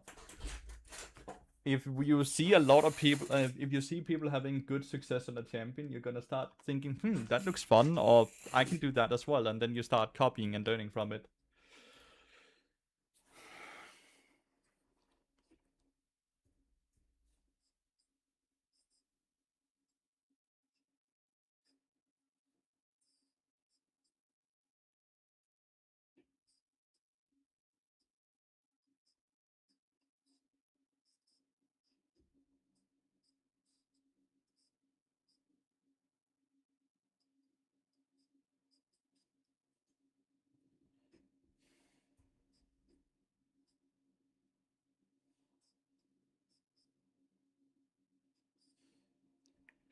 Going to Denmark soon to visit my uncle, just waiting on my passport. Nice. You're going in a good period of time, right?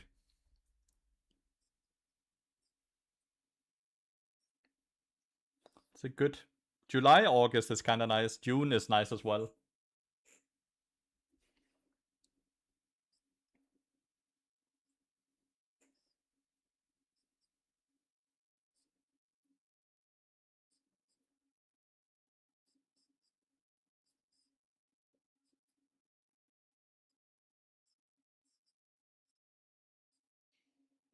A lot of Halo 1 tricks still combine Swiftness Boots with Deadman's Blade. Because a lot of people are not aware that there's diminishing returns on movement speed. it's so common for me to sit and talk about this during a coaching session, and people are like, is that a thing? Wait, how does that work? People are generally very often caught off the guard that they didn't know that there's diminishing return on movement speed. That when you hit a certain amount of movement speed, you only will get 80% of the value instead of 100% of the value. People are just not aware.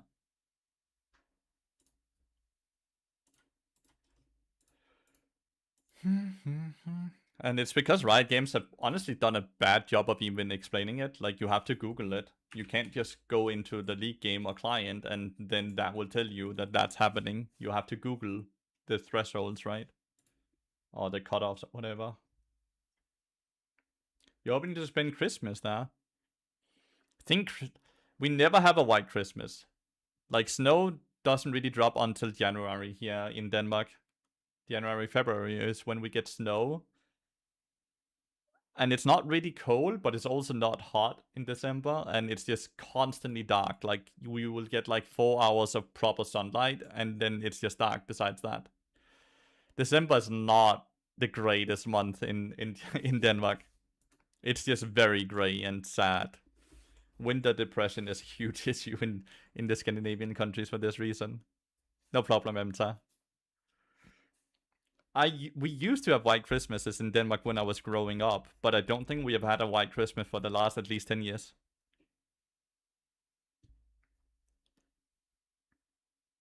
But that's also not mathematically very good to do, Emta, because Deadman's Blade is 15% and Swiftness is what, 25 or 30%, something like that. And it's not 15% plus 25%. They just increase each other. So you're still losing out on, you're spending gold on the stat and you're not getting 100% of the stat you're paying for, which means you're wasting gold, which is generally not good to do on support.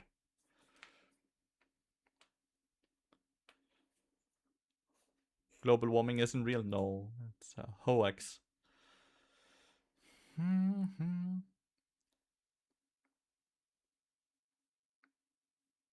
You will be with your family, so you want to be fresh. Good, good, good, good.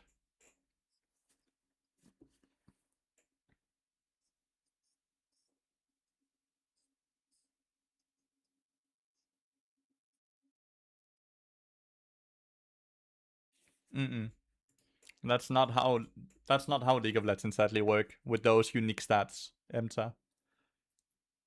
Tenacity and slow resistance and other things like that are what you call a unique stat, which means it's not plus. Yeah, they don't stack 100%. It's not multiplicable. It's not 15 plus 25% and now it's 40%. That's what I've been telling him.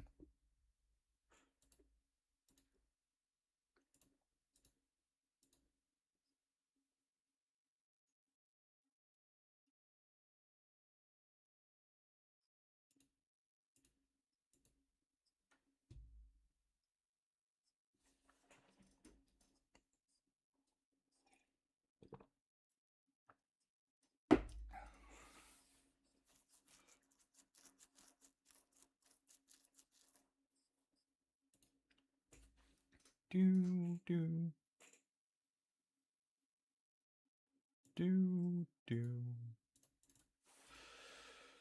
42,000 points for 5 million. So it doesn't make any sense to combine them, right? No, it does not.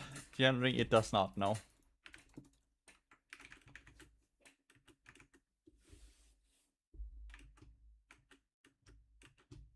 It's a percent increase of the percent instead of a flat increase. But that's not how the movement speed. On movement speed, when you hit 415 movement speed, any movement speed that exceeds 415 will only get 80% value. When you hit 490 movement speed, you will only get 50% value. Which means you generally never want to really get above 415 movement speed, because you're wasting 20% of the movement speed then, because you don't get access to it. So you're losing 20% of that gold.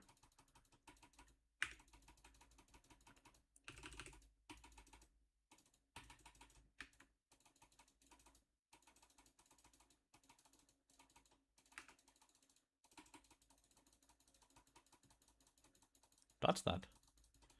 Such a good dodge Senna did in the alcove to not get hit by my Q.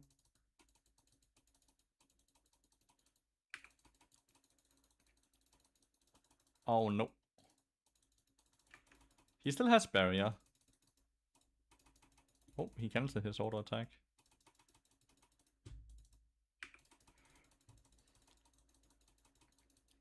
He needs to be careful, because getting hit by a random Q right now kills him.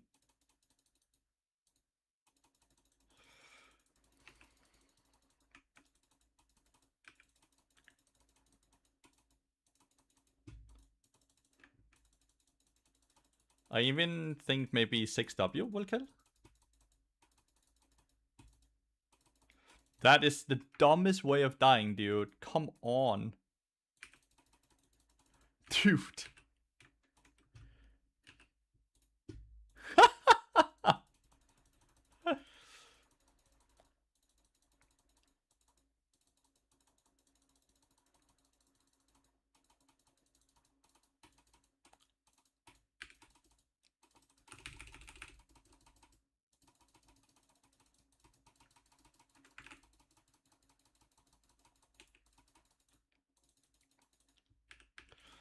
Alrighty. Not too bad. Let's hope Kha'Zix doesn't lose his blue side.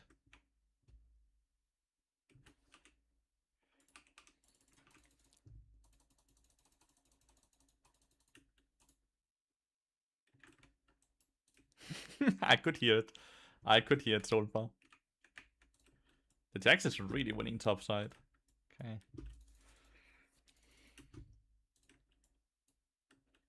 Wait, my Ezreal is nearly dead again. How did that even happen?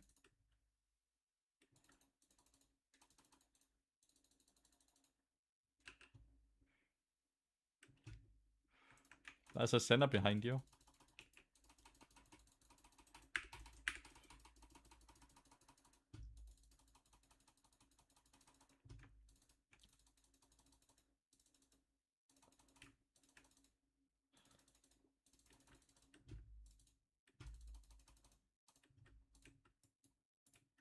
You have no mana. How are we supposed to fight this? You legitimately have 60 mana. Yeah, you're pinging for help. This only does anything if he ES into you.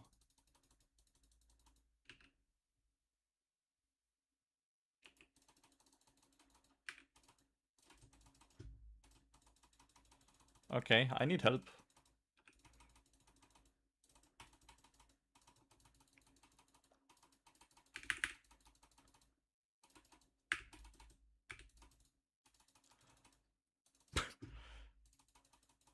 That should not work, right? You're resetting on vision, Kha'Zix. Just...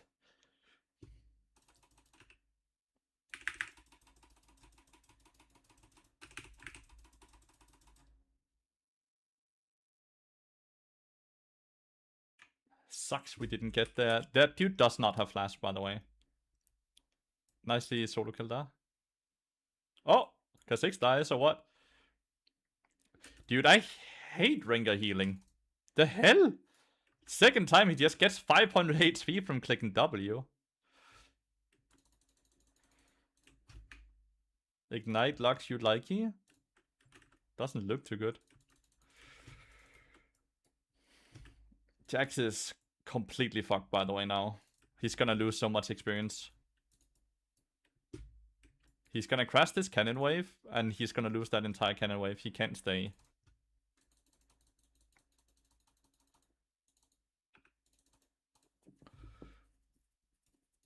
He is staying.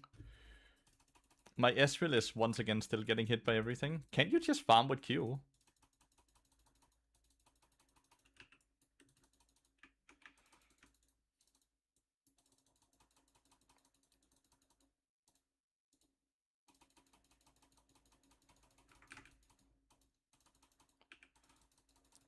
He's just continuously getting hit by everything. It's actually interesting.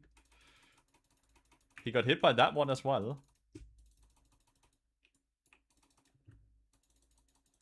Like, it's really interesting how you get hit by absolute fucking everything.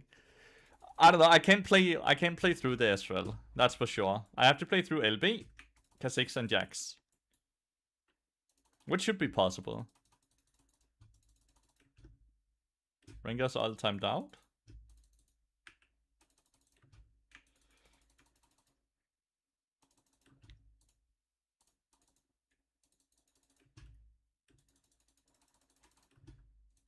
Did he not go for the Skull Crab? Yeah, he did.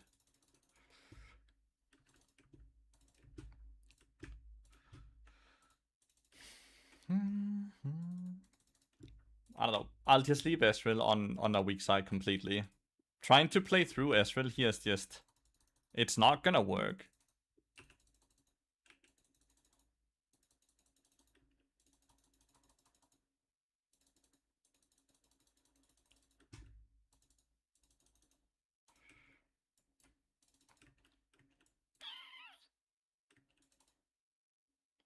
Okay.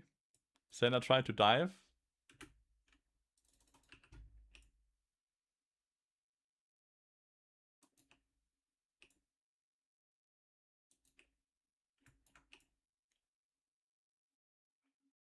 I just need you to W in and hit the E.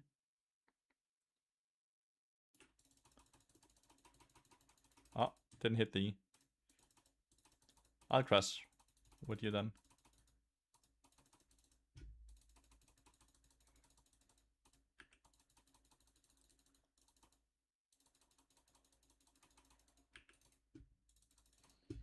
Mm-hmm. 1400 gold is that man's plate. Do, do, do, do.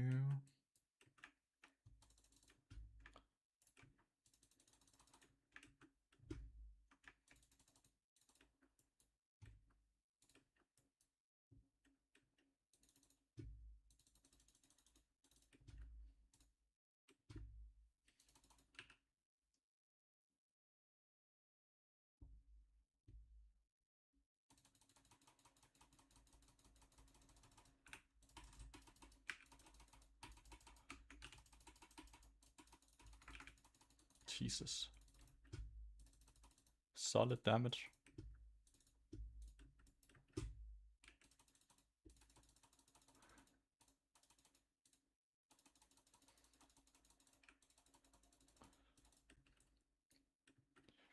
Yeah, I'm getting way more out of just like leaving him weak side. They keep diving him and they keep dying, trading 1 for 1. I completely understand that 6 is just gonna fucking take this tower very quickly. But like, you saw what happened when I'm sitting in the lane, right? You legitimately saw what happened when I'm sitting in the lane. Just trying to make it so Na is equally weak.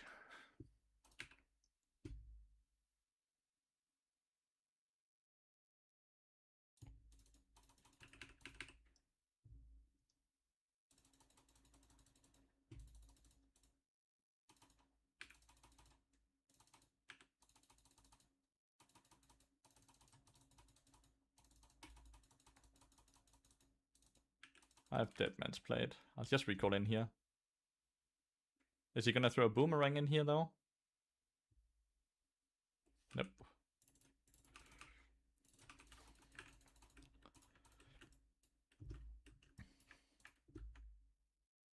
I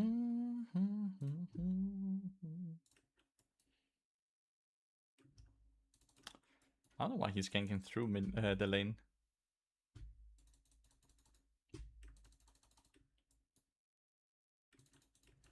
This is really forced.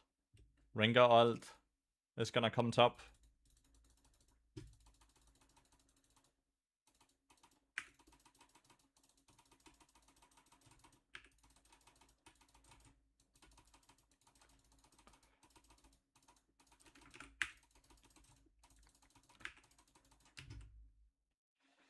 It's just forced. Like, we know that's gonna happen, right? Like, we completely know that's gonna happen.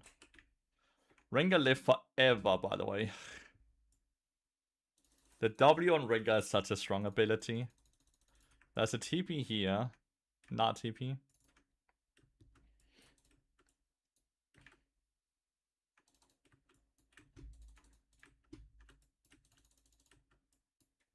That tower's gone before we get up there.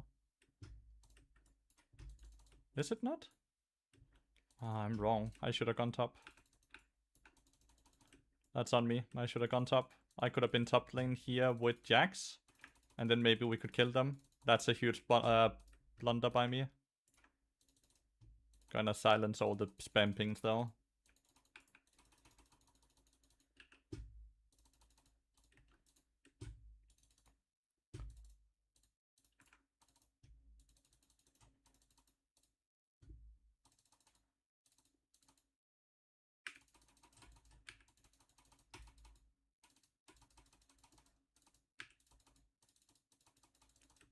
It's a weird way he decided not to play the jump at all or anything.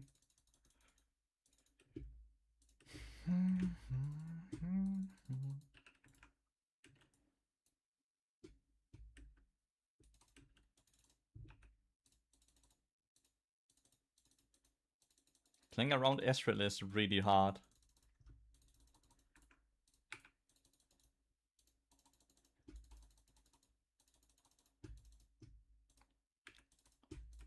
Oh.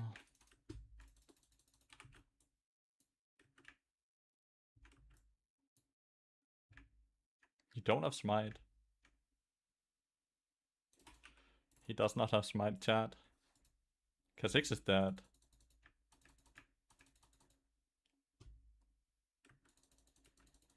We have to defend his jungle camps.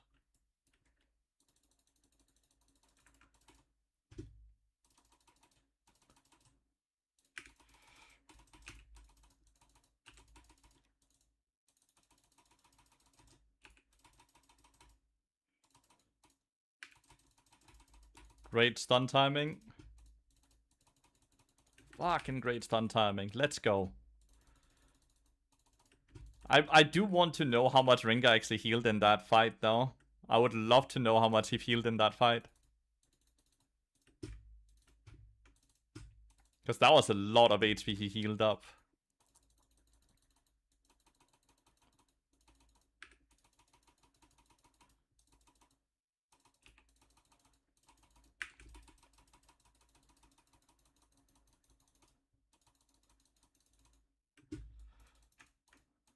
Finally have support item, dude.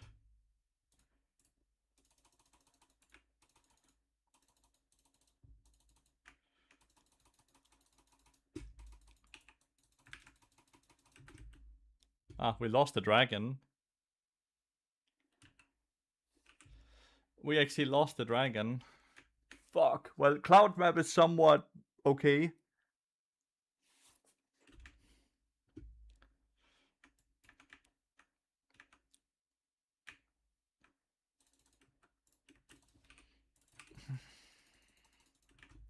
Objective bounties.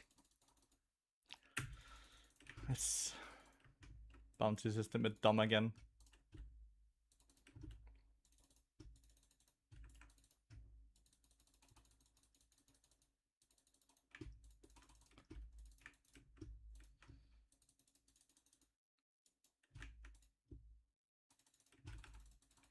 I'm surprised he's just going into areas where he knows we don't have push, right? But he's just going into his topside jungle through vision.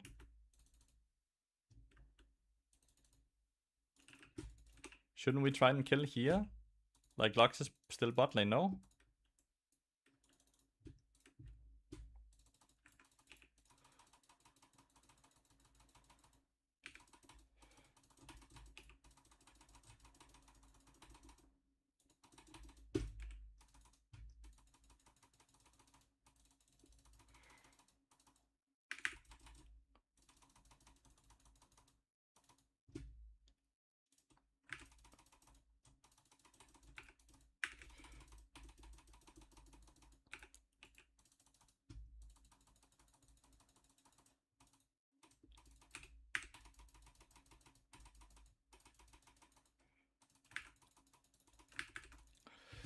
The flash abusers, dude.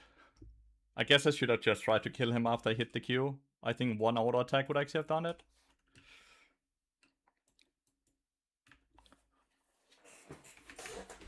Get so many. I don't know. To be fair, I also played against Kha'Zix a fair bit, right? The champion is useless. The champion is bad. Like, it doesn't do enough damage. It doesn't really jungle clear correctly. Like, it doesn't bring anything. Like, the champion is just straight up bad. I don't know why people paid that much. Oof. Get luxed.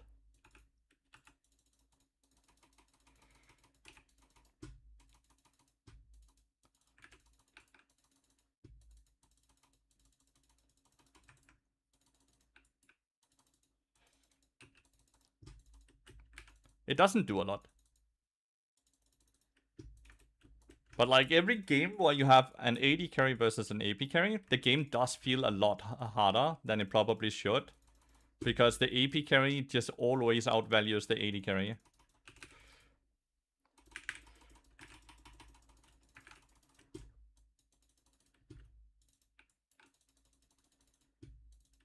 Like, at no point in the game do I think Israel will ever have more value to our team than a 6.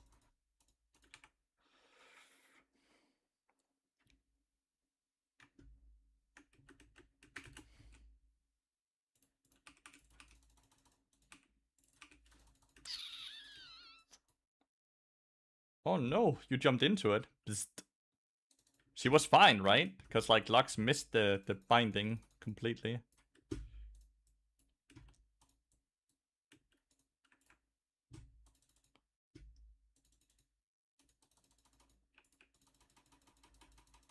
That might have been too late. Too early? No, that was just fine.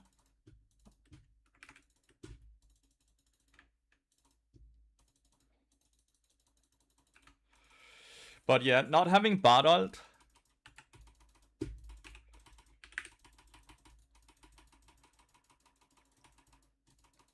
Why is this dude not dying?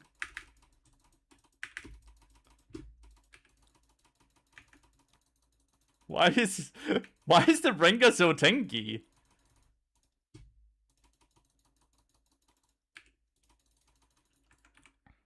Why is the Rengar so fucking... He didn't have W. He jumped here, so he didn't have W or anything, so he was just stunned right here. And we still struggled very hard to kill him.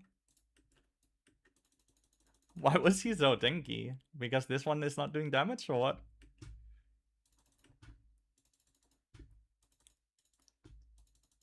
Yeah, you might be onto something.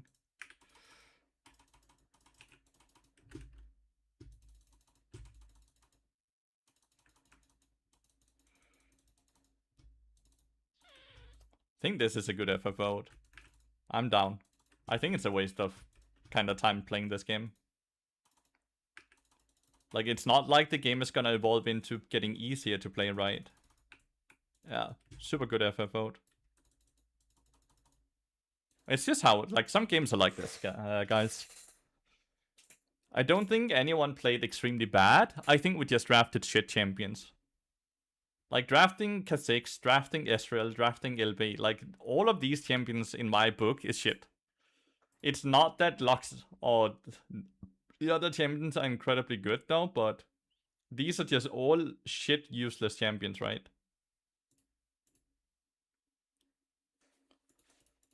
They're just all useless champions. Wonder why he decided for Ezreal in this game instead of the Caitlyn he only basically plays. He has one Ezreal game down here. You think S is bad? Yes. After they nerfed him, I think S is bad. He does not have scaling to the degree he needs to. He doesn't scale at all, basically, Red. And he doesn't have that strong of a laning phase.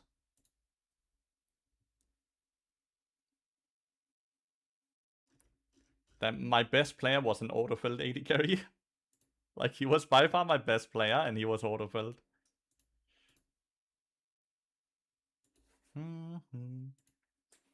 Yeah. I don't know.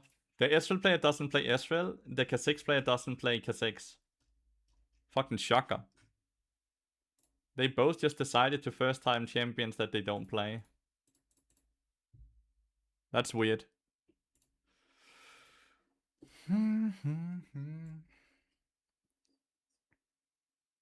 He should still scale harder than 6? No, he doesn't.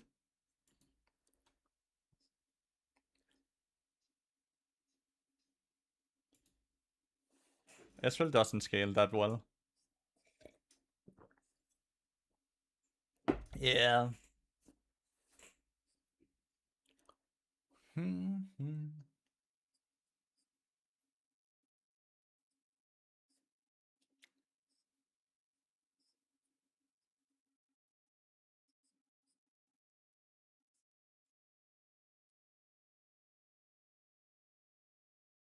But I'm not making takes about players. I'm calling champions, Da Vinci. I'm purely talking about champions. I'm not talking about players here at all. I'm just straight up talking about champion design and balance right now. What is good, what is not good.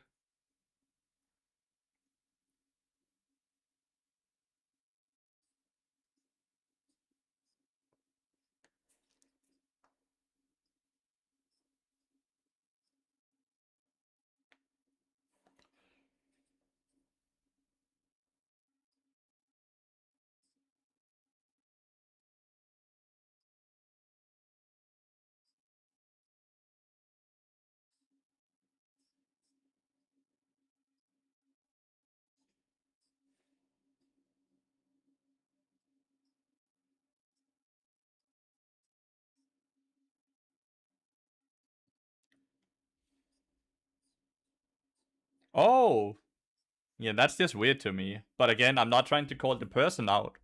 I'm not sitting and talking about the player, right? Like, I'm not calling out their name and saying witch hunt or anything. I'm just looking at the match history and thinking that's weird, and then I report them because I don't believe they were actually going into the game trying to win the game. Caitlyn would win. If we had Caitlyn, we win this lane. Very hard red. Which is a champion he regularly played, like that's his most played AD carry.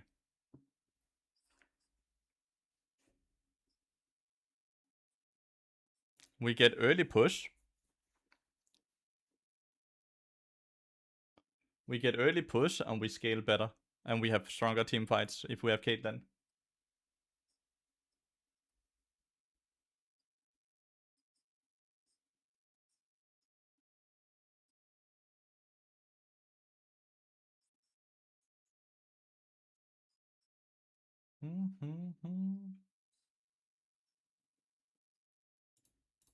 Oh, fuck it. Let's just queue up.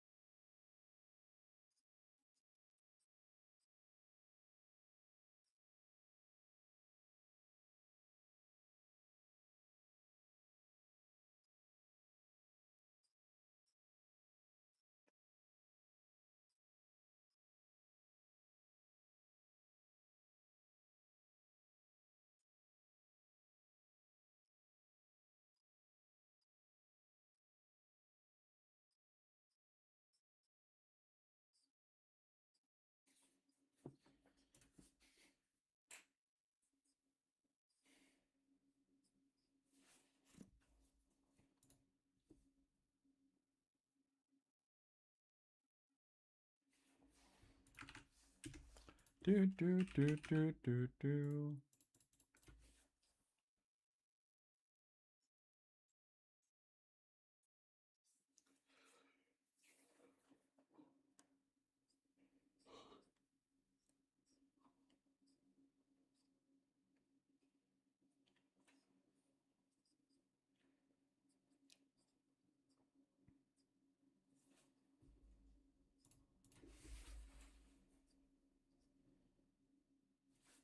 Like you play against Seraphine Senna, like as a Seraphine AD carry Senna support or something like that. It's not great. They're both outranging Bard, right? So the laning phase itself is rough. You scale well into the game and your ult kind of counters them hard, but laning phase itself, the first few levels, is really rough.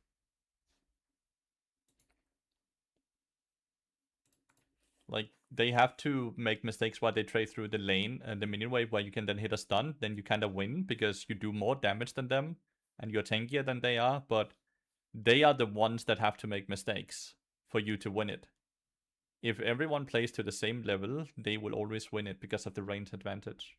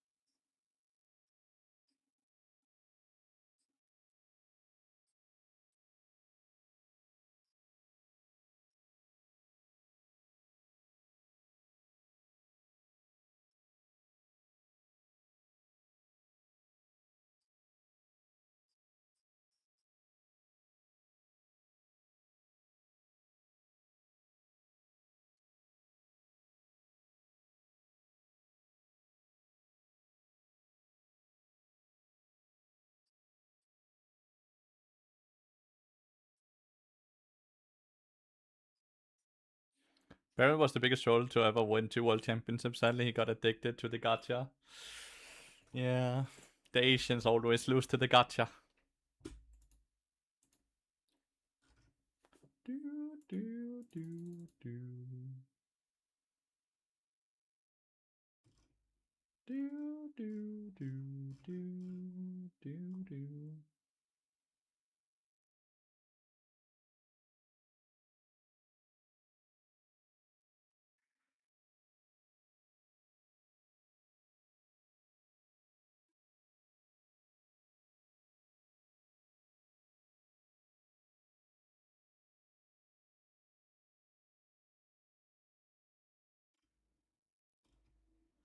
Do, do, do, do, do, do, do, do.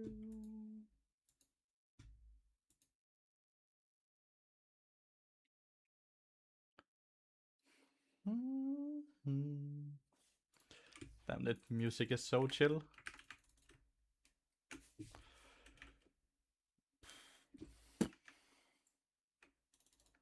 Lucian Milio, the new Lucian Nami lane. Against Lucian, you want to always hold your Q for until he E's in.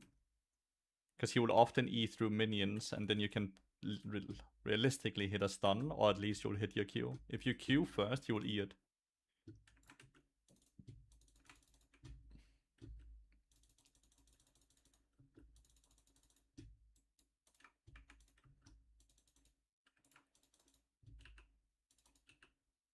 Oh, you don't have a ward. You already warded over here. Why did you ward that?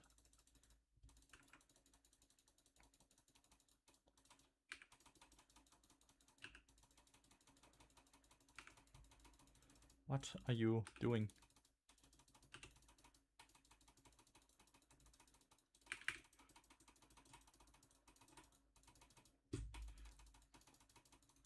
Don't flash.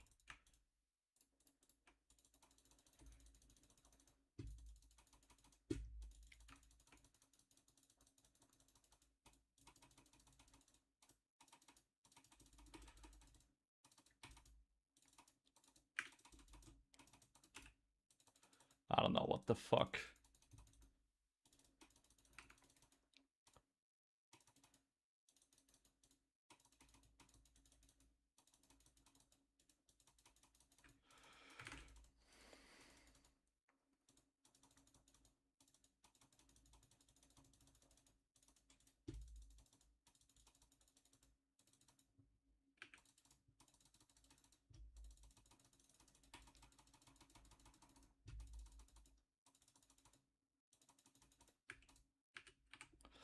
Very interesting gameplay. Jin just flashing, not Jin, Lucian flashing past me to go on the Jin that still had flash. Was really a decision and a half.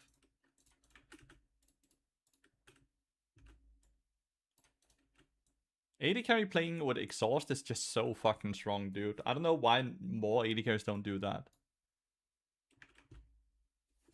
Like, it shuts down so many champions. That was close.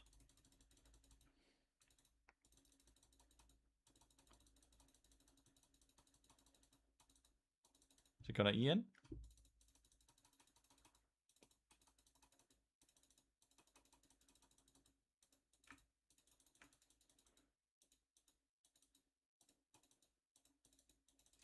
Oh, I got the gold. Did Lucian reset? No. He's only sitting at 11 CS. Did he miss like a ton of the CS he was pushing in? Don't think they can dive.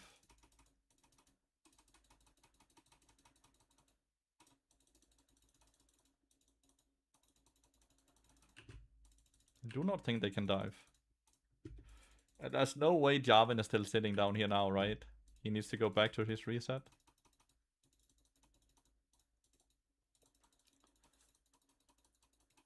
How is Exhaust more insecure than Barrier, though? I think I kind of broke what I said.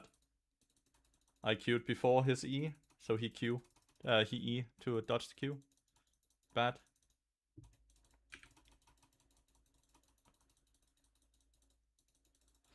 Missed 2 Qs in a row now. I should have hit the Q. Exalt blocks way more damage, exactly. So why don't AD carries play with that more than fucking Barrier?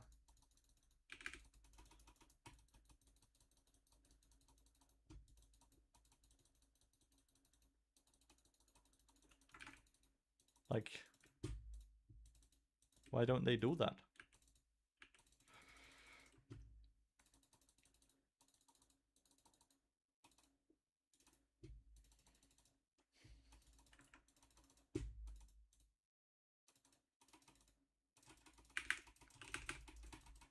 Okay.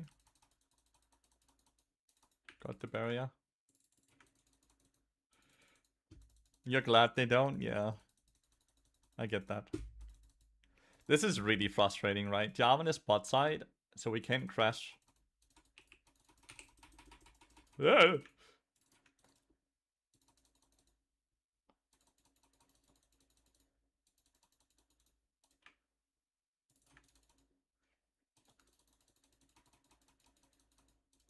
He's standing here, right?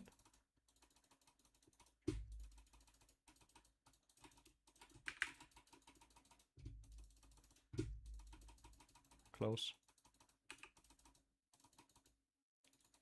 No, no. Kiana, don't try to force us to fucking dive with 200 HP. Yeah, go and dive for the Crux instead.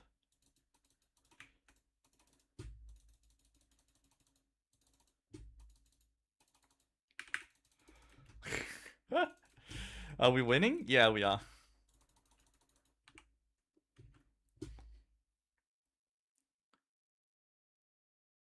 Okay, I don't like recalling here. Too easy for Milio just randomly throwing a ball into the brush, right? To face check.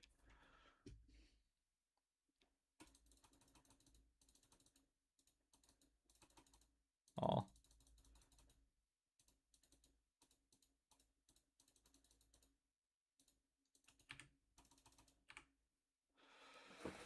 What's good, Lassie? Life, dude. Life is good. The sponsorship I'm doing is good. Overall, everything is good. How are you doing? Oh, no. That one. How are you doing? Did you just put 2 Ws in a row? Like here? You have 2 charges. Or what do you mean? Tilling, just trying to climb? Are you succeeding? Or are you succeeding?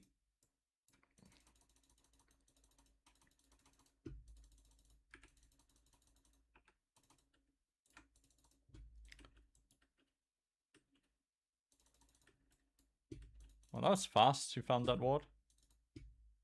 A bit? Good.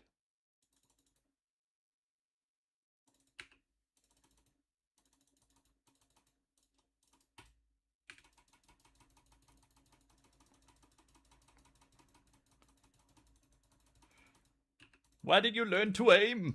Didn't know a W change. I haven't played in years. And yeah, you have 2 charges. They changed that a few years ago. Must have been close to the time you quit the game then.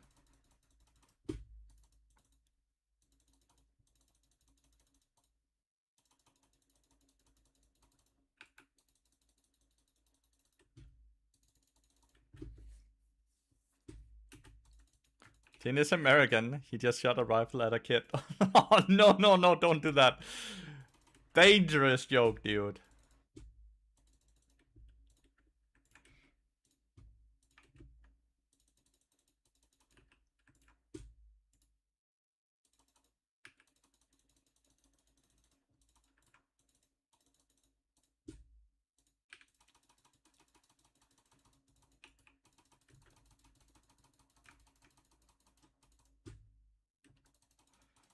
She missed the point blank stun. Not so good.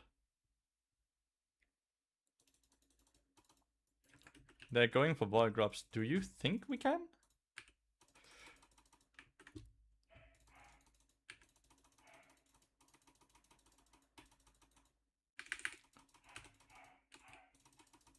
Okay.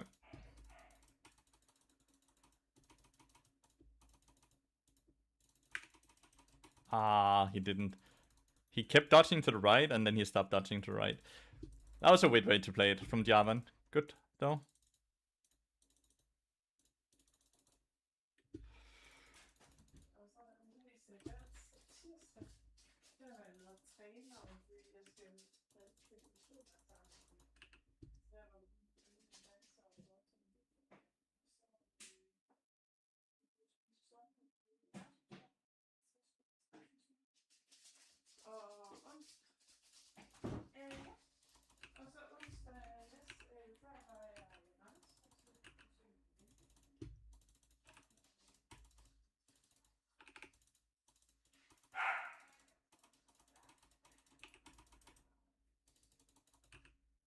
The more time I can waste from Javan and from Cyan here, the better, right?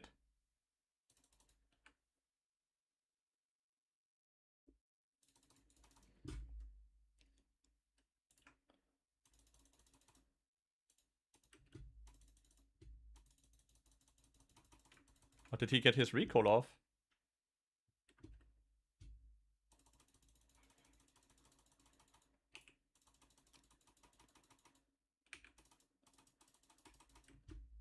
Cool. I got his ult. Dude actually rushed Randuin's, by the way.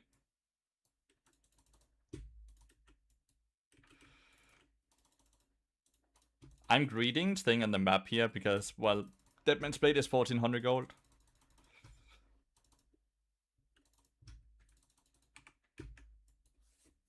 Looking good, hell yeah. Did lose the last game.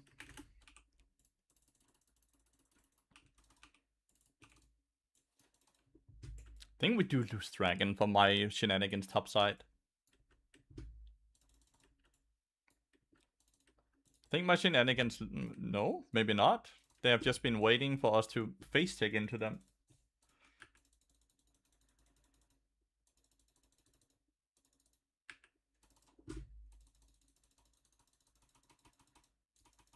I think you just need to Gen ult.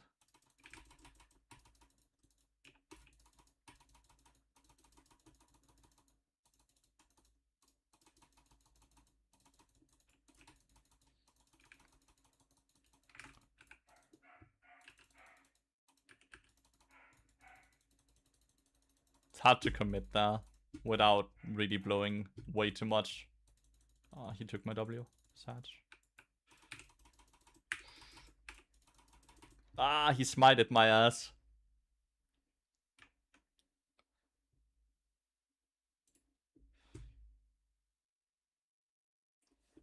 What? They died.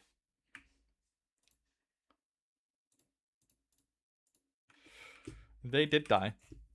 No in-game sound at the moment. I know. It's because I have to use screen capture instead of game capture. Since game capture is currently bugged for every Twitch streamer, by the way. So the only way I could make sound is if I allowed it to just take all sound for desktop. But if I do that, then I can't separate the music from the VOD. And if I can't separate the music from the VOD, then I'll get copyright striked. It's not OBS this time around.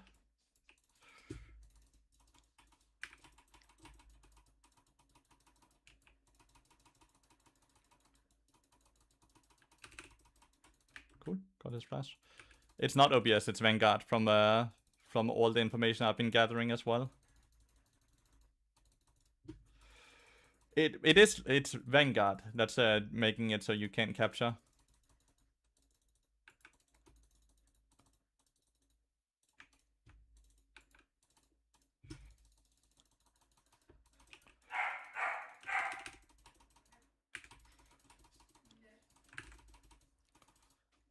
Yeah, Bart certainly does not do a lot of damage. That's crazy. Woo!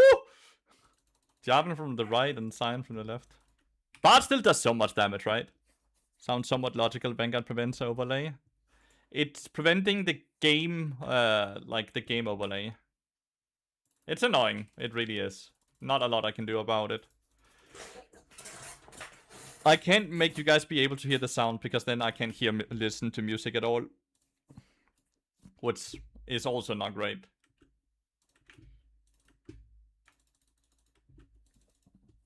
Lux Brain does the most damage to support? No? Only like in silver. If you're playing in high elos, Lux Brain doesn't really do that much damage because they will have a hard time entering damage.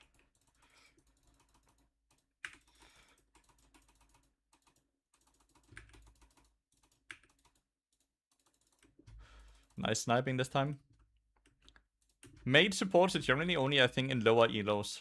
Because in higher elos, they can't rotate, they can't match roams, and they're incredibly gold dependent, and they don't get that much gold from playing support in high elos because they actually don't get that many kills. So, but in silver, I would assume you're right that they are doing the most damage. But in high elos, definitely not. And the issue here for me when I'm saying Bart is certainly doing too much damage is that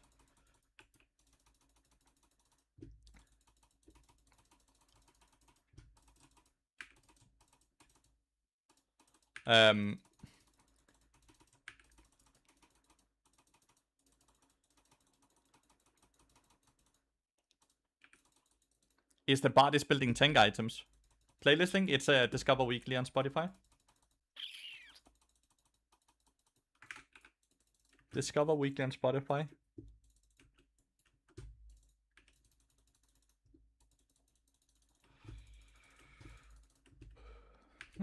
So, gives us new music every Monday.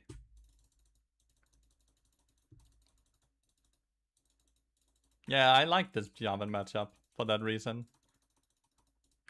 I think this Jarvan build is always so useless. He needs to one-shot. If he doesn't one-shot, he's useless. And you can see, like, in this game, because he's not 3,000 gold ahead, he's not one-shotting. So he always dies when he goes in. Ooh, had to...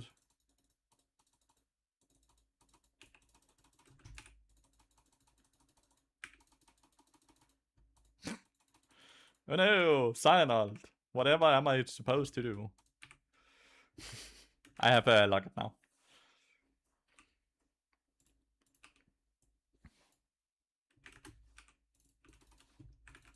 Feels good. This should be a win. This should be a win. Just also a way better draft than last game. We actually don't have useless champions. I think Jhin is really, really good. A lot of people really dislike playing with Jhin. Even people in my stream, they really dislike Jhin. But I feel like utility AD carries are just always valuable to have on your team. And he's a long-range AD carry that has a strong laning phase.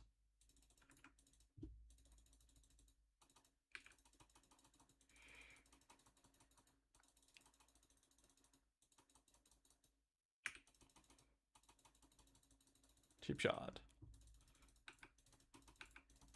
Oh. Jarvan is gonna come from base here. Sion shouldn't have ult yet.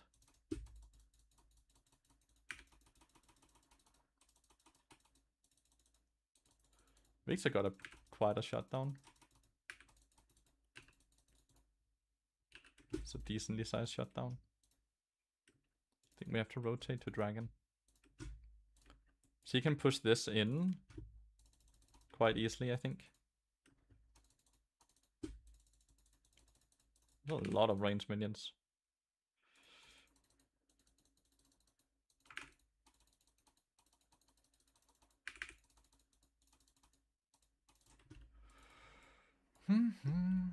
How is Lucian caught alone here? Milio? There he is.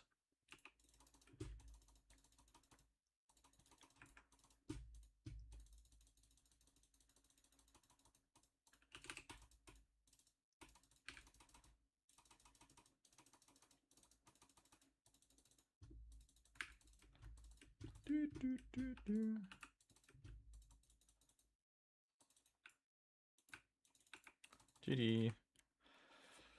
Bonk. I don't know why Lucian was caught alone there, though.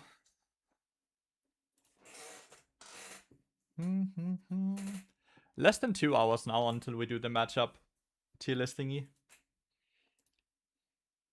Nice, still plus 33. Rusty Sniper is a Jin player. Oh, that support was filled. No, he's not filled. Wait. This is the only support player. It's the Lee Sin player that now plays support only. Right. We looked at his account the other day. It looks so weird.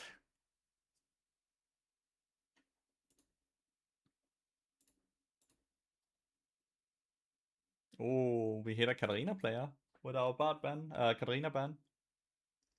No, he doesn't play Katarina at all anymore. Never mind.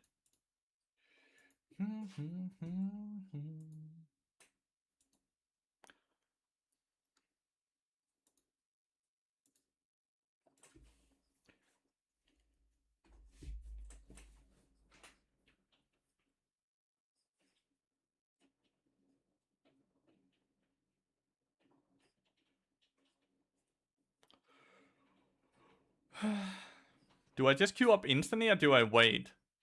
If I queue up instantly, it's very likely my bard is banned.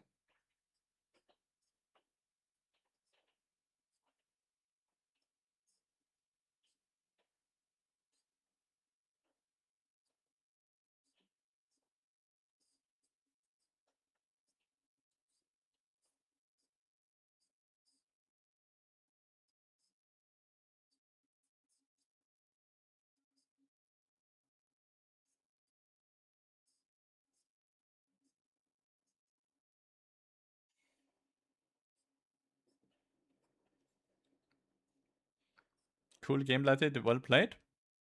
Were you in the game, Da Vinci? No, right?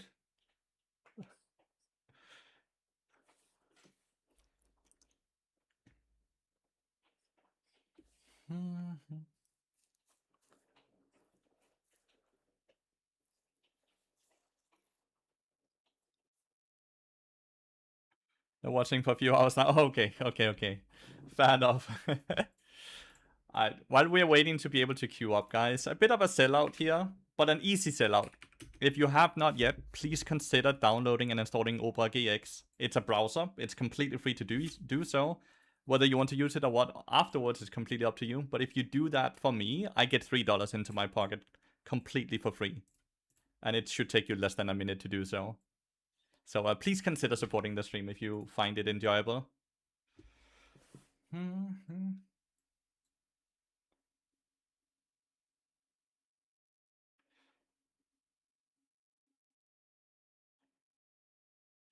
I think so, Hugamast. I think so, yeah.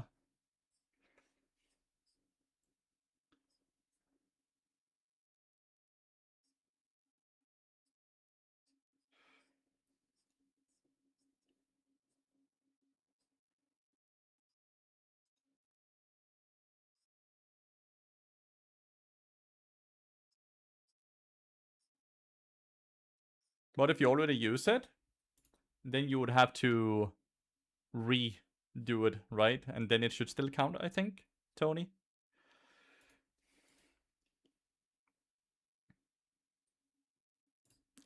You have to download it and then install it, and then you're done.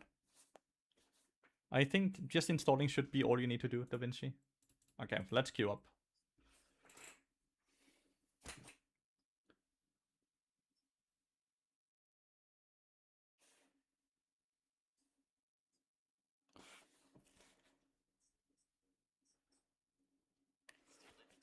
Do do do do do do.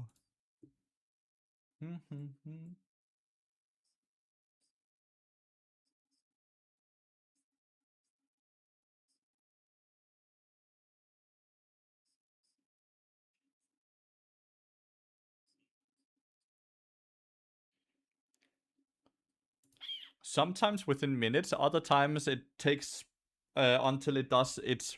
It does like a. Sometimes it doesn't update until 11 a.m. CET every morning. Other times it updates throughout the day, which is why it often at the start of the stream, when I start up around 10 a.m., it will say one number, and then at 11 a.m. it updates for all the things that it forgot to update, and then it adds a big number on top of it. It's a bit weird. I don't know how the code works. I actually don't know how it works.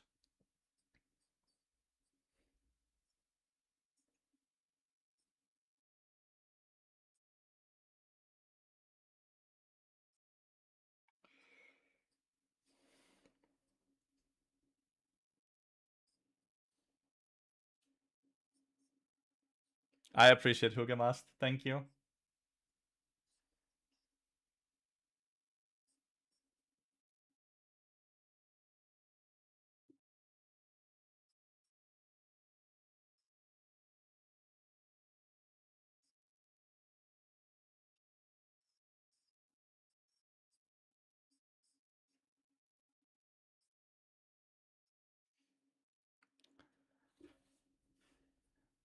Yeah, it's so easy, right, DaVinci? I appreciate it a lot. See, 167. So it's at least updated for someone.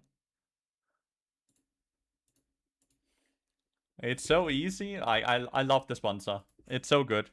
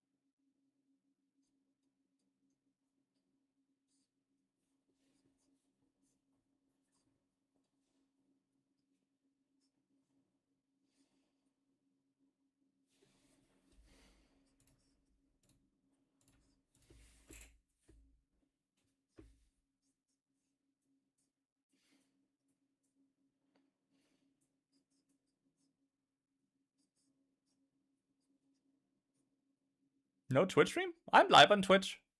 Pulse. I am live on Twitch and YouTube. We winning today? Yeah, compared to yesterday, we winning.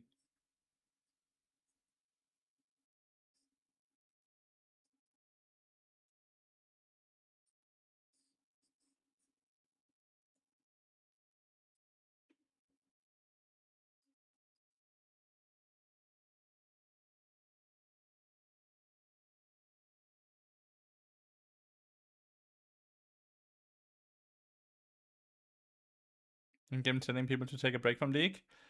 It's a law in Korea. So you're watching some people in Korea. In Korea, it's a law that the game needs to tell people how long they've played for, and every hour update how long they've played for and advise them to take a break. So it will say, like, at 1 hour, you have now played for 1 hour, consider taking a break. At 2 hours, you have now played 2 hours, consider taking a break, and so on and so on. It's like a law.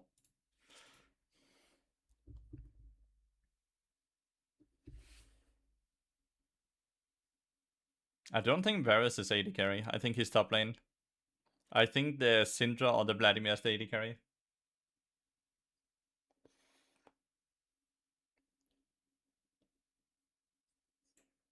It's Korean law.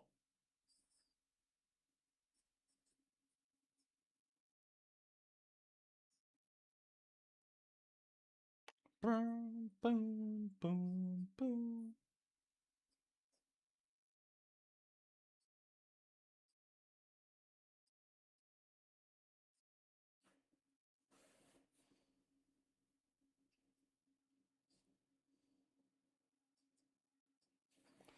What are we complaining about? So we have losing jungle top because our mid can't swap with anyone. XD. Oh no. He's tilted. Before the game even starts. Oh no. That's a good law. Hmm?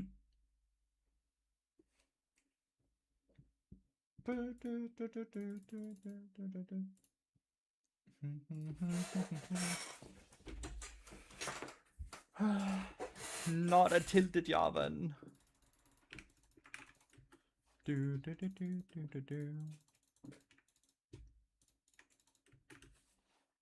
Flash exhaust the barrows.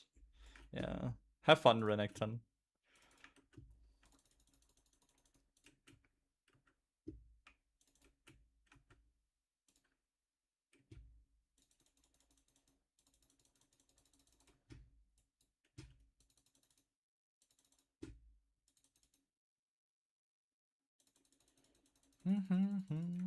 They should make a law that doesn't allow you to queue Bard more than 3 times in a row. What? Bard hater. How dare you?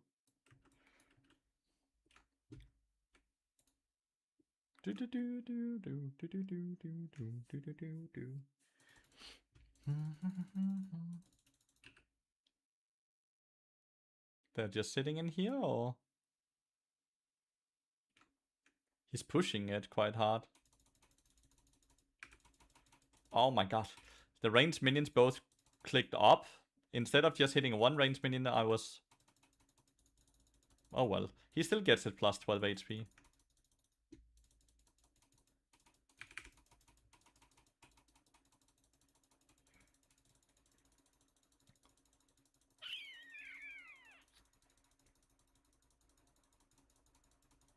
Okay. He's 1 for 3. What's bad matchup for Bard? Sona, Elise, Maokai are generally like the highest win rates ones. Perfect CS would be 12. We're sitting at 6 right now. So we lost 5 CS on the first 2 waves right now. And we have missed 3 E's. Big.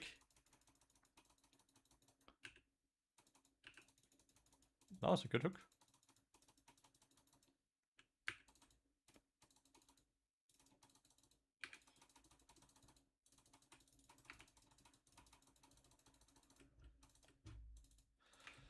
That was a really good hook. Not a lot I can do for him, sadly. Nice.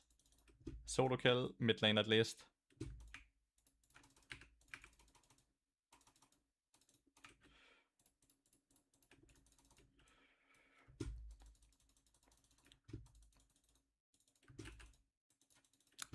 The wave state is so bad, right?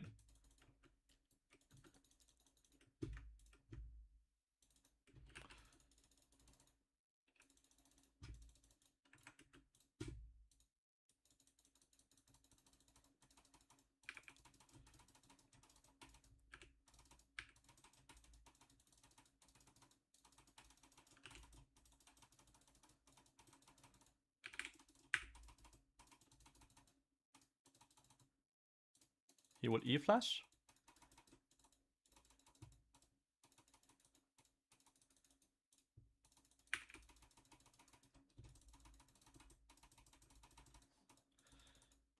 Cool. Yeah, I'm pushing. I'm pushing. Good shit. I just auto attack. Auto. 3 KP. Nice. 135 seconds faster boots. We also got to get a proper crash spot lane.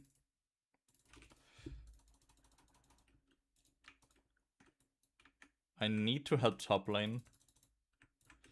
I need to help top lane. Does he have exhaust still? You're pinging his flash. What about his exhaust?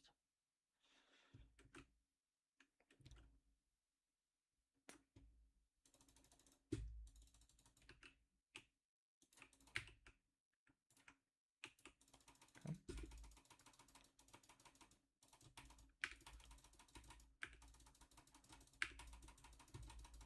I hit the stun.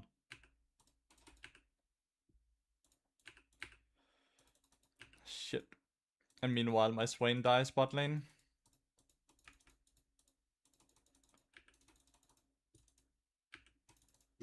It's not by a lot, but the wave state is somewhat fine here for Renekton. The next wave he comes in first. It will push away from him though. Okay.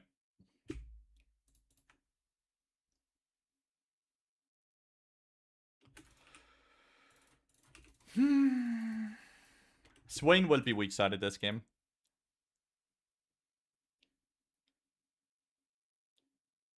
Oh, wow. The Fizz is kind of fucking smurfing on them, though. I'm coming. That's a reason I'm topside. I'm just going through my chimes, so I have 10 chimes for the 2 meeps. Last time I watched your stream, you were taking a trip to Korea. How did that go? Peaked out at top... I rank 18, I think?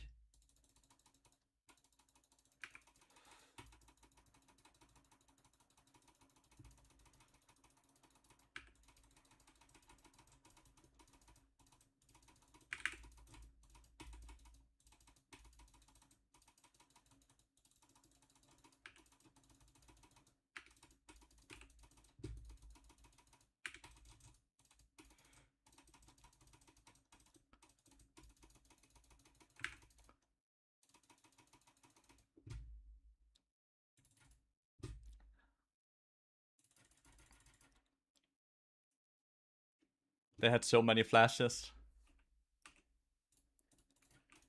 They had so many flashes that really out fucking won that. That was in 2023 or 4, but I peaked rank 18 in Korea. That's the last time I went to Korea, at least.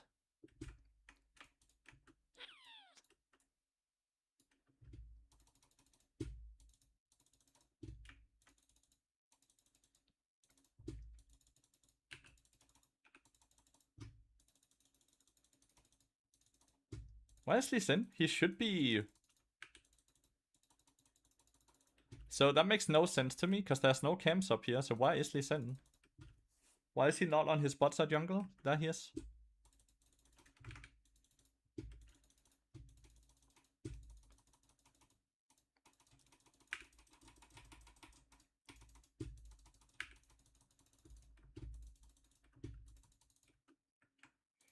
Do, do, do, do, do, do.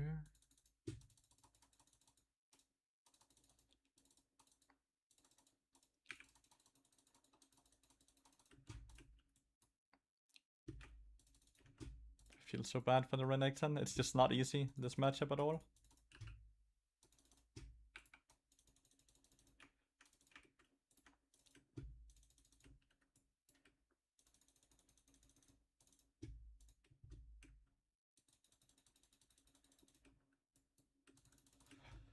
It's just not easy, that matchup. So, this is why I have an issue with the bounty system, right? Because we have a losing bot lane, we have a losing top lane, but because my Fizz is doing well, he's worth 1000 gold. We have one person basically doing super well on our team. And if he now dies to Syndra or Varus or Vladimir, then the game is basically over, right?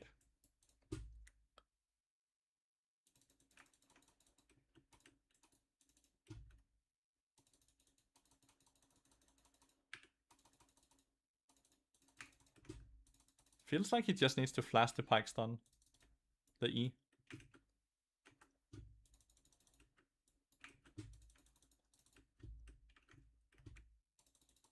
How was the... It's fun. It's very low ping. So this is why, like, now it becomes really...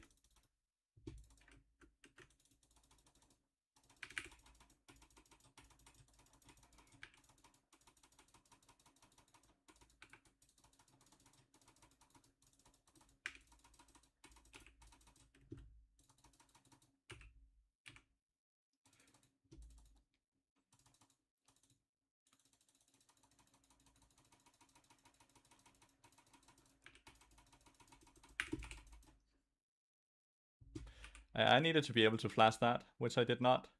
My bad. But you see, right? Now it's super dicey, because we lost that shutdown now. We lost that shutdown now.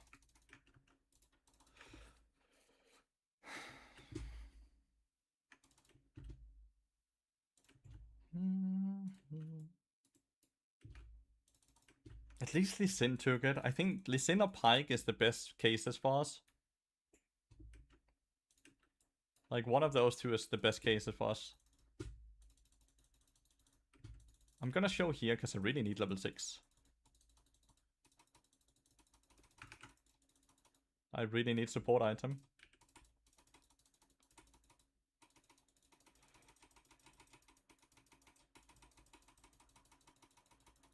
Fist does so much damage. Another shutdown. Fun.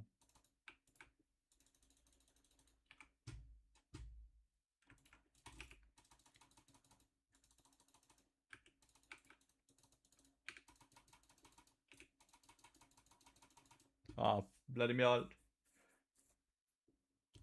I don't know what Javan did there. He just like EQ'd into them. But like that's not how you play that. Like he EQ'd from here to here, right? And then he was Pike here, Vladimir here, Lee Sin all around him, right? Like that made no sense to do.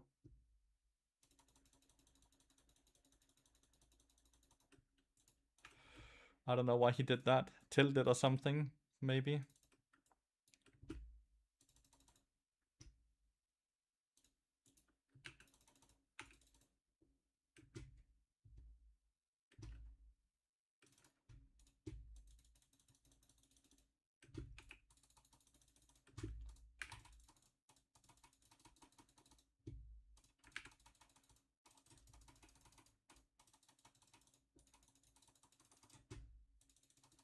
There's a fucking Varus bot lane.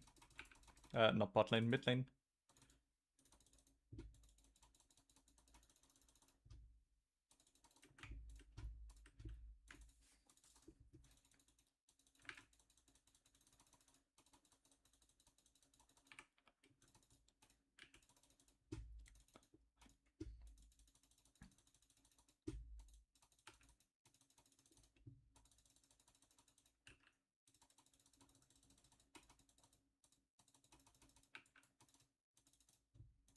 Pike is top.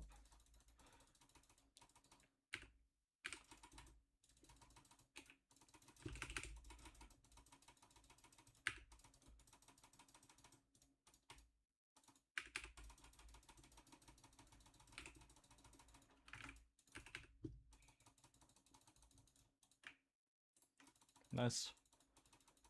Good shutdowns. Renekton died to the Pike gank, sadly.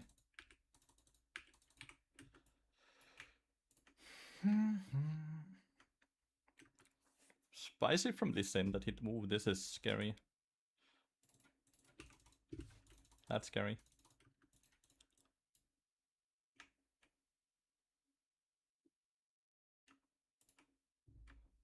Magi is under Vladimir. Giga chat. That's a little fish. Touch the fish. The fish is touching a lot of people. Damn, he rushed Nash us.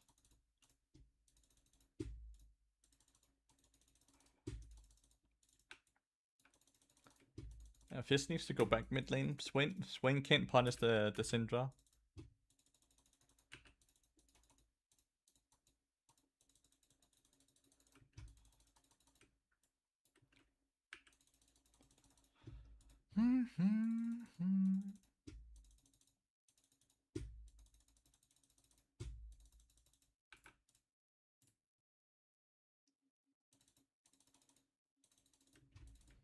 They're all top? Yeah, they're all top.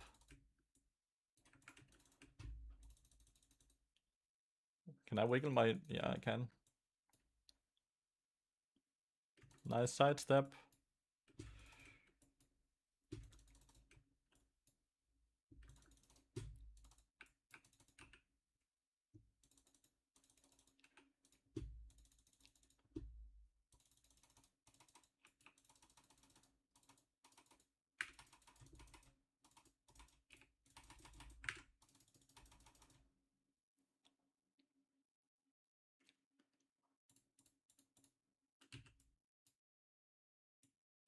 I think we should just have gone for the fucking barriers. He went for the Lee Sin instead, the Fizz. And the Varus is just way easier to go for, no? Oh. Try to get the W quick enough on him. Don't think I made the wrong call there.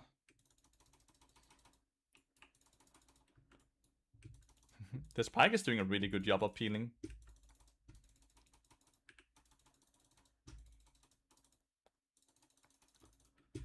He's doing a really good job of constantly peeling and playing for people on the map.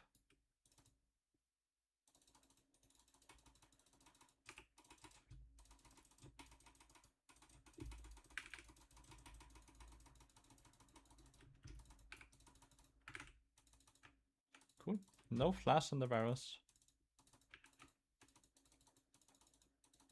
I'm amazed by how tanky Varus can be with just a Nasus Tooth though, right?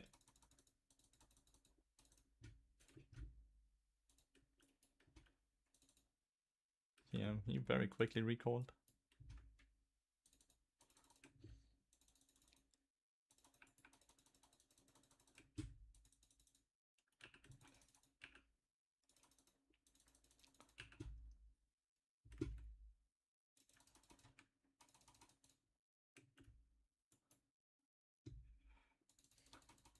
Huh? My dude got fucking flashed on.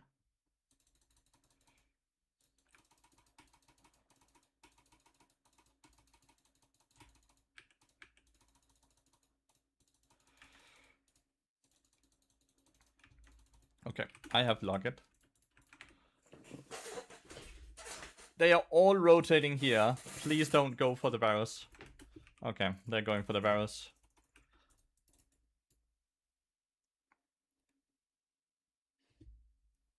Close. That's a shutdown even. Yo! Dude, weren't you fucking in here earlier as well? How did you raid me? Ah, they both die? That's so silly. They did get multiple pings, right? Jarvan didn't have ult for this fight. It's bedtime for you, GG's, dude. Thanks for watching and raiding. The Jarvan is really tilted.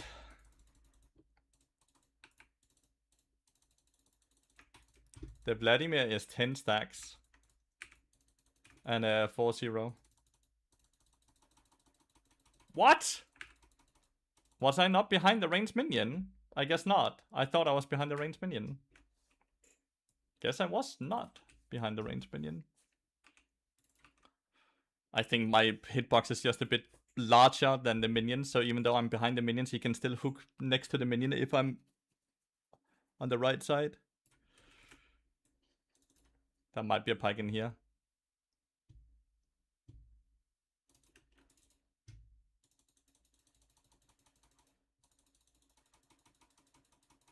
People are just spam dying right now. For fun.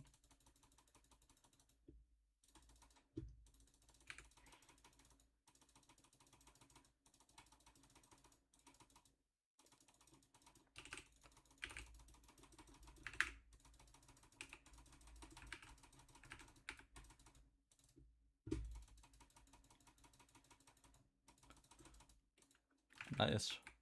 We removed the Magi stacks. That's really good. Lee Sin got a flash.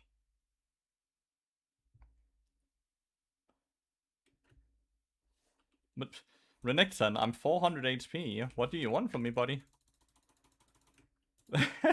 Why am I getting pinged by the Renekton there? I'm 400 HP.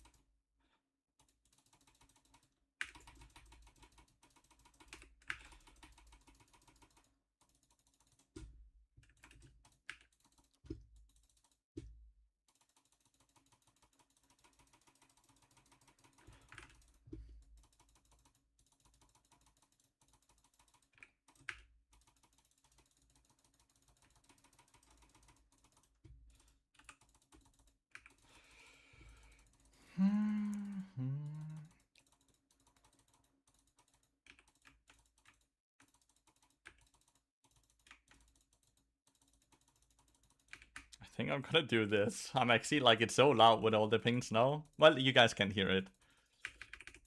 You guys, of course, can't hear it. There's so many unnecessary, like, spam pings.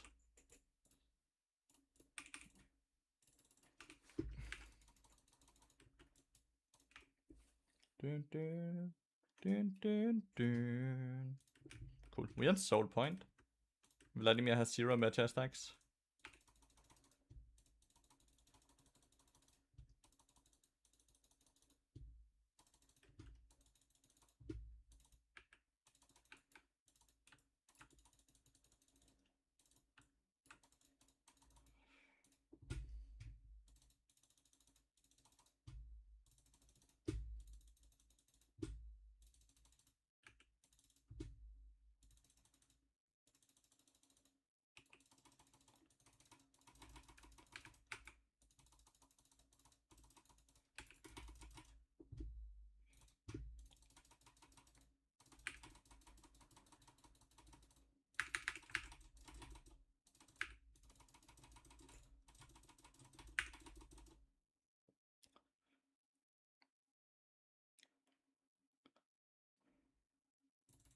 At least Sin played that fight so fucking well.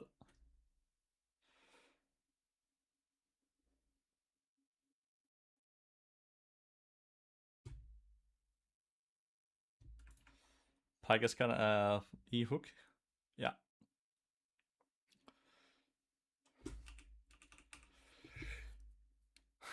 Lee Sin played that so exceptionally well.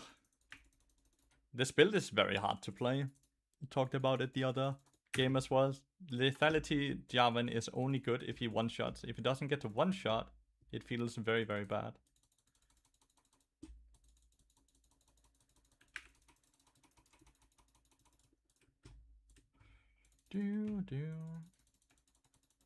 Weird build from the Swain, no? I just noticed it. Like, dude has so many different things.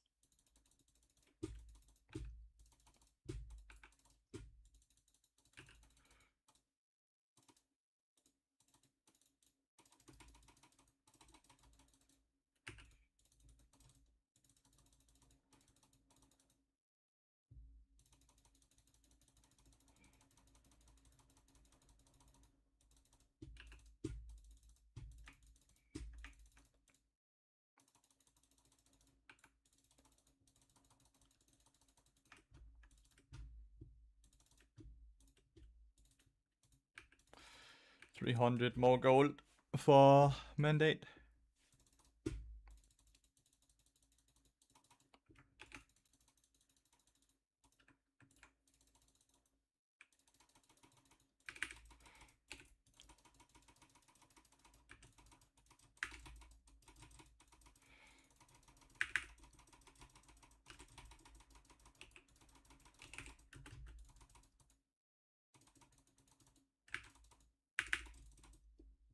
I don't know why Jarvan is just clicking in like that, dude. Like, he's playing like an absolute psychopath. Like, why is he playing like that? They could still be on this, right? Do we have any blue wards? Well, Varus is showing.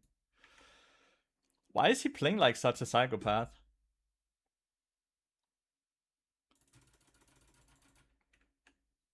Well.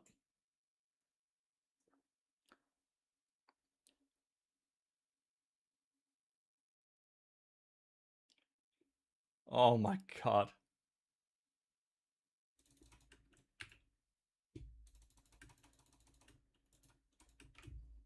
This injury really messed them up.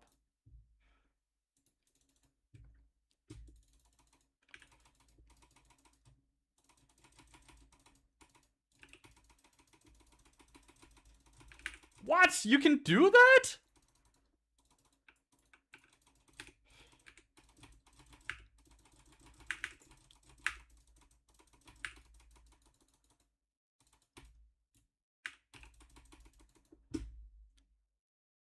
You can take the portal while in W.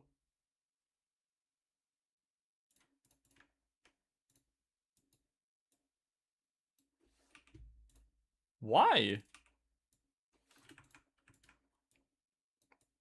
Did they stop the Baron or what? After they killed me and... No, okay, I was about to say. Same with Fizzy, but like, why?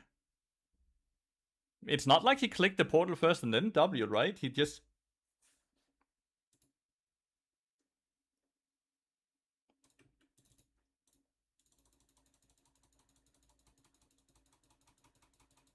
I don't know. The Fizz really... like, Fizz went from 10-1 to 11-10.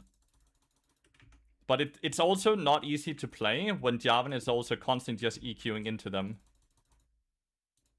Jarvan is just constantly EQing into them without any plan. Oh my god.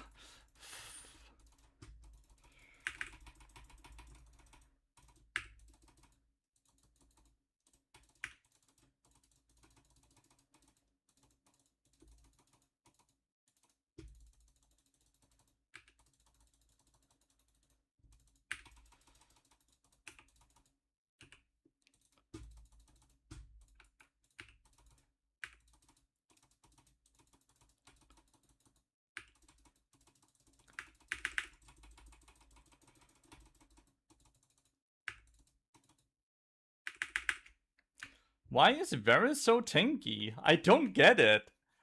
Why is he getting the tank stats from? He has Mercs and an Hourglass, I guess. He has one HP item on 300. Lee played really fucking well. It's just base levels, I guess, right? Level 17. I guess none of them are gonna defend. They're just gonna allow it to end. They both played like they didn't want to win the game. And sadly, this dude just got Giga Gapped and this dude... Yeah, I don't know about this at all. What, I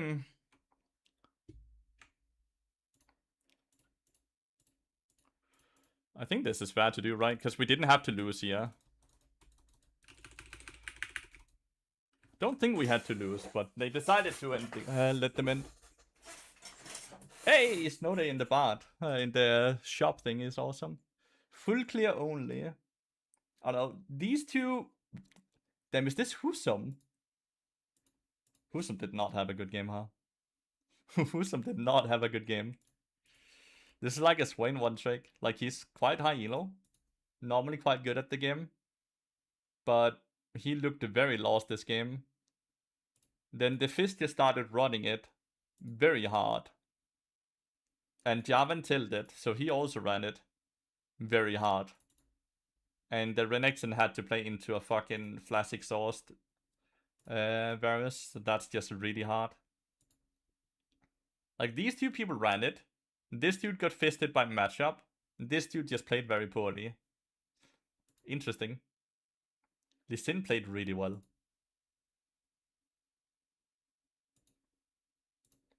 We had goal lead in this game, I think, for a lot of the game, and then we tilted. Yeah, you see? We controlled the early game, and then, like, this is very little, right? You see how until this point, it's both teams' game. But then Jarvan and Fizz just started really, like, continuously just running in and dying. Oh well.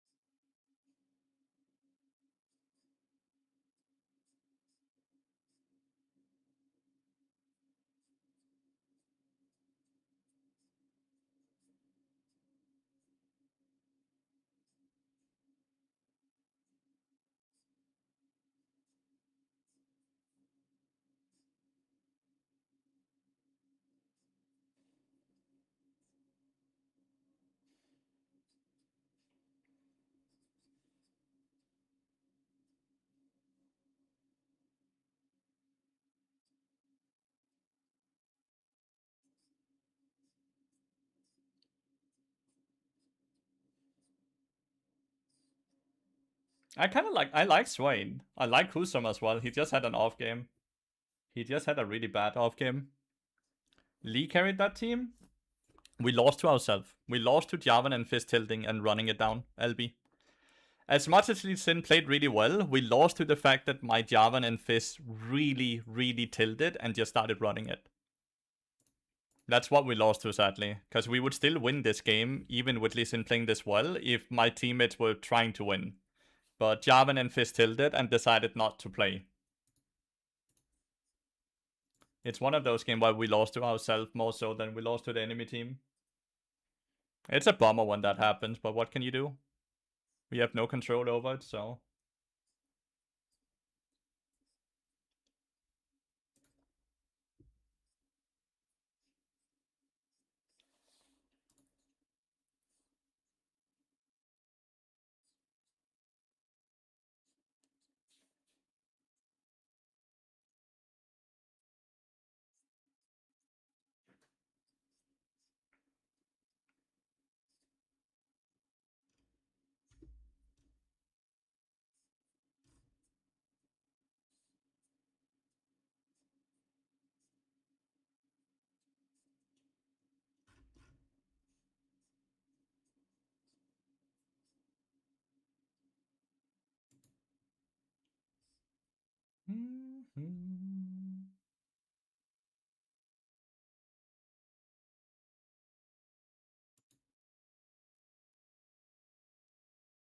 Do, do, do, do, do.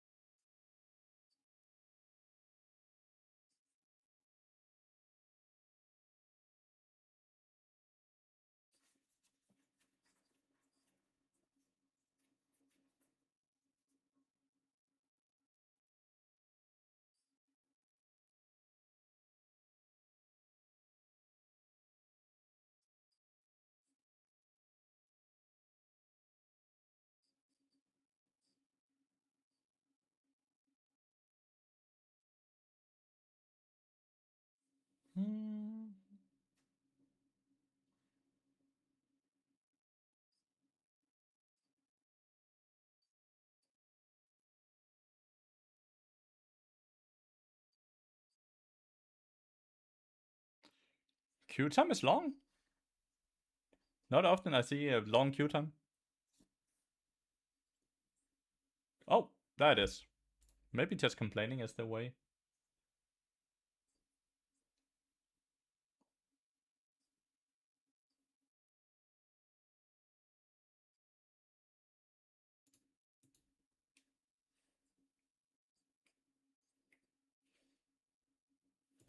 Oh no. I have a Shaco jungle. I never win with that shit. Shaco, Kindred, Kha'Zix. I never win with those three champions.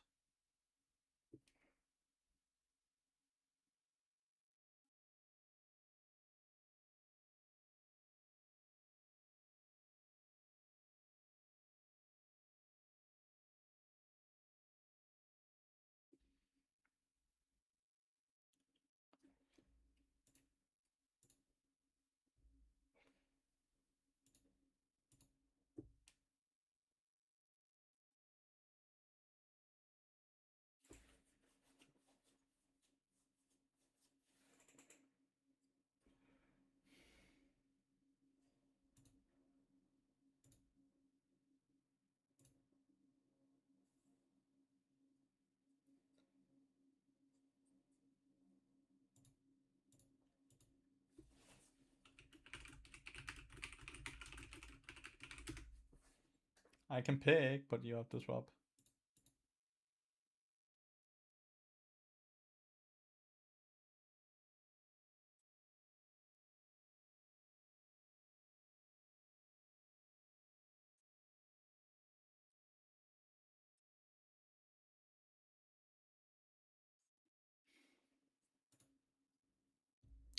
Mel Camille.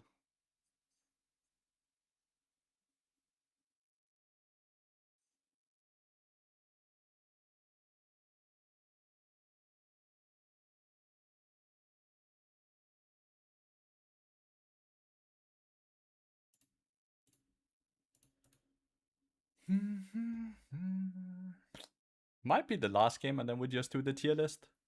We do it a bit earlier.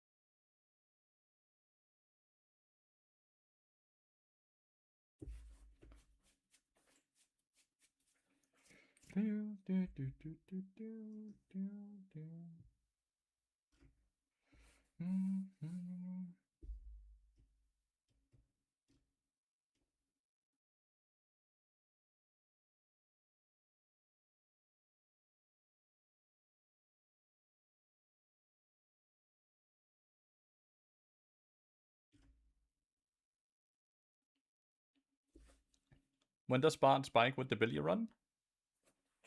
Biggest spike is Deadman's Plate finish, right? Deadman's Plate finish is a very big spike. Nice lethality, Shago.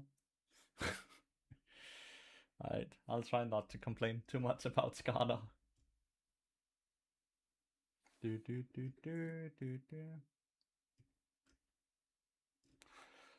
Do do.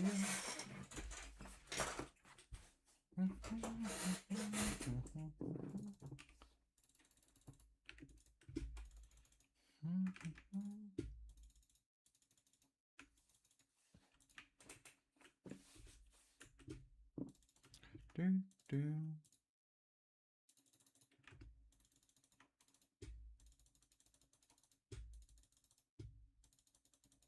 They didn't go for ward.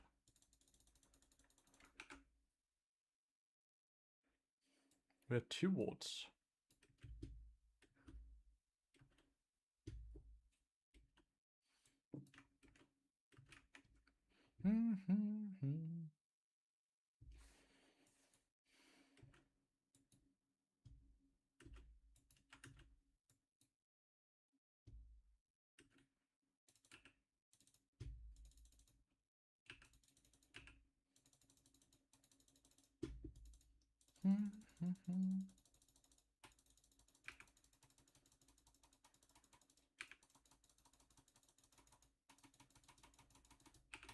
Okay, I'm just getting one shot.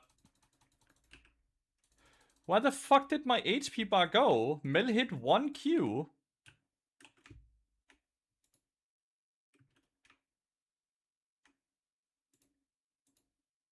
What in the flying fuck? Why does Riot always kill me with people who randomly ban Bard? Bard is quite banned on EOS, so if you play an EOS, Bard is just banned a lot here. Because there's a ton of high elo Bard players, so there's a ton of Bard players overall. Oh well, I didn't die. Syndra is fine. She's collected most of the farm. I'm just personally very far behind experience-wise.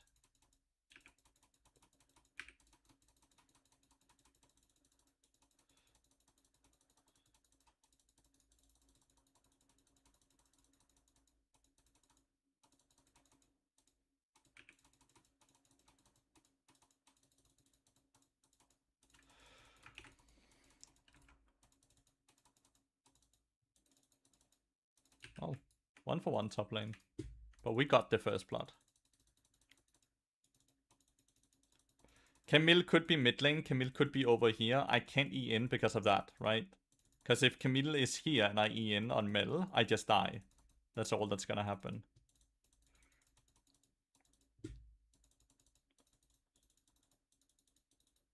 CS mid lane.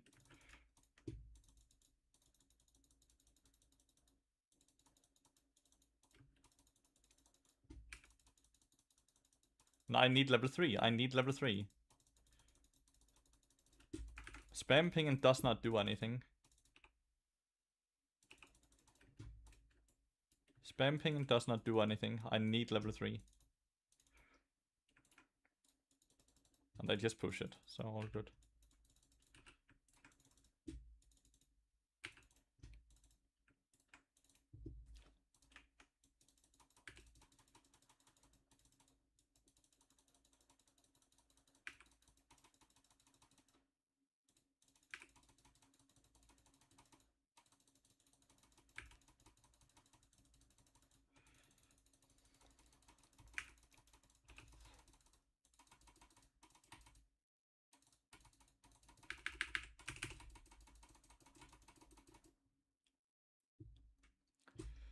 One for one.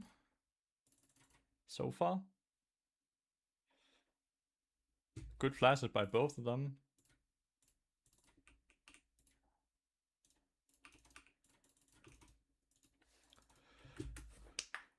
Good flashes by both of them. Shaco got a kill on... Nice, Sahin.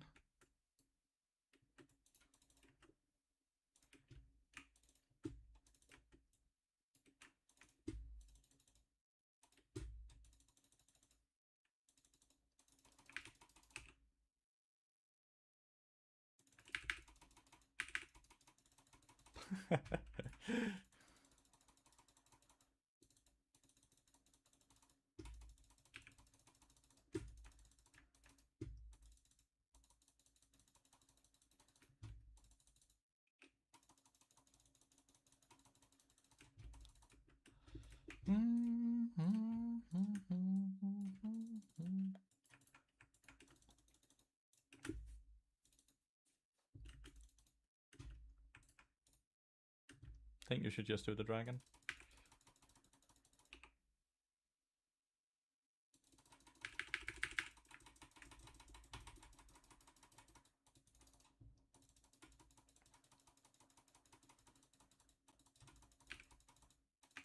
Did Renekton actually die to the person that was on vision?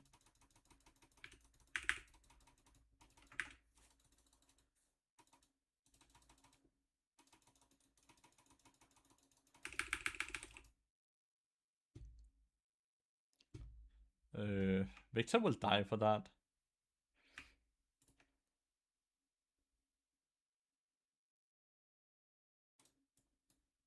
Wow. Yeah. Oh, and now Shaco dies. Ah, never mind. Shaco's fine. That was close, though. I just need to kind of mute all these pings. They're so annoying.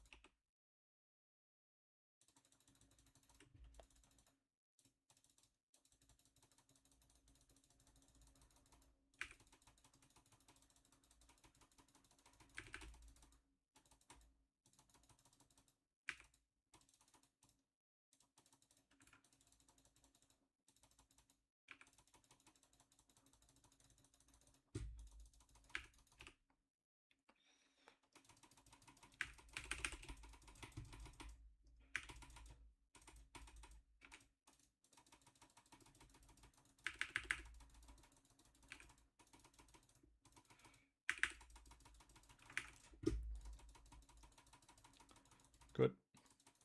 Nice!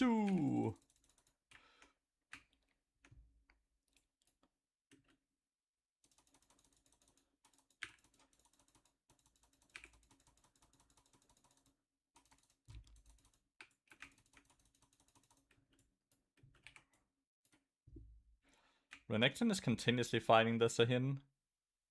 That's just int now. This person has GA as well. Why are you going under the tower? Like, you got the GA, but... I guess you're denying a lot of minions. Maybe that's the goal here for him.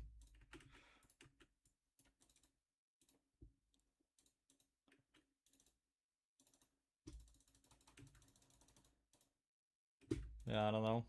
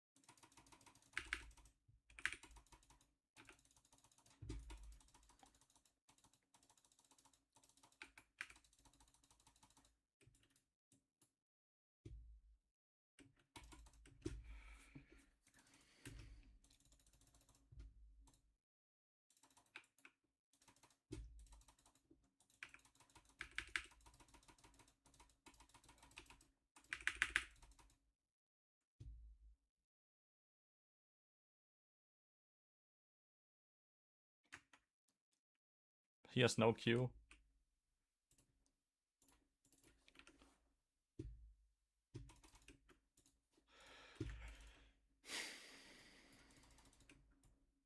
They just knew Shaka was in there.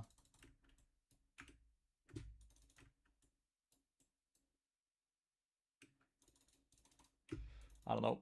We are losing most places right now.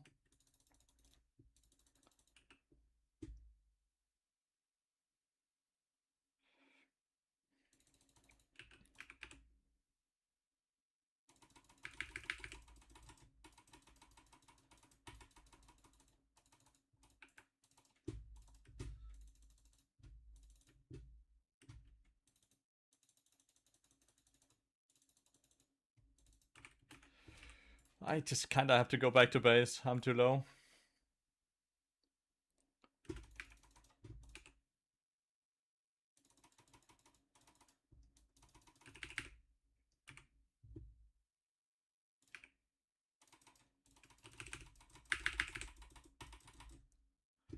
How do they know I'm in there? So that's warded or what? It must be, right? Like, that's just warded. It's funny that he did decide to go up and die, though. The Camille, at least.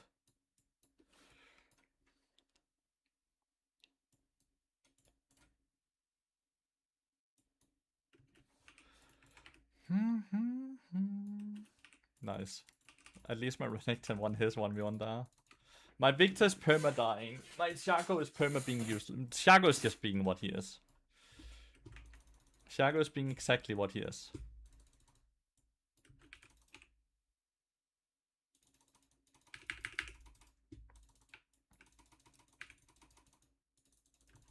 Nice.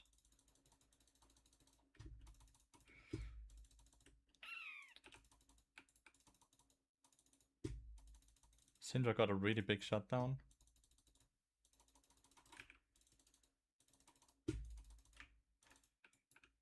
And we don't have Dragon stacking right now.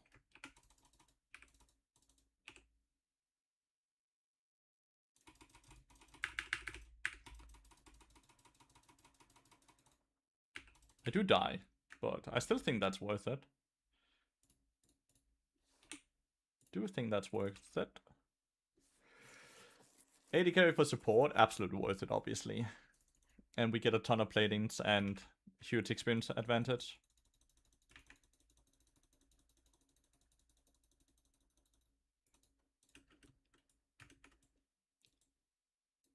Hoping to see Shaco do something, and what? Victor did end up dying.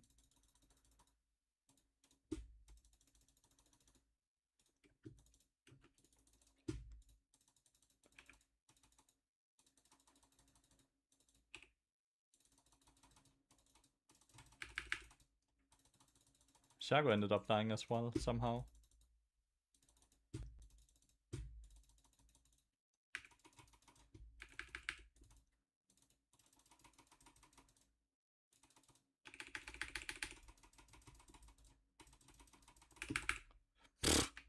Camille just pissed at me. I actually caught them mid-air there. Aw, not enough. I'm not sure how to win this. I'm having a hard time playing. The Shaco can't play because he picked Shaco. Like, he's getting outplayed by his own champion. Victor is spam dying to the Camille. Everyone is spam dying to the Camille.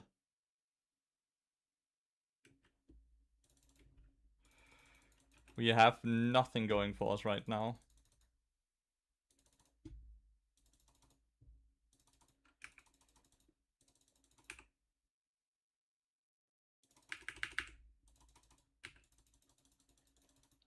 Am I just constantly on vision?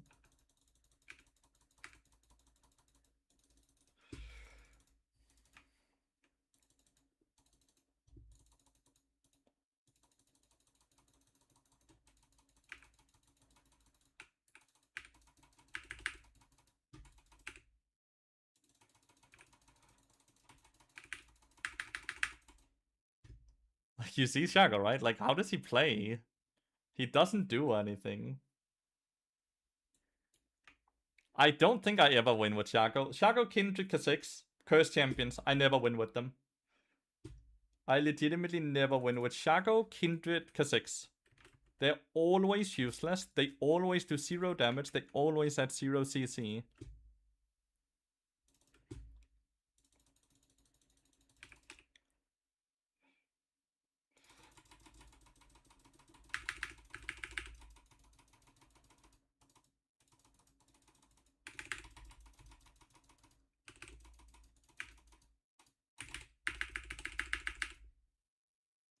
Are you dead at least? No, you of course get to live with 1 HP.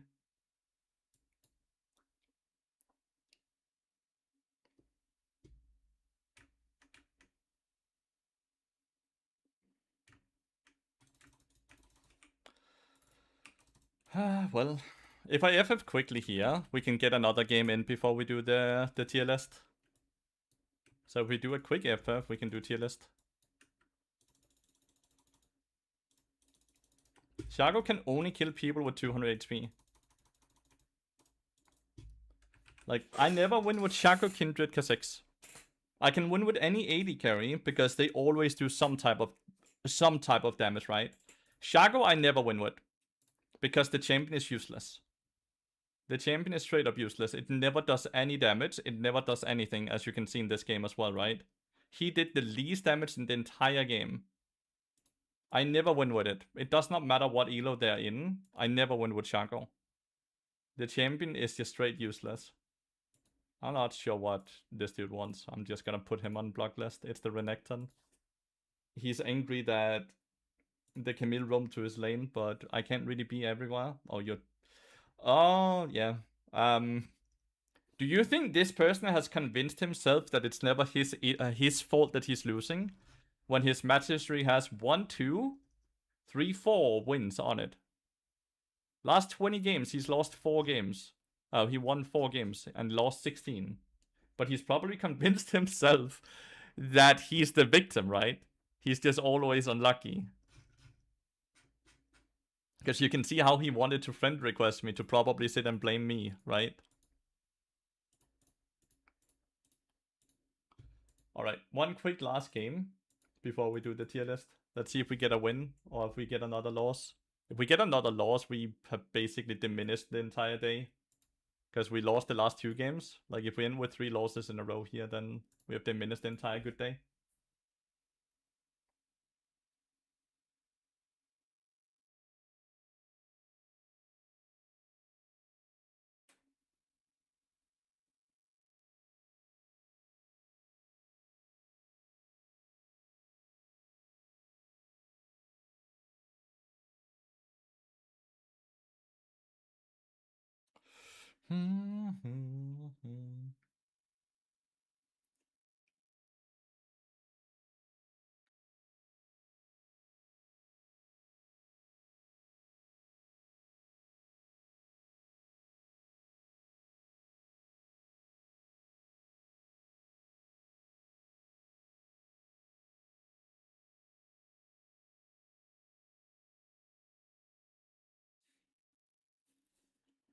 Definitely finding it harder to win with Bard. Bard is still very, very strong. I don't really have too many issues winning with Bard.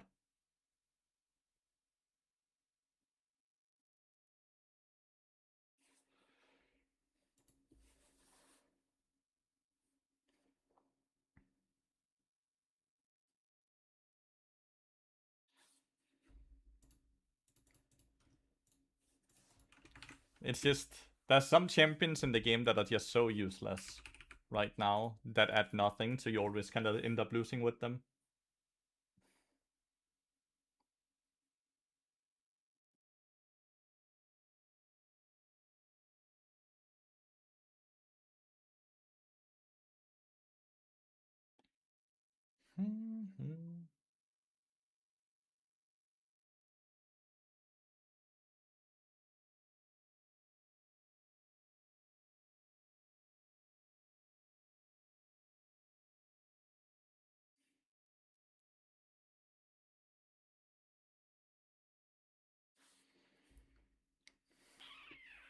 I can pick. Shouldn't I pick? LB could be support.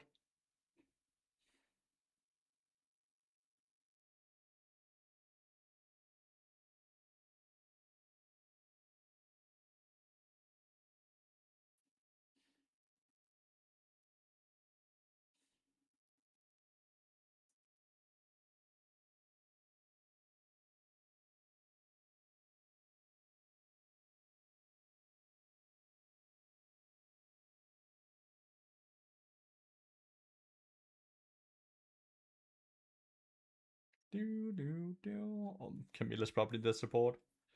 Camilla's probably the support.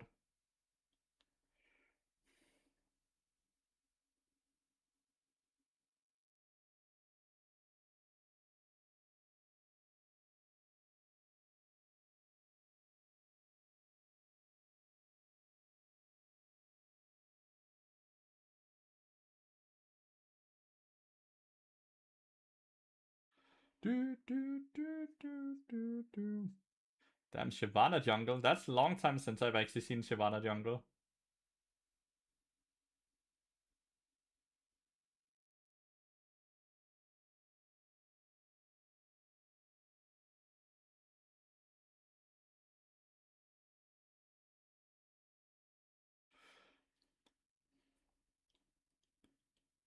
You didn't know about it?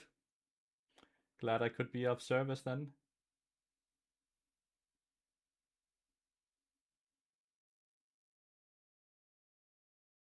Glad I could be of service then. I think we're gonna have troubles in this game. Shyvana takes quite a while for her to scale, and she's really easy to kite as well. It's really hard for me to match Camille's early roams, right? Because she legitimately just does more damage early game. She moves around the map very fast. And I have to be careful that I don't try to mimic her movement, because then I'll just get caught by her. They will just basically go on me then.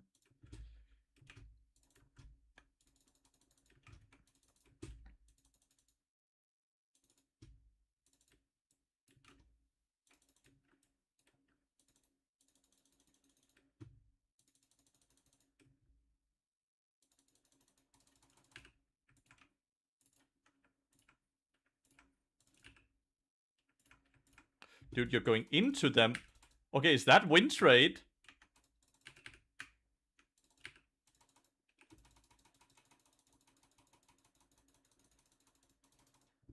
Is that win trade?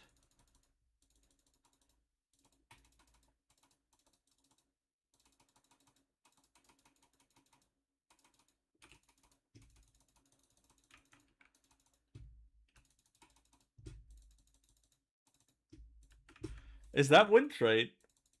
When you know that they are in there and you, like, I'm pinging, be careful, question mark.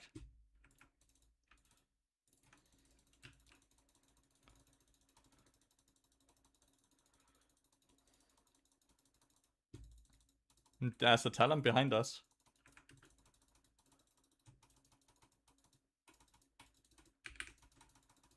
There's a Talon here.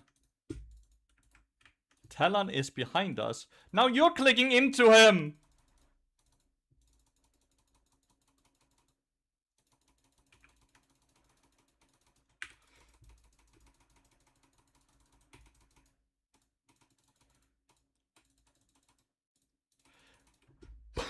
These people are straight psychopaths.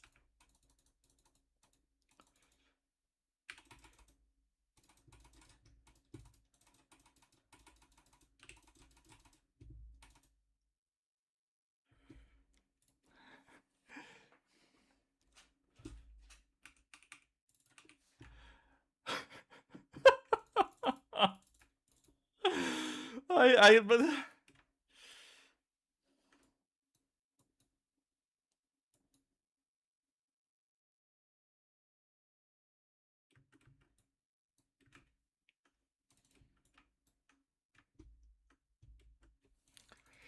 I am level 1, dude. I'm level 1.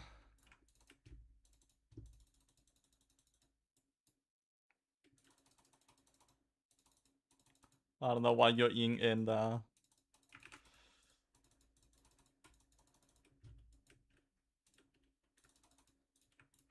Corky, you see, right?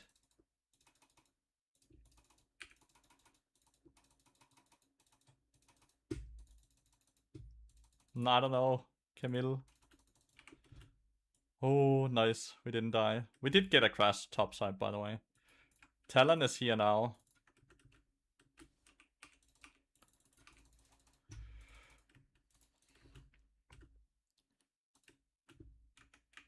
Well, Camille level 1 is way more functional than Bard level 1 because Camille can use her level 1 ability is a mobility ability.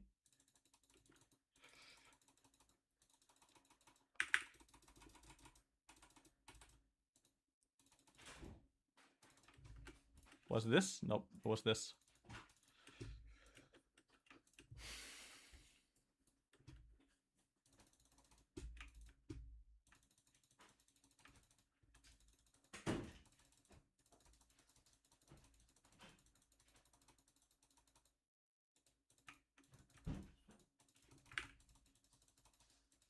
Yeah, I don't have to prep.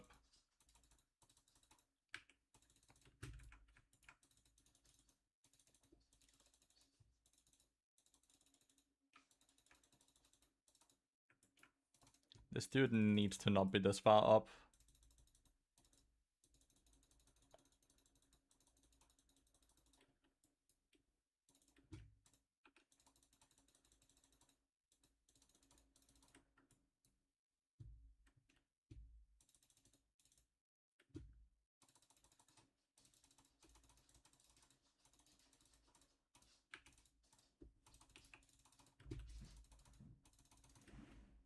Fuck your control ward.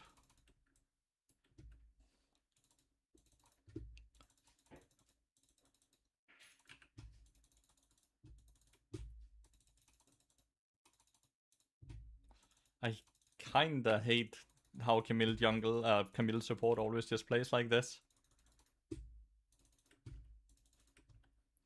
Need to see if he just started this. He didn't. Not yet, at least. He's just getting ready for the skull crab, I guess.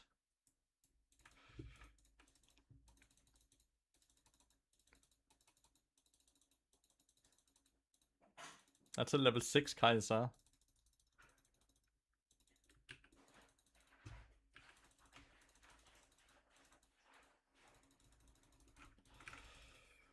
How close are you to level 6?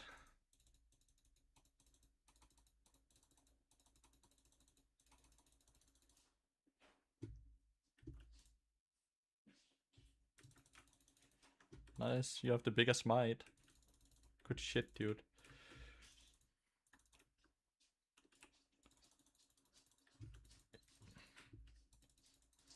Yeah.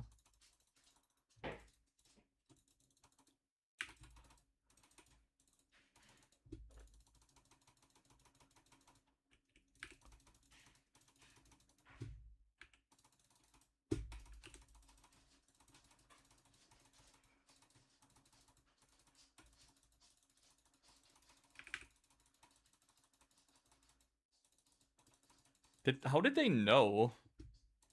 Did they just face change? Like, cause like Kaiser instantly reacted as well, right? Cause he ulted over the wall. So they shouldn't know, right?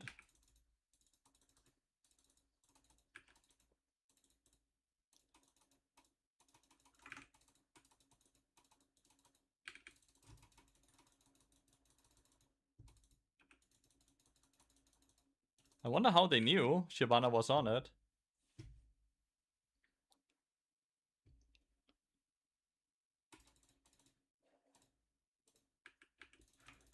Still have barrier and flash.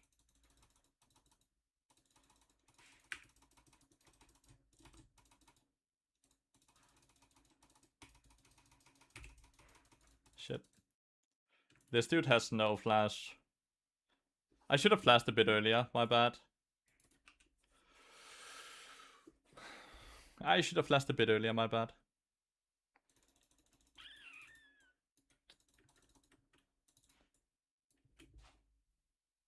Versus Morgana, Morgana is not a support. She's not a champion at all. She doesn't exist.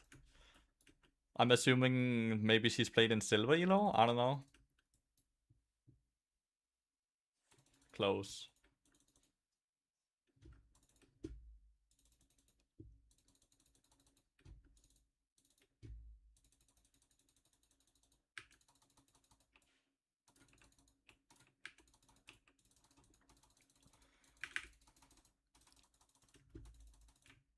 Play safe.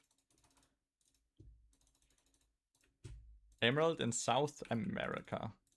But yeah, no, you don't need tenacity really against Morgana. She has the slowest fucking Q ability in the game, no? So getting hit by her is kind of impossible.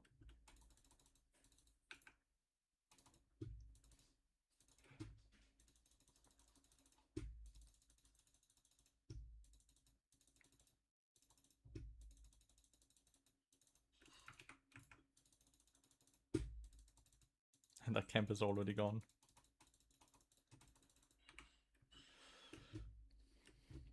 Like, legit, just touch the Q. Like, you should not be able to get hit by the Q at all. It's a very old design. It's a very bad design, Morgana is at this point. Like, if you get to play against Morgana, you just win the game, right?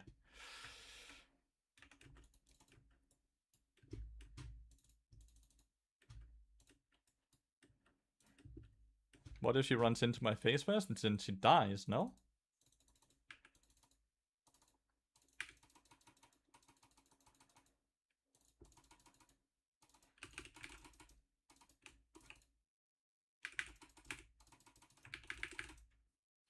The double ignite. I should have E'd out faster, but I got chained. I should have tried to E out faster, but the chain kinda interrupted that. It's still fine though, right? We remove Talon from the map versus Bart from the map.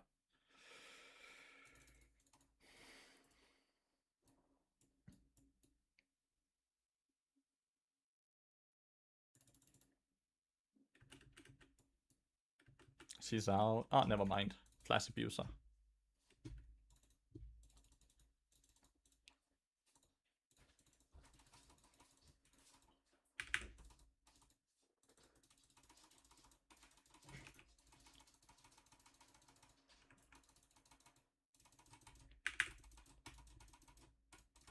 I missed my Q. I'm so sad. I'm bad.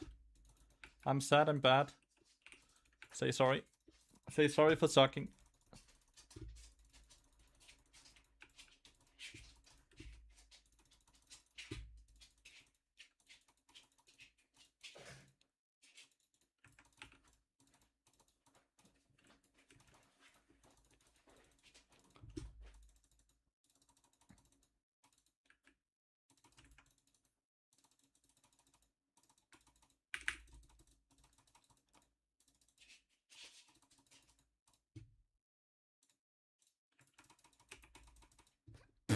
I got...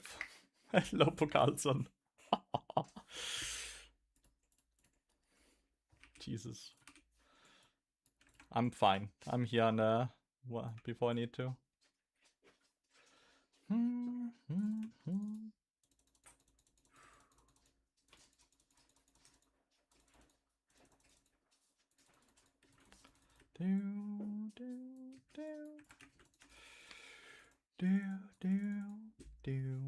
Not having Corgi here is a bit bad.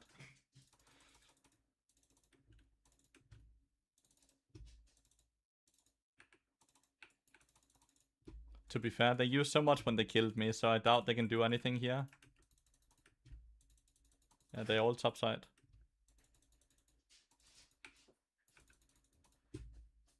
Yep, they're legitimately all topside.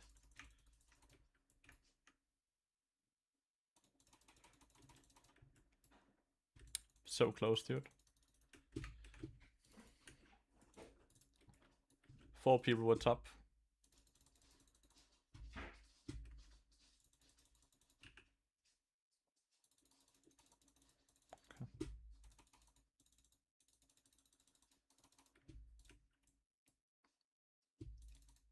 Why is Galio nearly dead?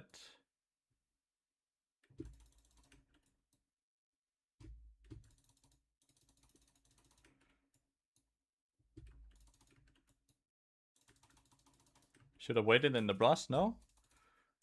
Should have waited in the brush. Well, got an assist.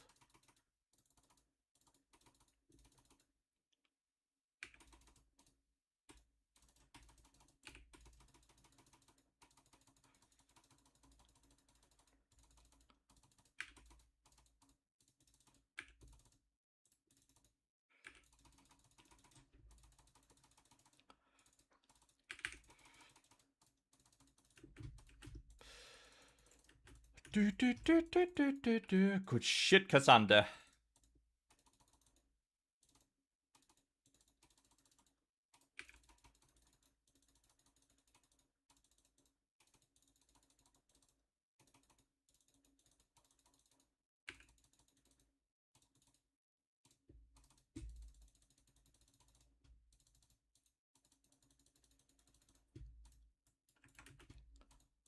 Talon is coming. Oh, Giga Blast Cone.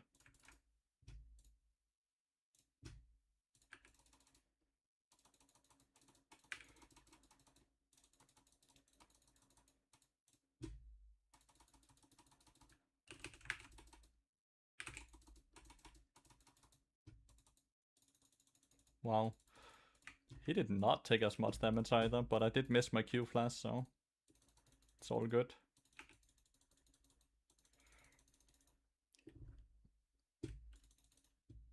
Do.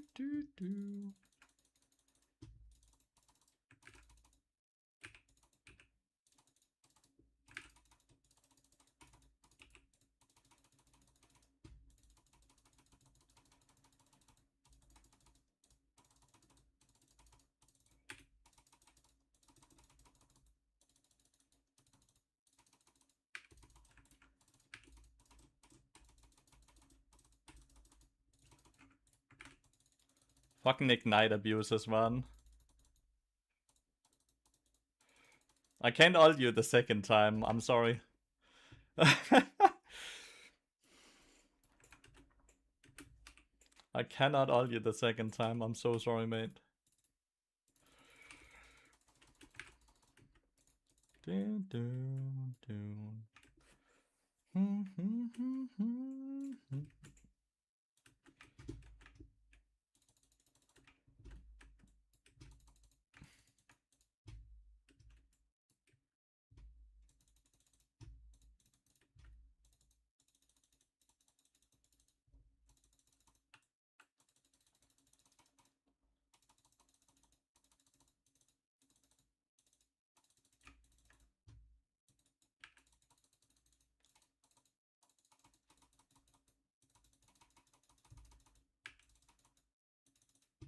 Cool. No Talon ult. Rip tower though. Oh, DC. That felt dirty. That felt dirty, but like that gotta be a DC. That felt dirty. That didn't feel good.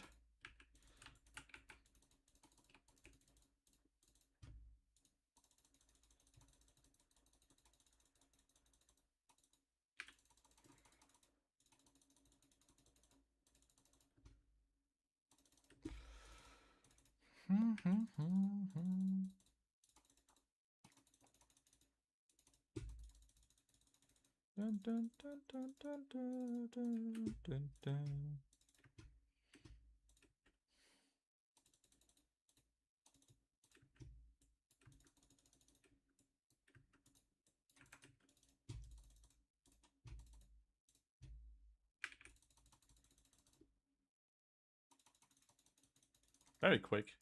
Please do the dragon. Instead of chasing the vein. Please do the dragon.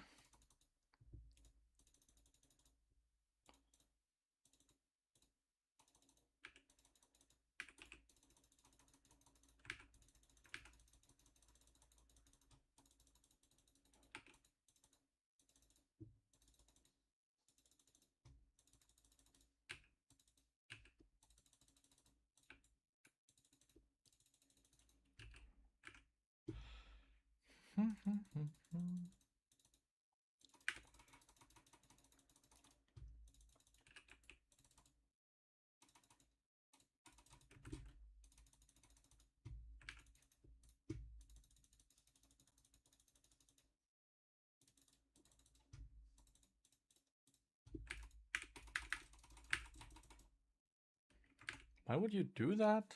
I don't get that decision making there. Like, why would you sacrifice your trade 1-for-1? Is it just because probably because Kaiser's not here, right? That she doesn't really care? Skylar's viable on top?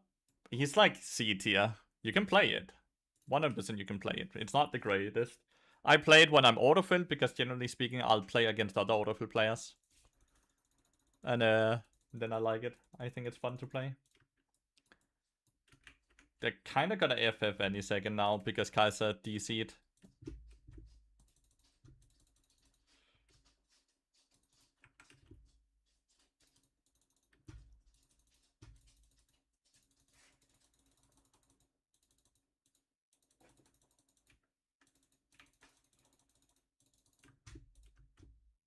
Like, that AD carry was probably their strongest player on that team, and she DC'd.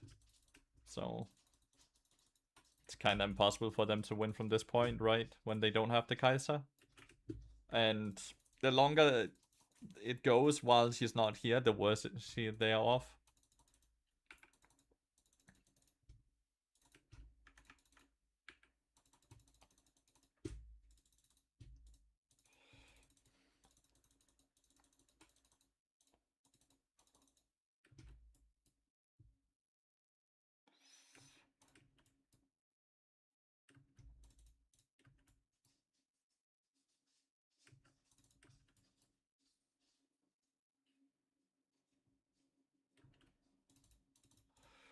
We're just pushing.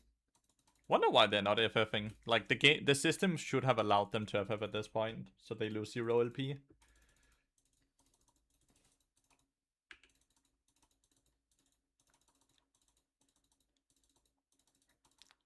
Ah, there we go.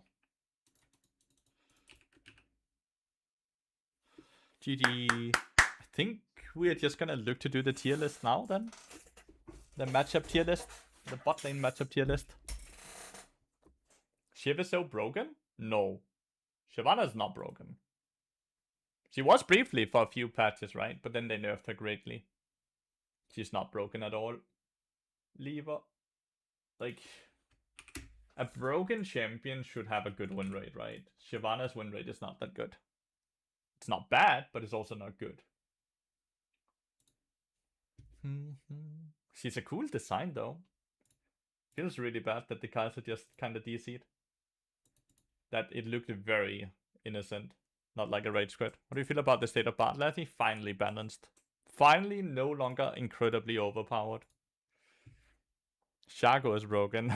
Yeah, very broken.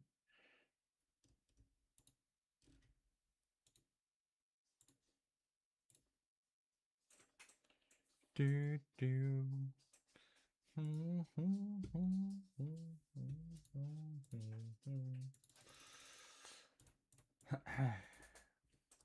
This is the thing we're gonna do.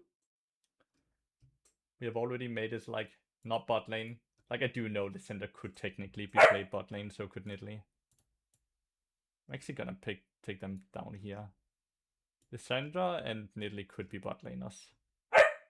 It's my editor Pokalsen that's done this, so we need to maybe update it a bit.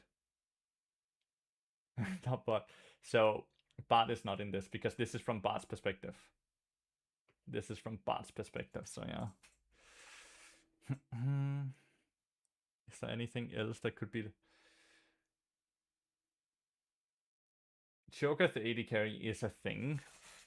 Not so much though, it's just Saku who's doing it on EOS, so I'm not really gonna put it in there. Because, like, you see Cho'Gath AD carry, you see Katarina AD carry on EOS right now, you see Fiora AD carry as well, but don't think we're gonna include them. What do you think, chat? What's this? We're gonna make a bot lane matchup tier list for Bart. Like, when I see this champion, what do I feel? Both the AD carry and support is gonna be slotted in.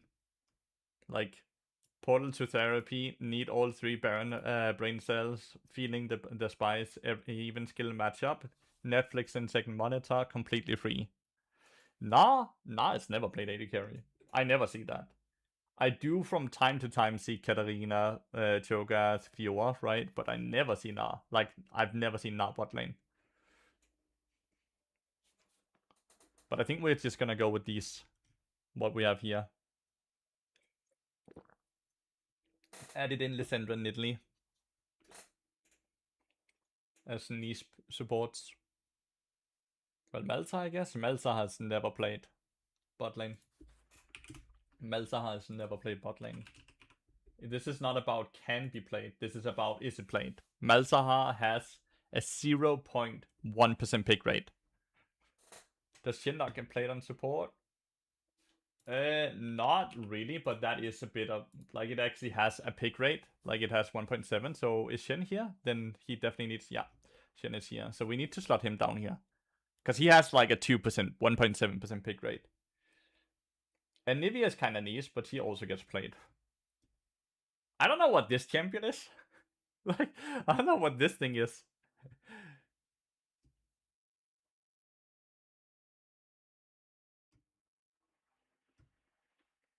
But yeah, I don't really want to include champions that have below 1% pick rate. Because that's not really... it's not really very... Like, it doesn't matter. Nuno's never played bot lane. Mid lane and jungle, right? Alright. So let's just start it here. I'm gonna put a marker in the stream. So Pukalsen can find it. My camera is not blocking anything. Neither is the OBS thingy. I can move it a bit more to this. Now it's not blocking anything at all. I think I'm gonna zoom a bit in. So it's actually 100%. Actually, 100% might be a bit too much. 80% seems good, right? LB is never played. Yeah, LB has a below 1% pick rate. Bottle droid. I don't want to put in champions with less than 1% pick rate, because they're not relevant, right?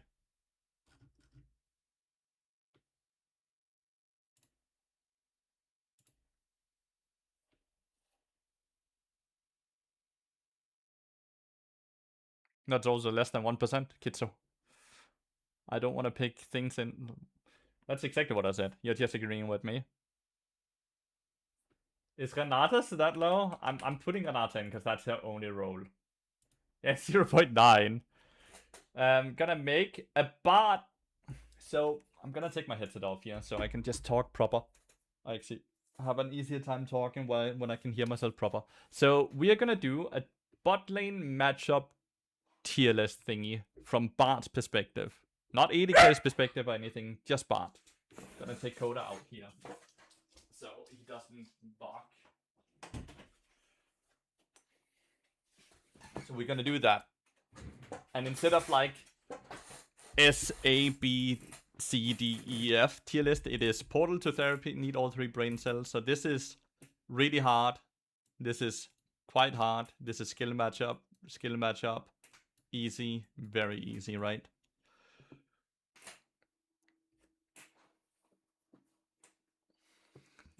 And Nivea is gonna be put honestly here, I would say. Anivia has far longer range than Bart. Outtrades Bart during laning phase. She can't really match the roams very well, but she can make it so your AD carry can't play the game at all.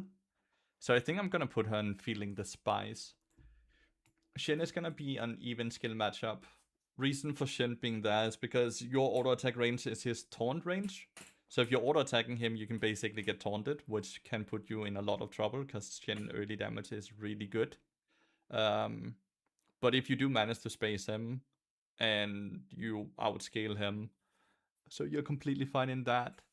Lysandra support seems like one of the very easy ones, right? Netflix in second monitor.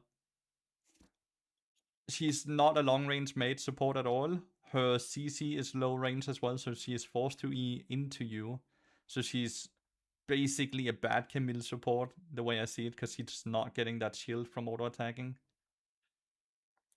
Lissandra support is realistically mainly meant as a counter support to other matchups, but into Bard doesn't feel deadly at all.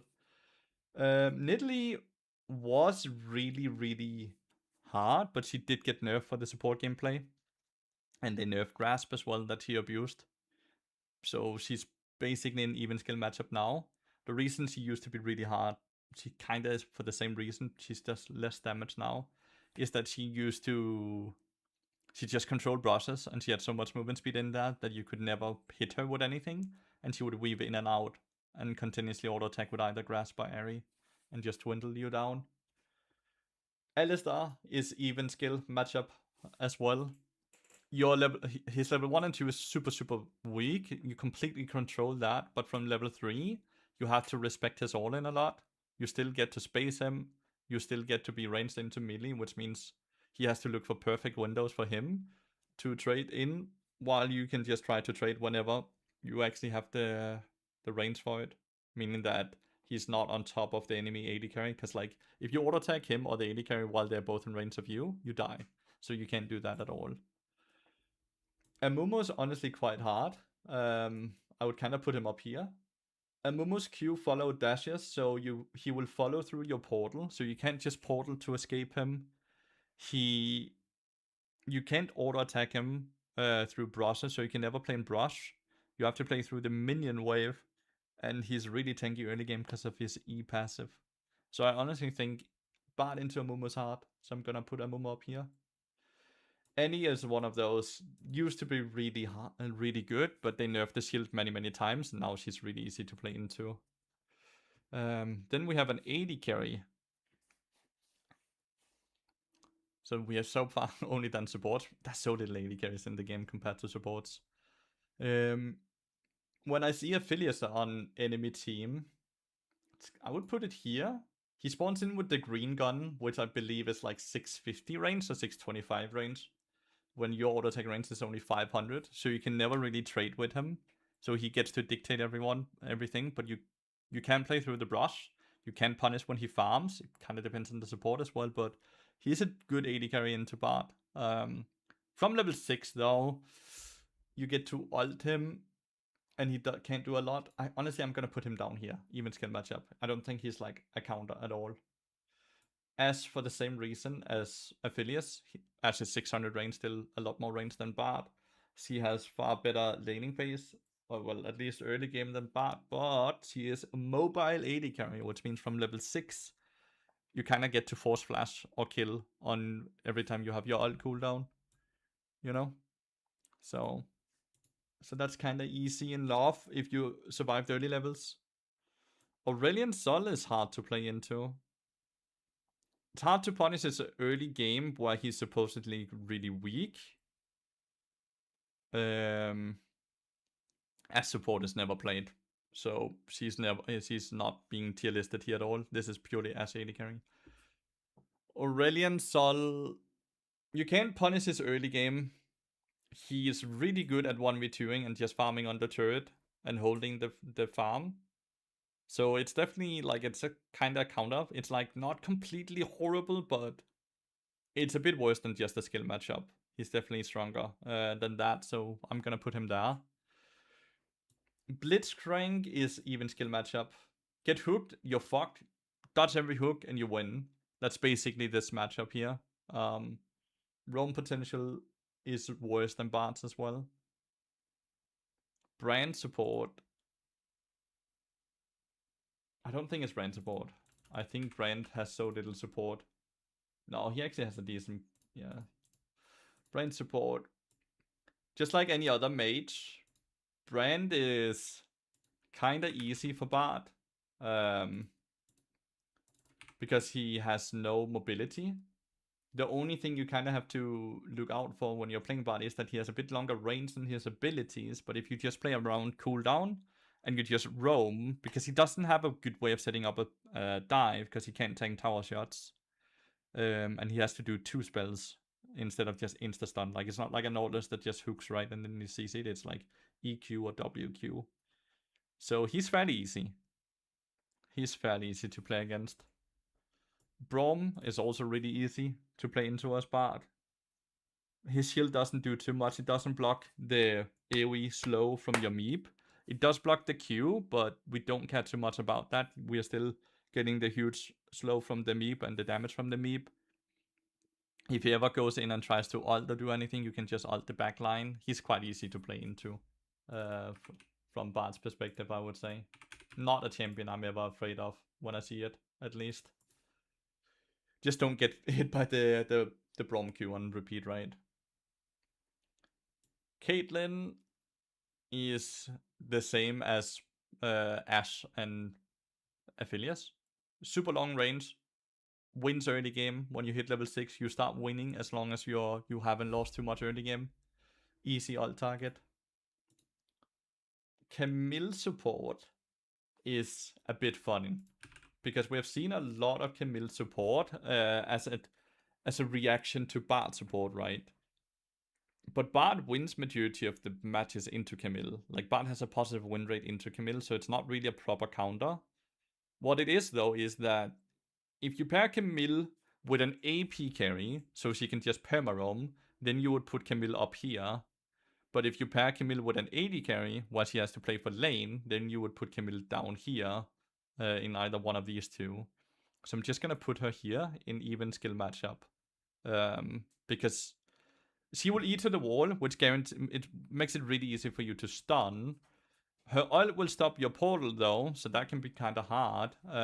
So like, there is skill matchups in this, but overall, as long as she's not paired with an AP carry, she's kind of easy to play against. If she's paired with an AP carry where she can perma-roam from level 1, can be really hard to match, because her level 1, 2, 3, 4, 5 is way stronger than Bard. Bard need a bit of HP and armor from items before he gets to the same strength level.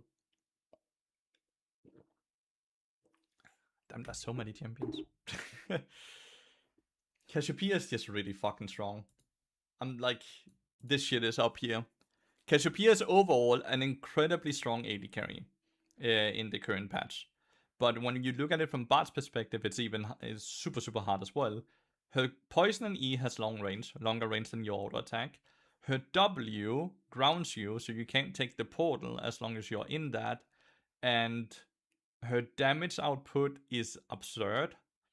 And you don't have really ever a window to punish her.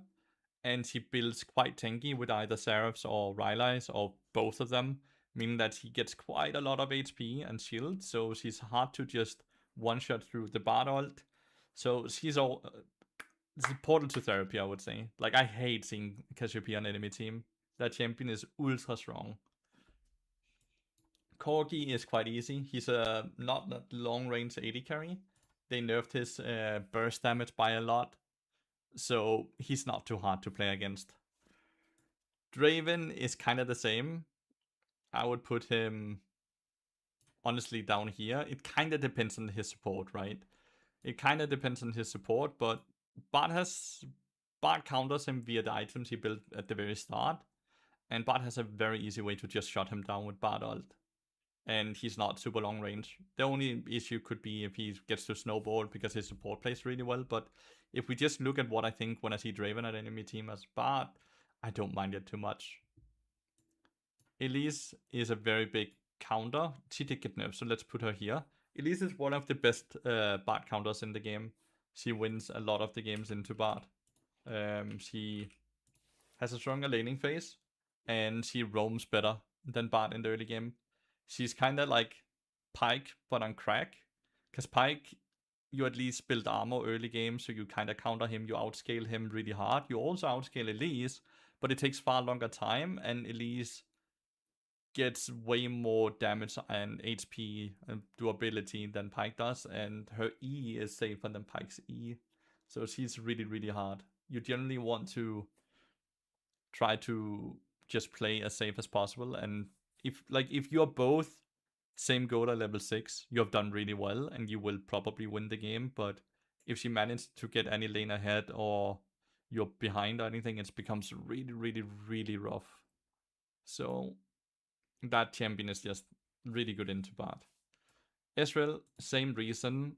Ezreal has a blink, so it's hard to ever ult or Q Ezreal. You basically have to wait for his abilities to be down before you get to play. You can always try to auto and portal behind him to try to cut him off. But overall, Ezreal has far greater range than Bart, so he can space the Bart really easily. And he always have to mess up before you can punish him. If he doesn't mess up, you can't do shit against him. So yeah, that's... Ezreal is really good into Bart, I would say. Fiddlestick. This is Fiddle support. I don't think Fiddle support is a big issue for Bart at all. I would put him down here. His Q range is really low. His E is annoying to deal with, but it's not too big of an issue. And Bart definitely has better roams than Fiddlestick support as well. So I would put him there. Not a champion I'm afraid of at all when I see. Galio, on the other hand, can be quite hard for Bart. Galio has a way stronger laning phase, counters the magic damage Bart does. Like the electrocute proc, the auto attack Q, electrocute, gets eaten by the spell shield or magic shield on the W. He also has really good base damage, and he has an easy time to match Bart's roams with his own ult. So I would say he's not a direct counter. It's not horrible, but he's definitely not a skill matchup. He's worse than that. What are we rating? Bart matchups in bot lane. What I think when I see AD carry on or support from Bart's perspective. That is what we are currently going through right now, Cadet.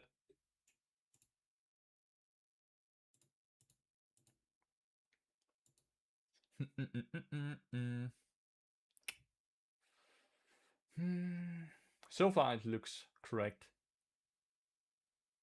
This line here is gonna be where majority of the champions are gonna be, because most matchups are straight up skill matchups. Bart doesn't have a champion pool where he completely counters them, right? Like, there's not a champion I look at and think, Bart just free wins this. There's some mages I'm gonna put down here though, because Bart just gets to roam and do everything he wants. Gragas. I never play against Gragas. I would say Bart kind of counters, right? Gragas is, yeah. I would put him here. Left to right doesn't matter. Left to right does not matter. He's too short ranged. He's not gonna get a lot of, like, he's very gold dependent champion, and he doesn't get that gold when he's playing support. He also loves levels, which he won't get. So unless you spam die level 1-2, you're gonna be fine. Heimerdinger AD carry can be good. I would put it here. Any mage is kind of hard to play against, but I don't think Heimerdinger is as hard as Aurelion Sol, because he's a bit shorter range. He has to play around the turrets, which you can deal with quite easily.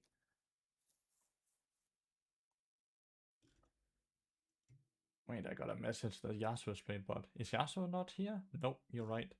Let's put Yasuo here. Good call, good call. Good call, Eddie. No, it's an oversight. It's easy to have oversights. There's so many champions, dude. Yasuo is definitely, like, that's his most, second most popular role. Yeah, and he's super mobile Heimerdinger, so you can just ult him on repeat as well. You also forgot Nidalee and Lysandra, so I also put them in there. Like, Anivia and Nidalee, Lysandra, they were not down there. They also get played a bit in the support role. I'm not recording this, by the way, Bukalson, so you just have to go catch the VOD. But I did put a marker when I started, so it's easy for you to see when I started.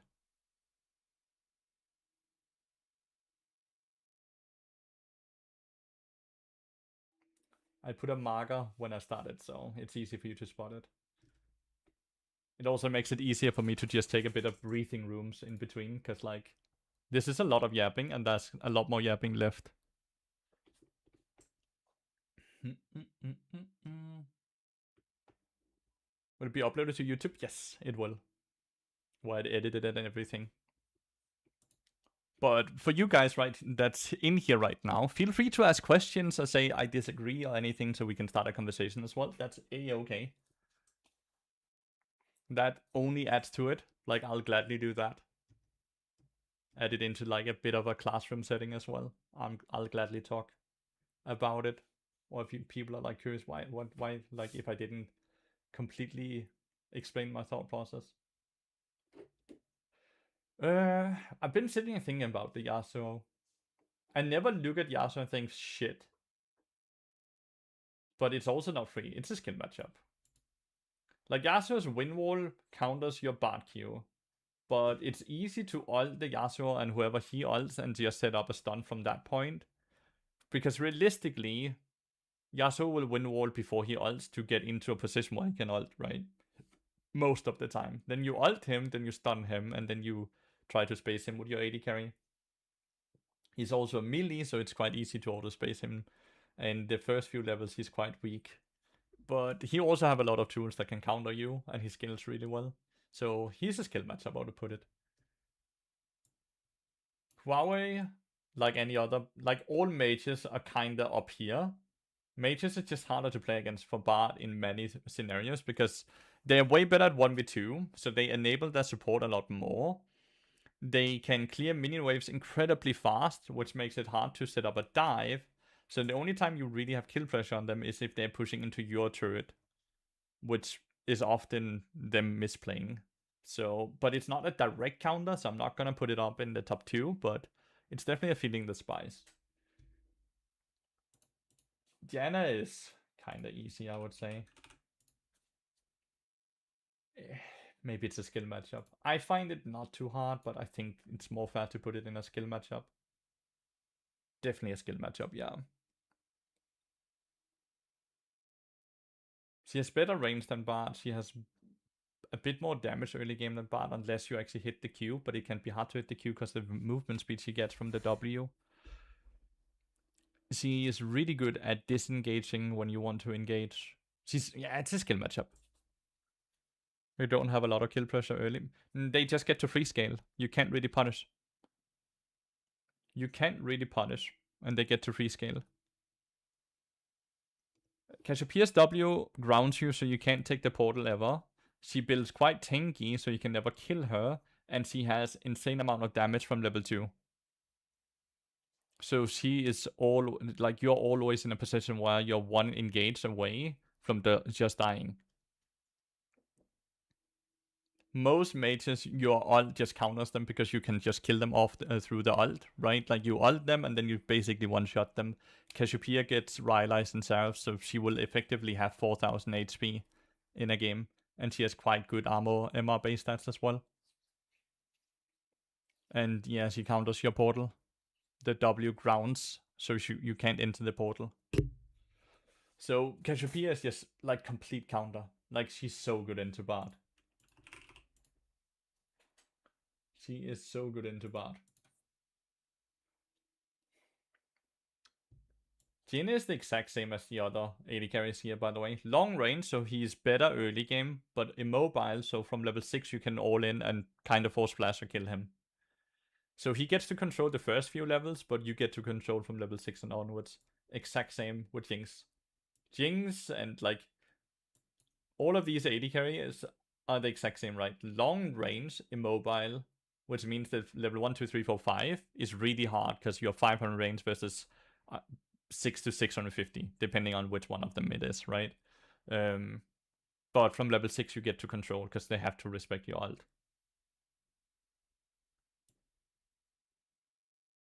Kai'Sa's a bit easier. She's short range. She doesn't get to dictate level 1, 2, 3, 4 in the same way. It's a bit support dependent how much she's allowed to do, but she's easier to play against. She's still immobile like the other AD carries. You just have to play around the attack speed a bit. The movement speed from the E, but overall she doesn't get the same presence as the other AD carries does. Kalista is honestly a bit hard. She's really hard to hit with abilities. She's quite long range as well. And she does a fuck ton of damage. She's not the greatest AD carry, but looking at it from a Bard perspective, she's kind of troublesome to deal with. Her passive? No, that's her W passive for Carlson. Diana's W passive is movement speed. Her own passive is that she gets damage from movement speed. That's her passive. The movement speed comes from the W, the bird. The bird, or whatever it is. The gust. Now I need to double check to see that I'm not just completely bullshitting.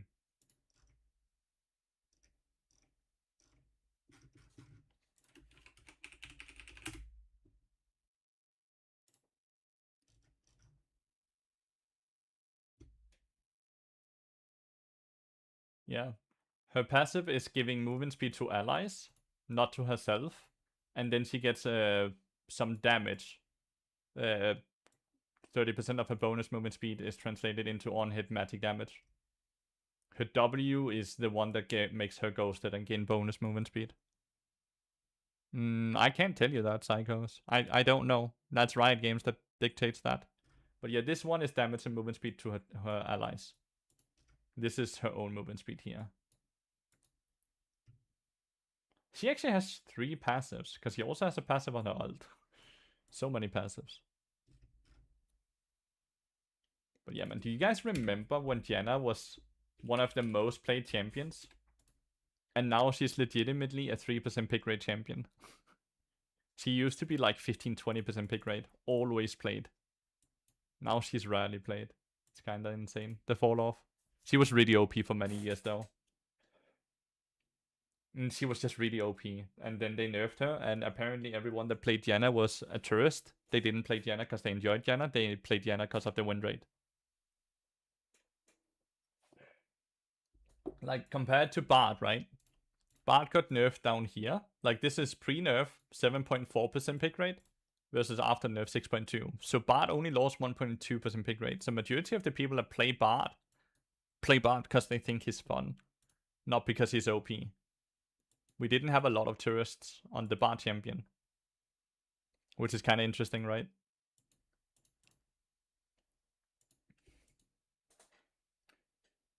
Karma is a skill matchup.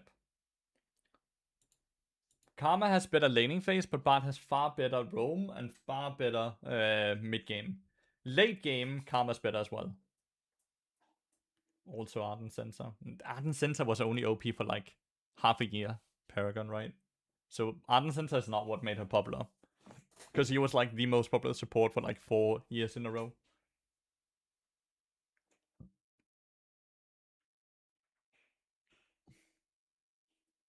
Karma's just straight up a skill matchup. Immobile, but controls laning phase. Karthus, like most others, I don't think he's actually as bad as the others. Yo, he is. He has stronger laning phase than Bard. He scales really well into the game, and you can't just ult him and kill him because he will still do damage. Yeah, he definitely deserves to be up here. He's troublesome no matter how I look at it. He's always kind of an issue. Isn't Karma good against Bard because you have to build servants first? You don't have to build servants. Then that was only the case back when Moonstone was ridiculously overpowered, but they luckily nerfed Moonstone. So servants is not a must anymore into Karma, like it used to. It used to be a must. Now I never really play Serpent's Fang at all, because they nerfed the Moonstone interaction. Yes, he was really easy to play. He still is, but that is a good point, Cadet. Kog'Maw has 2 builds, right? The AP build is a bit more troublesome than the on-hit build. On-hit build is fairly easy to play against because you just play around the W cooldown. The AP build kind of one-shots the minion wave and outranges you and pokes you down without you being able to do a lot. If we were just purely talking about the AP build, I would put it up here. But since the on-hit build is more popular than the AP build, I'm going to put him down in even skill matchup. But just pointing that out. Because he's long range and he does a ton of damage. And he generally will... Like, he's really easy to ult though, right? And you have a cooldown you just play around. But if he's an AP, you don't have the same cooldown to play around. And he just constantly outranges you. So it's hard to even get an ult on him because he can also just buy Banshee. Leona's a skill matchup. And she's a fun skill matchup. So Leona wins against the unaware Bard quite easily. But if you understand that Leona's E will always point towards, will make her land at your back, and you position accordingly, meaning that you always position with a wall next to, on your back, you can Q backwards when she E's you to stun her before she can Q you. So now she's in a bad position while you're not stunned, and you kind of get to just base her. But if you're not doing that correctly, and you don't space her, and you don't play around her E, then you'll have a horrible time. But because of that, and you have tools to counter her, you have tools to win against her, I'm going to put it skill matchup. But I think majority of Bard players probably lose to Leona, to be fair. Because her E is same range as your auto attack. So if you're in auto attack range of her, then she's in E range of you, which is deadly. Lucian is not hard to play against. You just have to play around his dash, right? If you Q before his dash, you fucked up and you deserve to lose. But if you hold your Q for his E and you just kind of auto attack, he doesn't have a high amount of damage. He doesn't scale incredibly well into the game, and he's low range, so he's not really a big issue for Bard. Lulu's kind of the same. She's not too hard to play against. Damn roasted? Yeah. Sometimes you just have to be honest. Sometimes you just have to be honest. In my opinion, Lulu's down here. I don't think she's a skill matchup. Lulu used to be incredibly overpowered and very hard to play against, but then they nerfed her 8 times in a row. Last year, I think it was. And now she's no longer overpowered with dumb numbers. And now we can actually just compare Kit versus Kit. And Bard will do around the same damage as her, if not more, with the Electrocute proc. He scales better into the game than Lulu, and he roams better than Lulu. Lulu can't roam. Lulu can't ward alone because he's super immobile. She can only stand super far behind. So her, like, she has no way to win laning phase. She has no way, like, if both players play accordingly of how they're supposed to, Bard always wins versus Lulu. It tasted purple, though. It did taste purple. I think Lux is hard, actually. Like, I think Lux is like a skill matchup. She far outranges you. Mana is a fixed stat on Lux, I feel like. She never, like... It's never where she just spams.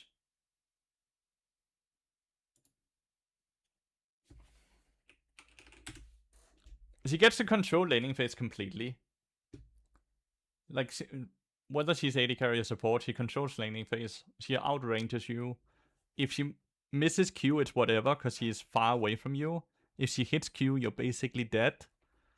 But she is immobile, and you can play off of your level 6, and she has a hard time roaming. So you get to... Your level 6 is stronger than her level 6, and you out-roam her, but you can't really play lane at all versus her. Which means you could build a very big lead and make your AD carry suffer a lot. So... It's not the greatest. Maokai completely counters Bard. Maokai's W range is the same as Bard's auto attack range. The W dodges the Q. The W will follow through Bard's portal. Like, Maokai also sets up objectives better than Bard. He has better objective control. He just wins majority of the matchups into Bard.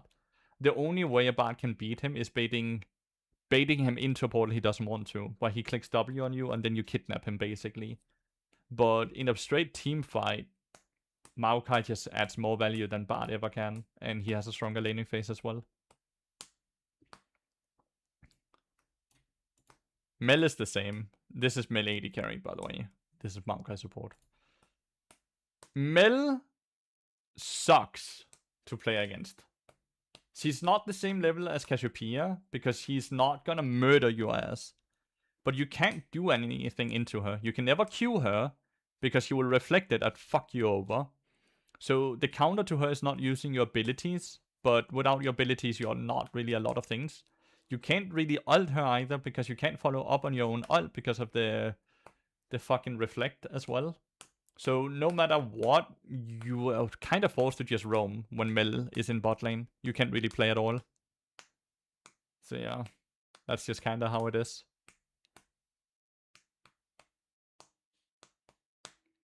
Yeah. Mel is horrible to play against for Bard. Milio is really easy. He can't cleanse your ult, so you just set up very easy gank.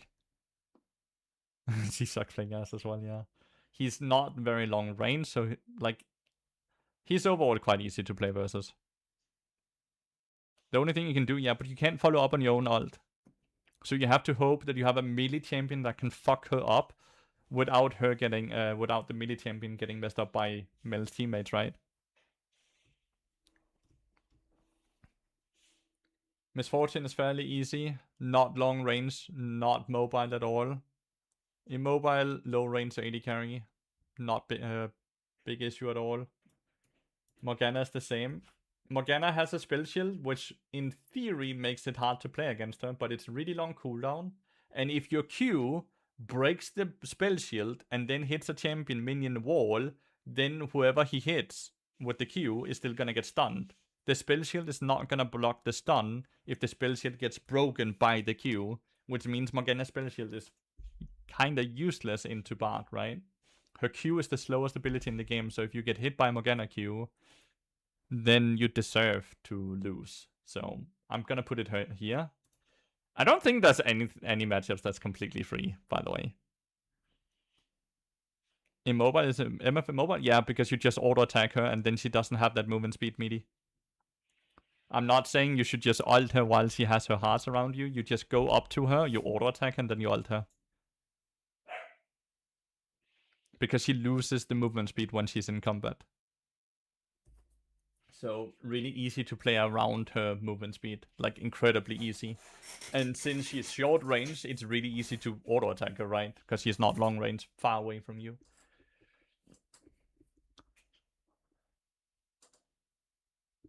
Yeah, but it's easier to do on low range champions than high range champions, right? Because the high range champions will be further away from you and you're gonna take a bit of auto attacks before you get into auto attack yourself.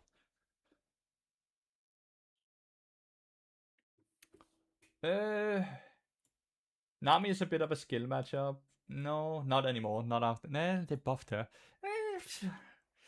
Nami's weird, right? Nami, like, it's hard to trade into Nami because her heal kind of counters your damage, right? But she cannot match your roams. But she scales better into team fights than you do. I'm gonna put her in skill matchup because you can roam and set the entire map on fire without her being able to do anything. Because you also can't really set up dives on your AD carry. But she does scale better than you and she does add a lot of value. Well, the first one was good, right? The second one was weird. That was a weird movie. Joker, that was. Nautilus is honestly easy to play against. Hear me out here before you turn the torches on. It's hard for him to hit a hook on you because you can just play in the minion wave. If he is instead hooking your teammate or ult in a teammate, it's really easy for you to just ult his backline when he's using full engage, and then you can just kill him during the engage.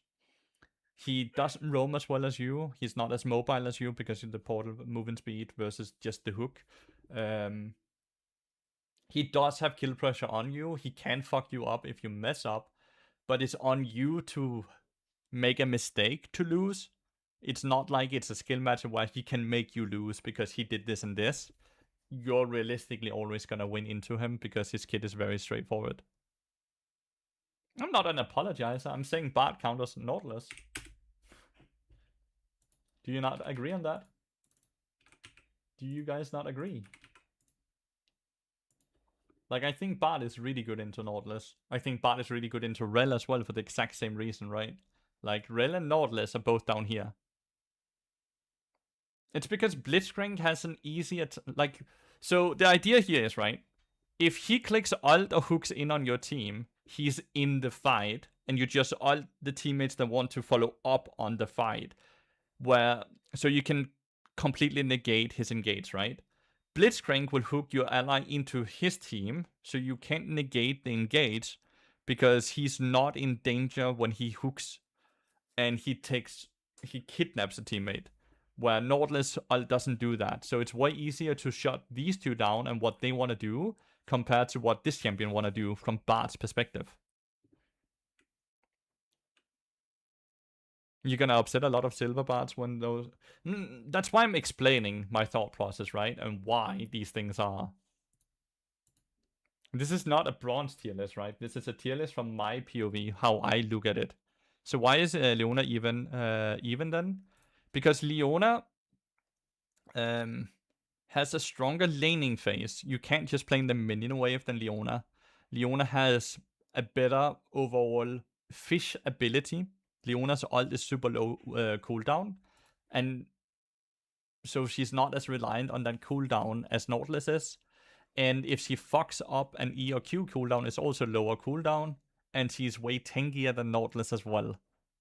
So her laning phase is harder to play against for Bard, because Bard can't just play in the laning in the minion wave compared to versus Nautilus. Similar to Rel? No. Because Rel is way squishier, and Rel's ability is way easier to dodge. Rel's abilities are all skill shots. Leona's is not. Bard is basically good against engage and bad against mages. He's not bad against mages, he's bad against enchanters. Enchanters are generally good into Bard, while mages are bad into Bard. Because mages don't help their team, they just do damage, and they don't roam, and they have a hard time warding. Enchanters outscale Bard. So if a game goes beyond, I would say, 22 minutes, they start giving more value to the game than Bard ever can.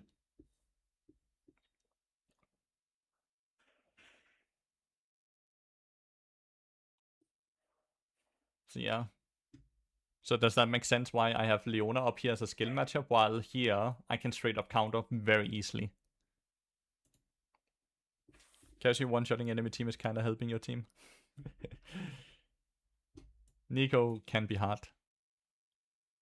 So Nico is not like the other mages. She has good roaming because she actually has mobility with her W. She has good damage, and she doesn't care about damage items. She doesn't care about experience. So she will go proto build into tank items, and she will go the tank support item as well. Celestial Opposition, I believe it's called. And she has really easy time warding alone as well. So she's straight up a skill matchup. You can still counter her with a good ult. If she goes in, you can ult the teammates that want to follow up. The same thought process that than Rel Nautilus, but it's not as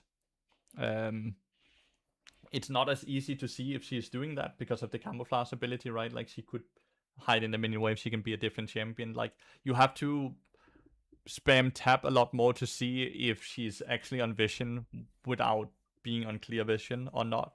So she makes it a lot harder for you to play. Yeah, that shit was stupid. Nyla is gonna be put down here. Super low range. She does scale incredibly well, but most games are over before she gets to that scaling point. Her auto attack passive, her W, that makes it so you can't auto attack her. The Meep still does damage to her, so she still gets slowed. Her Q is easy to hit. She's easy to kite. She's easy to auto space. So this is not a champion I'm afraid of when I play Bard. Pantheon will be here. He's kind of like Camille in the exact same way. I'm gonna put against next to each other.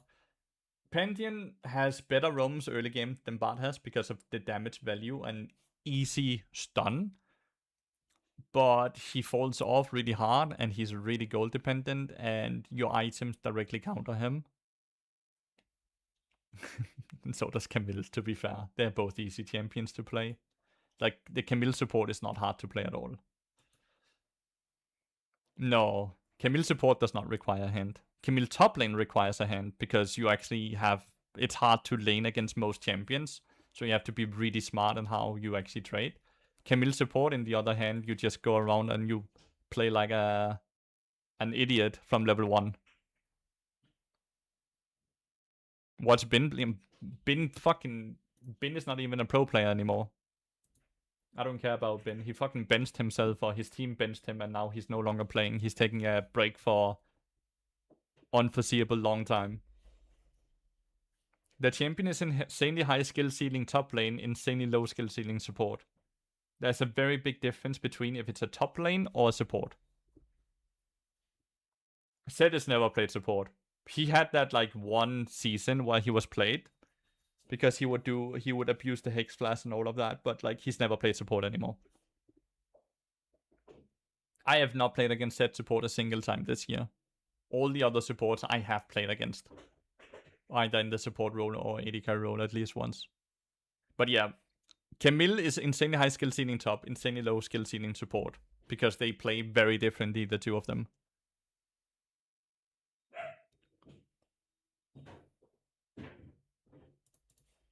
Like CET was a support for brief, like he's 43% win rate with a 0.2% pick rate. Like it's just not a thing anymore, right? Poppy is kind of a counter, right? You can never portal because both the E and the W will fuck you up, right? And it's hard to trade into her. The only positive here is that you outscale her, but if we just look at the first 15 minutes, which is the most important part of the game, Poppy gets to dictate everything around the map. You disagree heavily with the non-inclusion of LB. Well, the numbers are lying.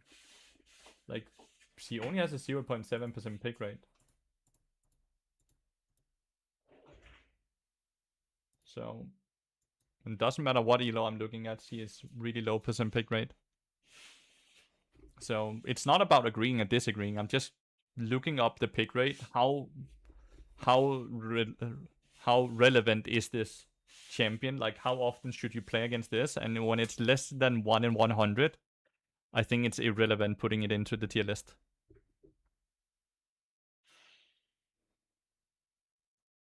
So yeah. I don't think anything is completely free. Pokalsen made this thing, but like that's just not Bard.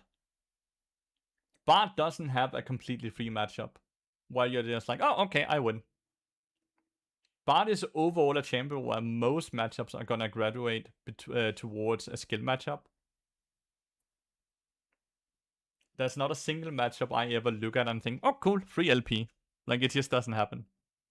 I don't think there's a single champion I'm gonna put in here. There's a lot of like fairly easy matchups, but not a completely free matchup. And Cillian is bastard champion, dude.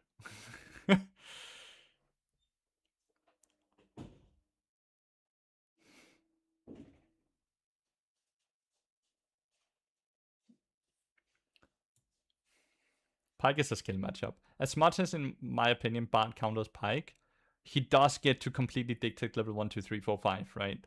Kind of like Camille and Pantheon. He just falls off a lot harder than Camille and Pantheon. So, I'm gonna put him there.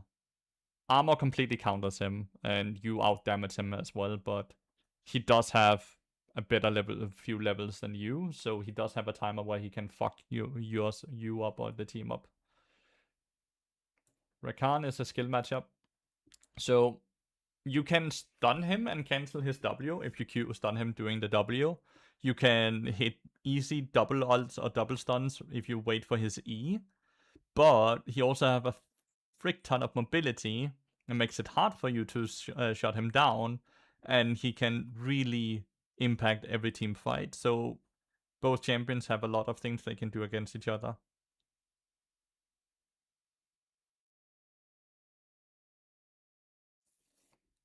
A pretty balanced champion, not in a way that his stats aren't busted like it seems Bard takes on skill.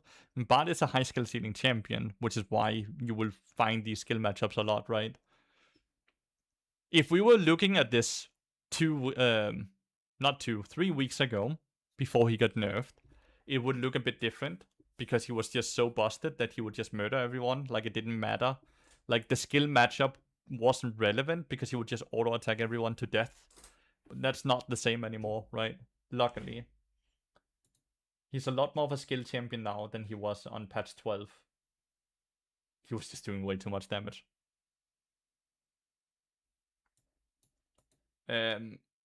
Renata in theory, counters Bard early game because 600 range and her trade pattern is shield that does damage, but the champion is just so bad damage number wise. She doesn't scale very well. She doesn't have the strongest laning phase. Her CC ability, her Q, is really slow and low range. She's just not great. Samira is kind of the same. Low range, she has the possibility of snowballing just like Draven has.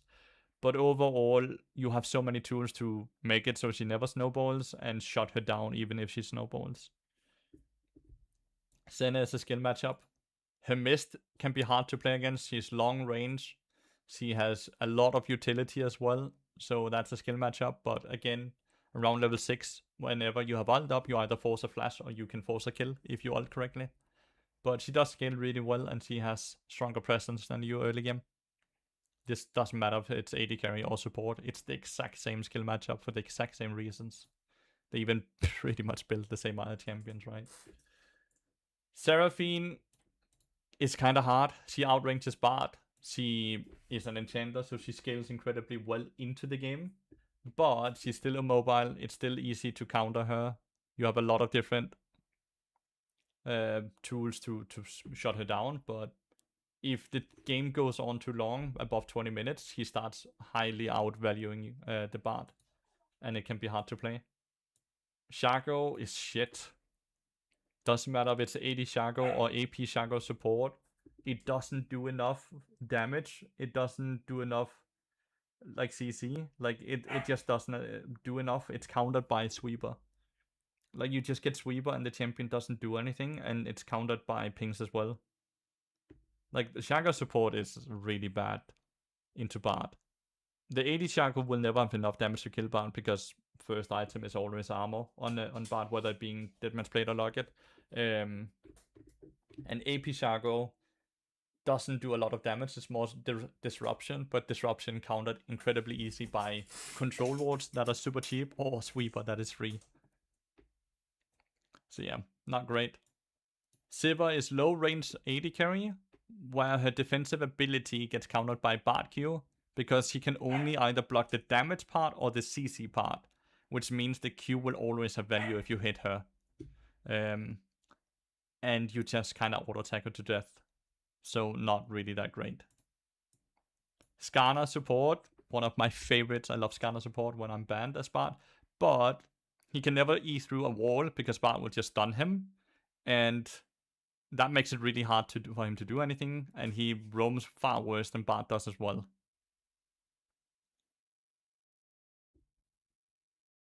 Bard Q works in Shaco boxes? Yeah, they do. It's bugged. They do. So Bard can stun people on stealth boxes. It's one of the interactions that's not been removed. It's this. Bard used to be able to stun off of Jarvan's flag, off of Gangplank barrels, but those interactions was removed. But the Shaco box you can still stun on Shaco boxes even if they're stealth. So, and it feels like cheating. It feels like bug abusing when you do it, but it's been left in the game for over a year at this point. So, it's just what it is. Smolder is a skill matchup. He scales really well. He's super safe with the E, so it's hard to shut him down with the Bard ult. He has good range and he has auto attack reset, so he has quite good damage as well. Sona is one of the best supports. See, there's 3 insanely good supports to pick into to Bard well for, and she has a stronger laning phase than Bard, more range than Bard, and she scales far better into the game. Normally, Sona will get farmed when she's picked, and she will just kind of be super behind because of gold, but Bard can't do that against Sona. And then she just gets the free scale, and she's the best scaling support in the game. So she just free wins most games.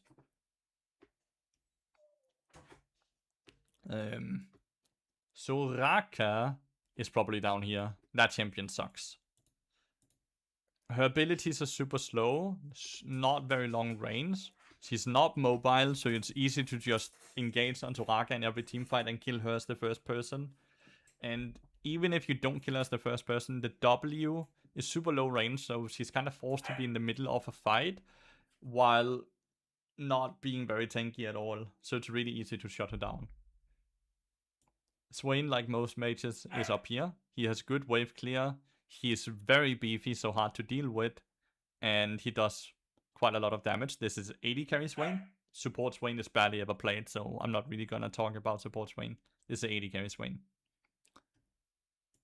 Silas, 80 carry slash support. We're seeing more and more 80 carry Silas, or even in pro play right now. And Silas support has also been a thing for a bit. Not super popular, but it exists. It's a skill matchup. If he hits E on you, you're dead. He will just one-shot you. If he doesn't hit E, he's useless. So, complete skill matchup. You have the range, you should be able to space him all the time, but the E, like if you get hit by E, you're dead. It's just that simple. So I'm gonna put him in skill matchup. It doesn't matter if it's 80 carry support, it's the exact same. And Zeus is a great player, but that's Wayne top lane. This is purely bot lane. And how bad how I see these champions when I see them in the 80 carry or support role. My thought process basically, right? Syndra, as animate, is incredibly strong into Bard. She is super safe. She can farm from long range away, and she can one-shot you basically at any moment if you fuck up. Bard is probably the best blind pick support in the game. Alistar, because his level 1 and 2 is so fucking weak, is not the greatest blind pick at all.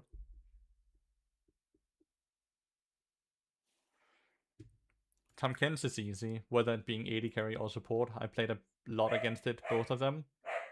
He's too slow, he's too big, his abilities are too transparent, and he doesn't do enough damage.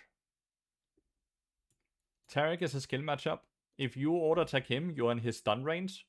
If you get stunned, you're fucked. If you dodge the stun, he's kind of useless. So, complete skill matchup. Yeah, it's the same. Tom 80 carry or support, it's the exact same. It's really easy to play against as Bard.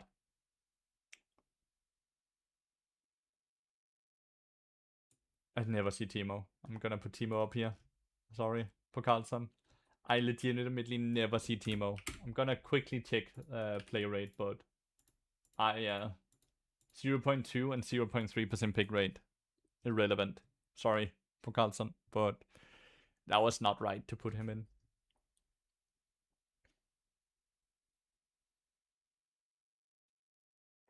Thresh is a skill matchup. A fun skill matchup. The way we look at this matchup is if you ult while he has lantern up, he wins. If he lanterns before you ult, then you win. It's a patience game. Obviously, you don't want to get hooked. He doesn't want to get cute. Basically, none of those things should ever happen because you kind of just space each other. So it just comes down to who uses their W or ult first. Whoever uses it first will lose. Super fun skill matchup. Tristana is an all-in 80 carry with low range and not that much damage early game, countered by armor too easily. And it's incredibly hard for her to buffer your ult. It can be done, but even challenger players are struggling doing it, so Tristana is a fairly easy matchup. Twitch is the same. As long as you keep track of his stealth and you buy control wards, he's low range that won't get ahead during laning phase. And it's really easy to counter him with an ult. He will click out of Q, starts ulting, you insta-ult him. He either has to flash or you're gonna kill him. Varus is a skill matchup. He's quite long range, utility 80 carry, always good, but he's immobile, so super easy to ult. Sincerely a top laner. Yeah, I get that. Vayne, short range, is a bit more mobile, but as long as you just wait to ult until her Q is down, then it's easy to hit ult.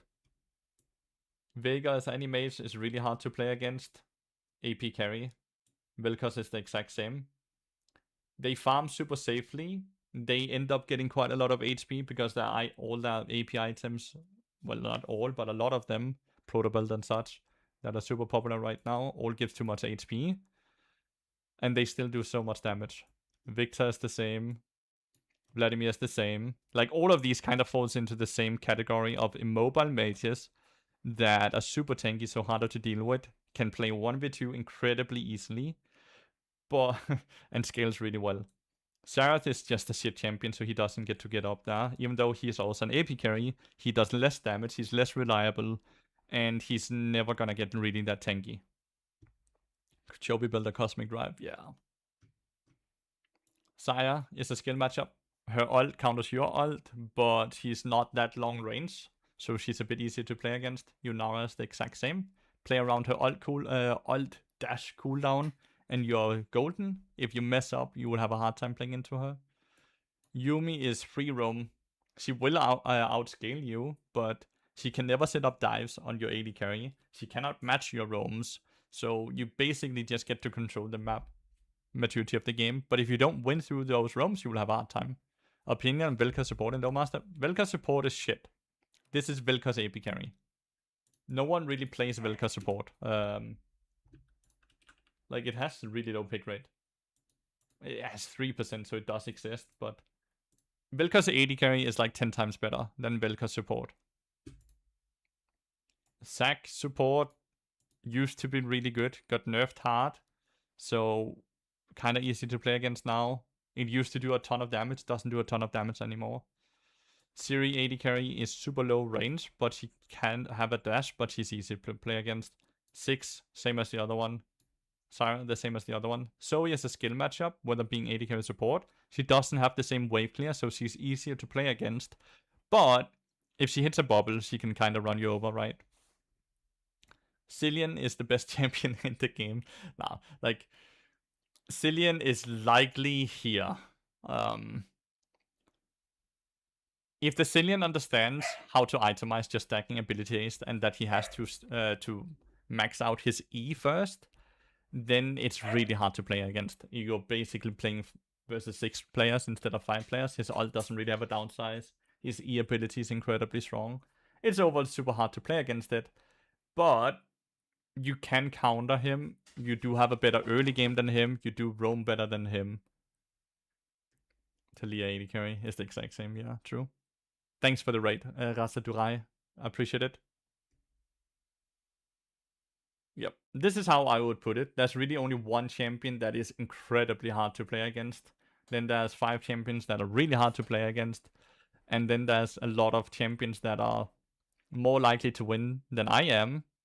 And then there's skill matchup, and then there's just free matchups. There's not a single where, like, well, 3 and 3, where you're supposed to win. Like, this is the exact same as this up here, basically. There's not a single free matchup.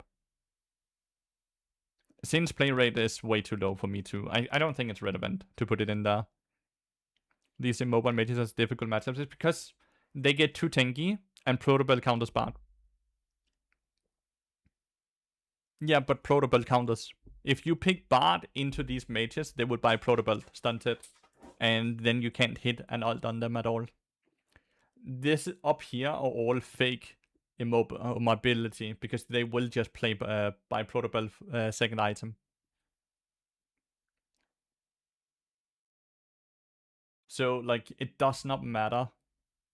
And then there's other AD carries. Like, this champion will obviously not get Protobell, but he will get Rylai's, he will get the entries, so he will have 4000 HP.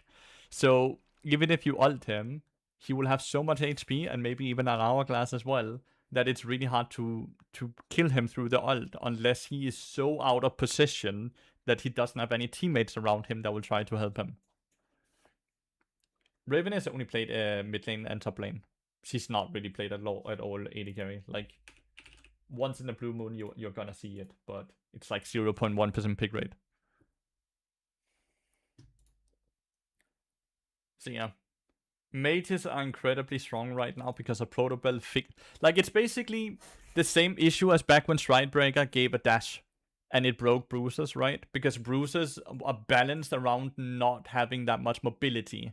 Mages are also balanced around not having that much mobility. But Protobell fixes it, just like Stridebreaker with a dash fixes it, and makes them incredibly strong and removes their normal counter. Do you think they are more inherently OP, or Bard struggle into them? Bard struggles into them because he only has skill matchups. But they are overall really strong right now. There's a reason that they are valued so high in pro play as well, right? Mages are super strong. The Shen matchup? yeah, it's like if you're in auto attack range, he is in taunt range. So if you fuck up that and you get taunted, he will realistically just win because he does a lot of early damage. But if you get to space him, he doesn't hit the taunt, then you win. So it's a big skill matchup in that regard. He can also match your roams quite easily with Shen ult as well. So it's a skill matchup. It's kind of the same as Poppy support. Why is Nord so low? Because Nord's game plan is incredibly easy to stop as Bard. He either will try to hook one of your allies or ult one of your allies and then hook, and then his teammates are gonna follow up on it, and then you just ult the teammates so they can't follow up on it, and then you deal with Nautilus as he has engaged into your team without any follow up. It's the same reason Rel is so low. It's really easy for Bard to shut down their engages. That's why Bard is quite good into engage supports and quite bad into enchanter supports. Because enchanter support outskill Bard heavily. But yeah, this is how I would look at it. Some of, like, a lot of these are either AD carry or support or duo. And this is from Bard support perspective. And then an outro for YouTube here. Thank you so much for watching. I really appreciate it. If you have any questions, if you disagree or you agree, let me know in the comment field. Thank you so much for tuning in. Alright, Twitch chat. I have a coaching session here in 15 minutes, so I'm gonna call it. Thank you so much for watching. I really appreciate it. If you have not yet, join the Discord, and of course support the stream by downloading and installing Opera GX. Give me $3 for every single one that does that. Thank you so much. But yeah, I appreciate all of you tuning in. Thank you so much. I'll see you all again tomorrow. Goodbye, guys.